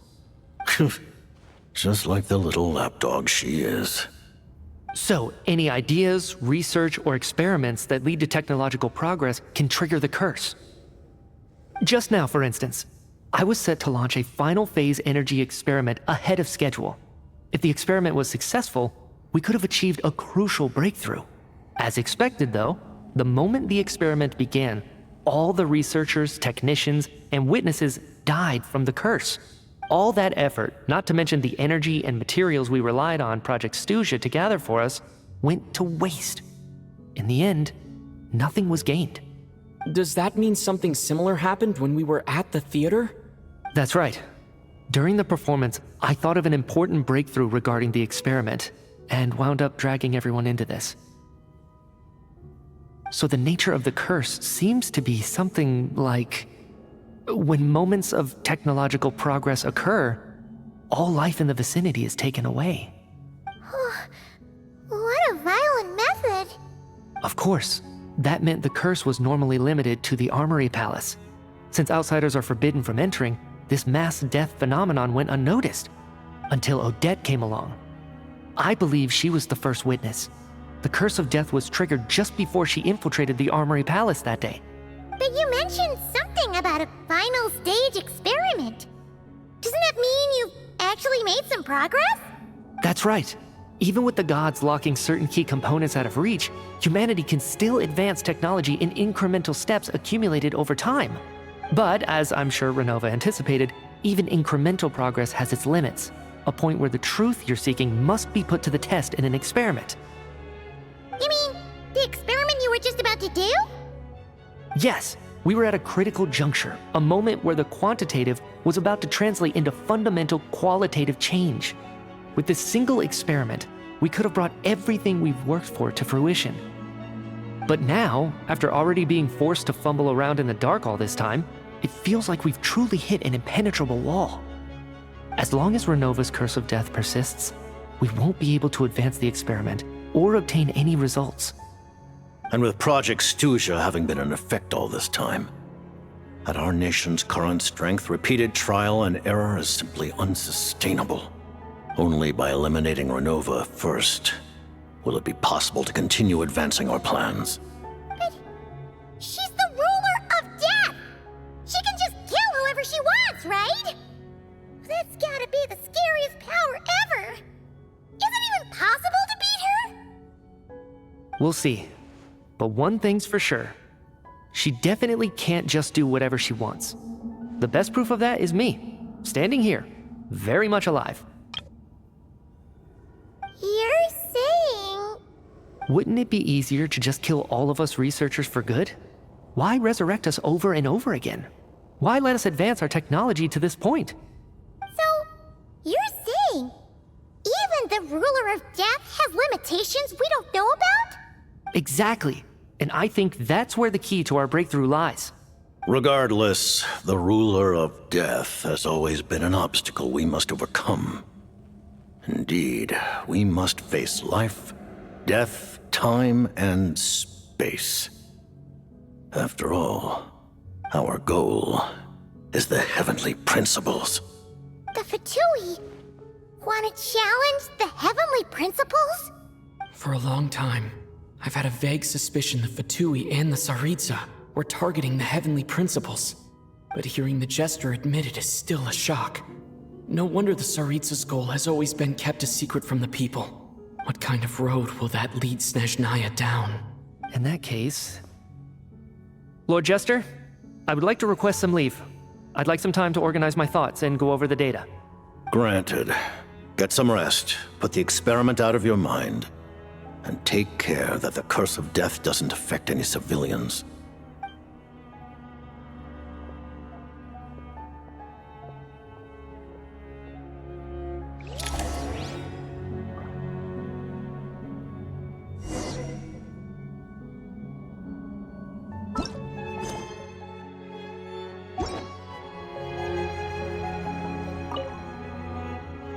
While there is yet time, allow me to offer you my hospitality, honored guest of Снежная. Is there anything you wish to know?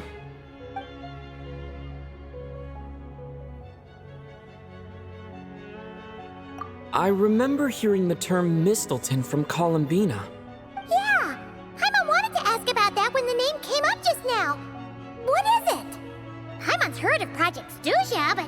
As you know, Project Stuja is a series of measures enacted to consolidate our nation's resources, the greater purpose of which is to serve Project Mistelton. Many of the things you have encountered thus far are essentially for the advancement of that project. This includes the Kuvaki Experimental Design Bureau in Notri. Researching Kuvaki was merely a facade. Its core objective was to use local resources and research findings to build Mistelton itself. And that's a weapon built for the final battle against the heavenly principles, is... Huh? How did you know that? I was given some intel, and I made some deductions. Wait... You must mean that thing over there! Oh, Paimon's gotta take a closer look at this thing. Especially after you guys sent so many people to Nokrai to work on it. Kuvaki alone will not break through Celestia's defenses, let alone challenge the heavenly principles. The heavenly principles are no doubt accustomed to combating the power of the light realm, and elemental energy is simply the power of the human realm, converted to that form by the heavenly principles themselves. Any attempt to use this power against its creator would be a futile endeavor.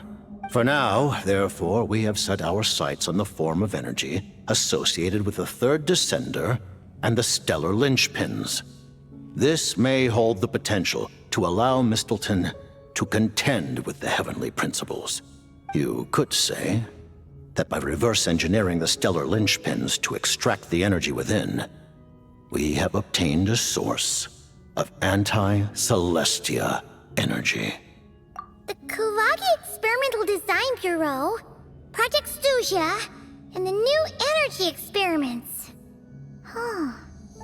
So, Project Mistelton is what ties it all together. And it looks like your plan is almost complete. No wonder the ruler of death came after you!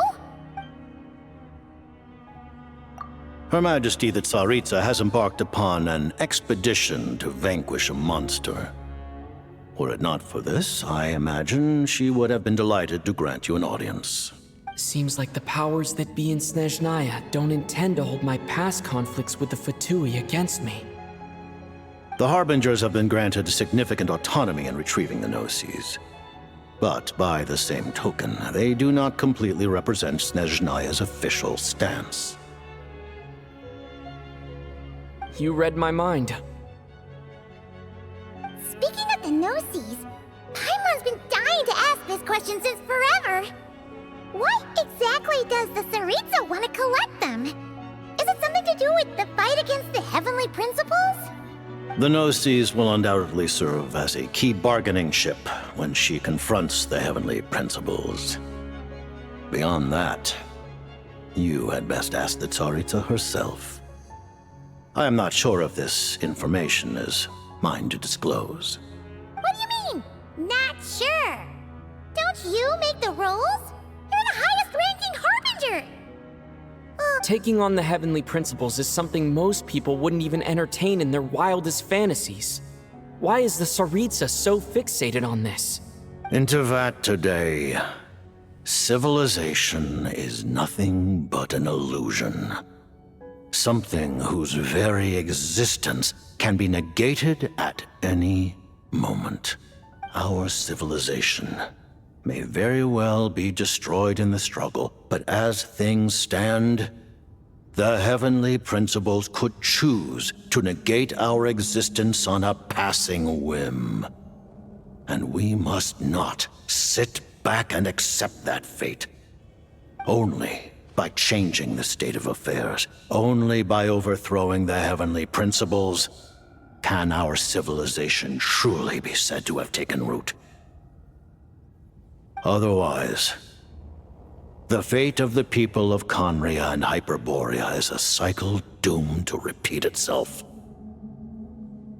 Accepting potential destruction in return for getting to control your own fate. Furthermore,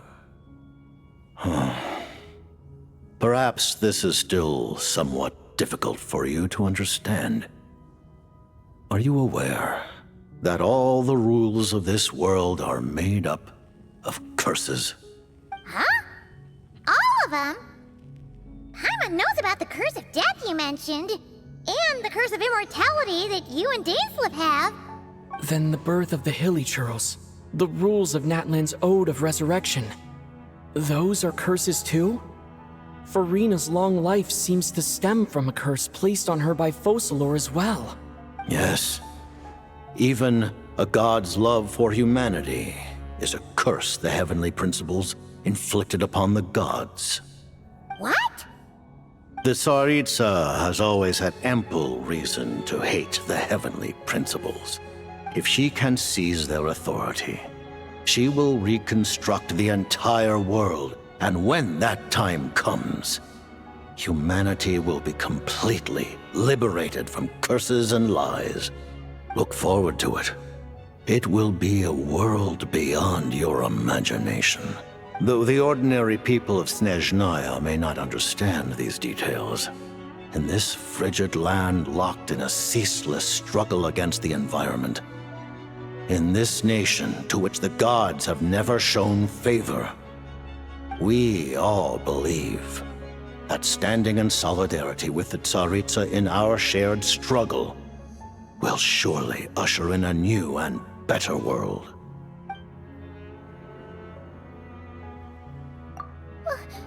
Paimon really doesn't remember. He's basically a stranger. You've got to believe Paimon. Allow me to explain. The reason Paimon reacted to the anti-Celestia energy developed by the Armory Palace is because she comes from Celestia herself. More specifically, she is one of its creations. Paimon?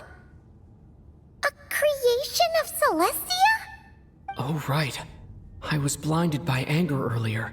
But thinking back on it, Renova also said that Paimon is a creation of Celestia. But she... As you know, the lunar fragments in Nodcry were pulled down from the sky using Fatui technology. But the first application of this technology was in Conria, over 500 years ago. I used this technology upon the heavens, and the response I received was none other than Paimon, descending from Celestia. I presented her to the Vinster King, but he took no interest in this gift, nor did it satisfy him. Paimon then took up temporary residence in my palace until, of course, the arrival of the Cataclysm. Wait, Paimon's a little confused. You're talking about things that happened in Conria 500 years ago. But Paimon doesn't remember any of that. Falling from the sky? Being given away as a gift? Having lived through the Cataclysm, perhaps you too were burdened with some manner of curse. Although, losing your memories would indeed be the smallest price I've ever seen paid. But it's not just her memories from Conria. Paimon doesn't even know how she spent the last 500 years. She only has memories from the past few years. What was Paimon like back in Conria? Did she know a whole lot because she came from Celestia? Was she super smart? Unfortunately, when you arrived in Conria, your consciousness was like that of a newborn infant. None could say what kind of being you once were in Celestia. During the time you lived in Conria, your personality was no different from how it is now. Aw, man! Paimon's plan to get her memories back and become super smart is ruined before it could even start. You know, even though Paimon lost her memories, she still feels weirdly close to you for some reason. On the contrary, I completely ignored your existence. I was entirely focused on my struggle against Troptatir the Wise. But now, as I see it, it is as if you are the only sane thing that survived that era of insanity, and thus are worthy of protection. Noted. Man, Paimon's gotta stop projecting friendship on everyone she meets. But, Traveler? Even though you know Paimon's some creation of Celestia now, you still want her, right? You're not going to abandon her? Oh, phew! That's a relief. Paimon's just learning about this, too. She's barely even processed it.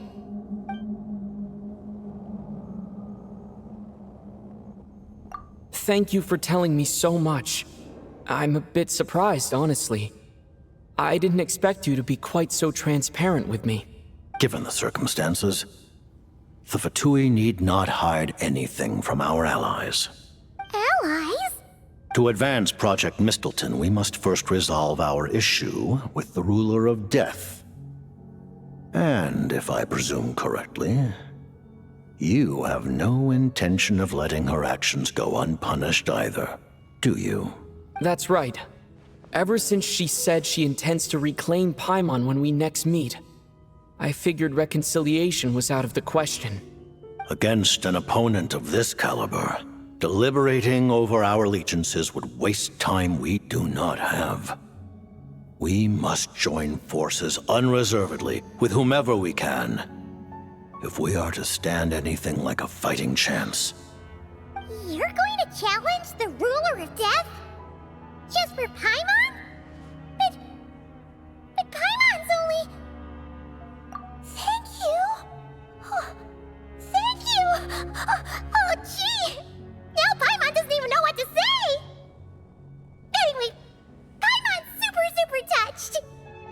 The Tsaritsa will return in triumph in short order, and the Fatui shall hold internal discussions regarding the enemy. The time for us to meet again will come very soon. Got it. Thanks for your help with Paimon. I'll be sure to look after her for you. There was just one other thing. Well, it just a request, really. Paimon really wants to see what this Mistleton thingy you're gonna use against the Heavenly Principles looks like. Of course, Paimon knows it's top secret and stuff, but she just had to ask. It's okay if the answer's no. Certainly you may. Whoa, for real? Actually, maybe it's best not to. What if her Nova suddenly pops up again? She might take this chance to... While the technology is not yet fully developed, it has nevertheless reached the stage where Celestia's creations are unable to damage it. Oh. Wow. No wonder Paimon felt so out of sorts recently, even though it was super far away.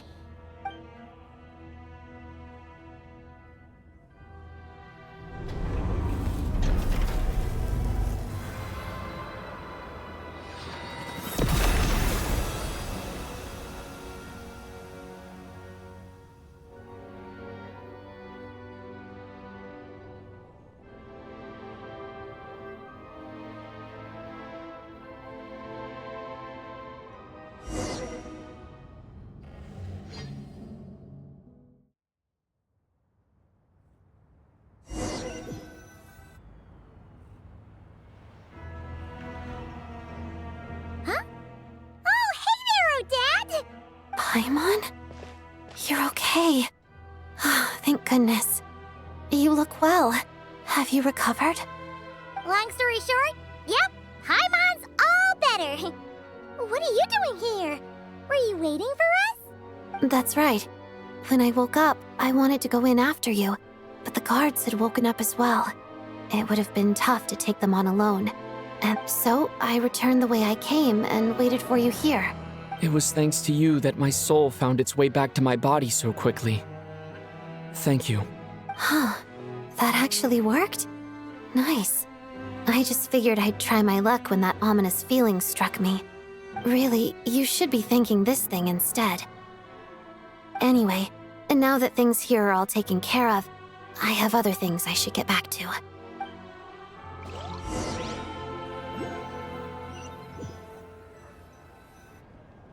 Ah, Director Chuganov, you're back. We just received notice that Project Stuja has been suspended, so we've convened an emergency meeting. This is the preliminary plan. In addition to expanding production capacity, we've also discussed feasible layoff plans to optimize revenue and expenditure structure. Our calculations indicate that the factory's profits will increase by at least 30%. Just give the word, Director. That won't be necessary. Leave the energy for those who need it. Whether they use it just to get by or to run a business, that's up to them. Start preparing to halt production and lay off the staff. Make sure the workers are able to land on their feet and that they are duly compensated. Thank you all for your hard work during this time. Am I hearing you right? Why? After all the tough times we made it through, now is exactly when we should start to turn a profit. I just suddenly don't want to do this anymore. Huh.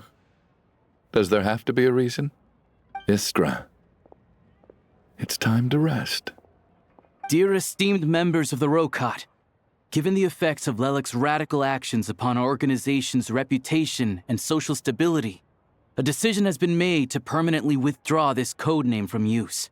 Considering that Lelic did what they did for the benefit of the people, the Rokot has nevertheless negotiated with the authorities, ultimately securing a waiver for all penalties due to them. Lelic will be suspended for a period of time. Depending on their future performance, they may be allowed to adopt a new codename and continue acting as part of the Rokot. The purpose of this notice is to remind everyone once again that motives and methods are equally important when one operates in the shadows. Even with Project Stuja's suspension and our interim operational victory, we must guard against complacency and rashness and work to consolidate the progress we have made so far. We act only for the greater glory and solidarity of our nation. May the aurora shine ever on, and the tundra always stand firm. We act only for the greater glory and solidarity of our nation. May the aurora shine ever on, and the tundra always stand firm. Looks like it's finally over. You mean for us? Just thinking out loud. I've never seen the Снежная Gradvecha so lively before.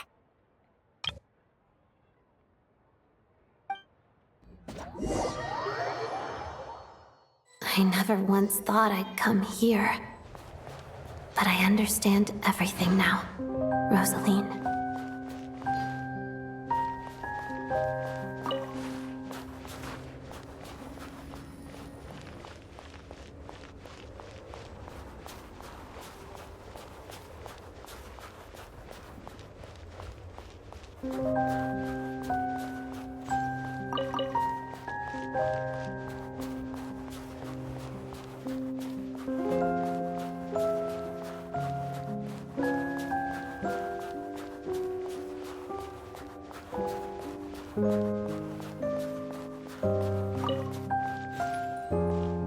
I've seen Spirit Seeker performed many times, including by your mother.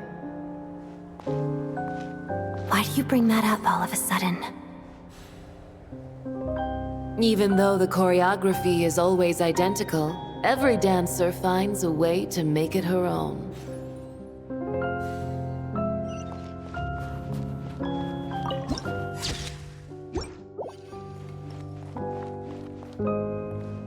So you actually want to talk to me about ballet? I just think it would be a pity if the dance was lost to history. She didn't teach it to you, did she? That was an unusually subtle taunt for you.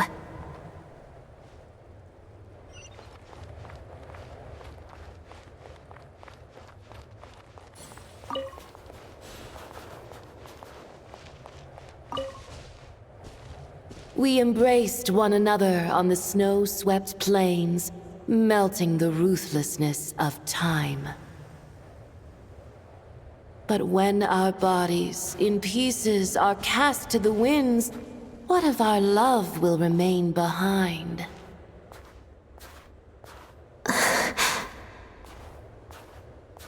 Don't tell me you can't sing. Shush.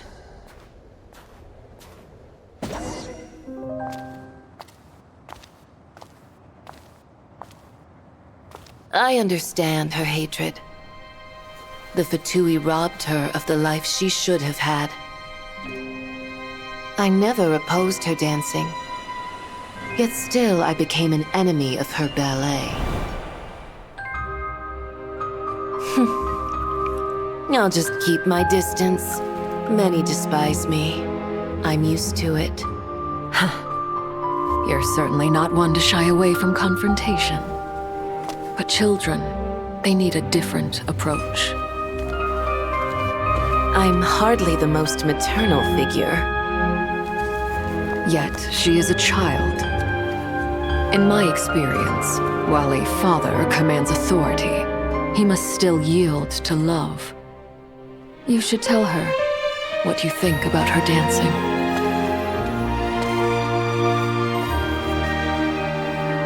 Odette will soon take the stage at the Koralyevsky Theater. This could be your chance. Geonosis secured. It went smoothly. I'll be there. Have them send me an invitation.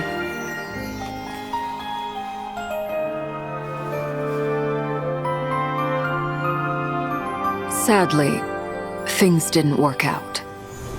Her final words are inside that block of ice. This? Aren't these for monitoring her subordinates? Not yours. This one isn't her witch's flame, but my two worlds' flames. The two worlds' flames can burn away memories. It was my parting gift to Rosaline.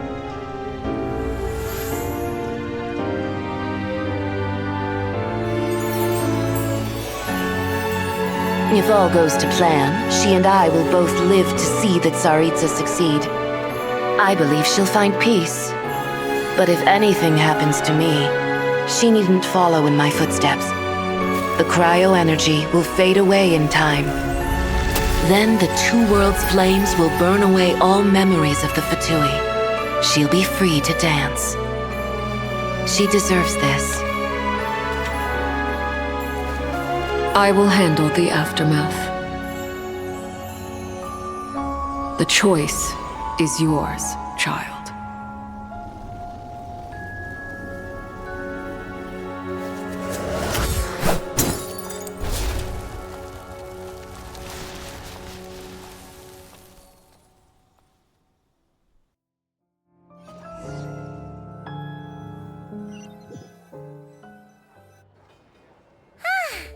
Fresh air at last! Paimon's head isn't spinning anymore, and the fever's all gone.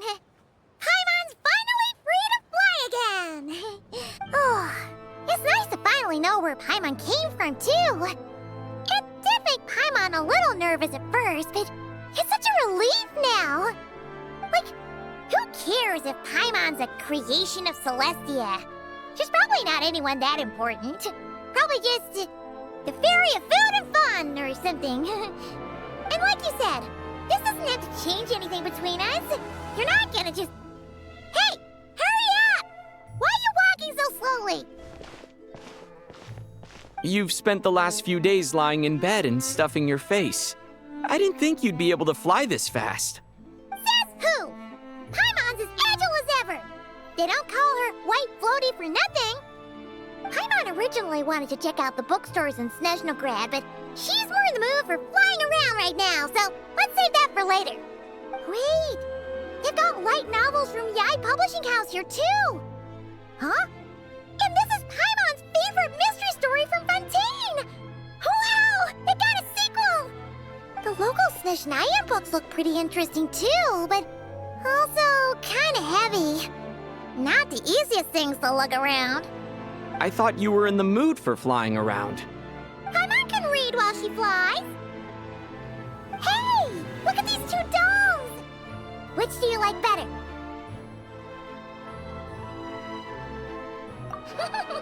All right, boss, we'll take both. Paimon will have the other one. Oh, I thought we were only getting one. All right, fine. I'll pay. There you are. Thanks for visiting. Paimon will grab this and then... Huh? Huh? Huh? How many layers does this thing have? And what are you laughing at? Huh. You knew all along, didn't you? A whole bunch of people are gathered over by the plaza. Hey, look! That looks like Tartaglia! Hey, Tartaglia! I know that voice. Of course. If it isn't Paimon and my old comrade. Yeah! The jester knew I was wrong and fixed Paimon right up! Thanks for sending someone to keep Paimon safe, too. Oh, yeah, about that. That was kind of embarrassing. Who could have known that our director would go looking for you in person? Oh, right. Let me introduce you. This is my little sister, Tonya. Hello, Tonya. Hello. Firstly, I'm really sorry about my brother. Sounds like he's caused you no end of trouble. Hey now, why'd you have to start with that? So she's the real Tonya. She said you two didn't manage to meet up at the theater. She waited ages for me, and when I didn't show, she got a little worried and went outside. I know, right? He didn't bother to say a word to me. I searched up and down the city for him, and he only told me about it when I finally caught him at the gates of Glupov. I've been rushed off my feet lately, so I didn't get the chance to go home. I just figured the Traveler would fill you in when he got there. Well, the snow was bad, and you're never late. So I was really worried about you. How was I supposed to know that you'd stood me up? I'm sorry, Tonya. I really am. I'll make it up to you somehow. Just... please don't tell Mom and Dad. Although the mix-up led to a series of misunderstandings, it's probably for the best that the real Tonya didn't get caught up in that mess. Besides, it's obvious that Tartaglia isn't usually one to break a promise. He only gave his ticket to me because he had to look into Lelik. No, it's fine. It just meant I didn't get to see the show in the end. By the way, what did you think? You were one of the first people to see it, you know? I would say the best is yet to come. Huh? What kind of review is that?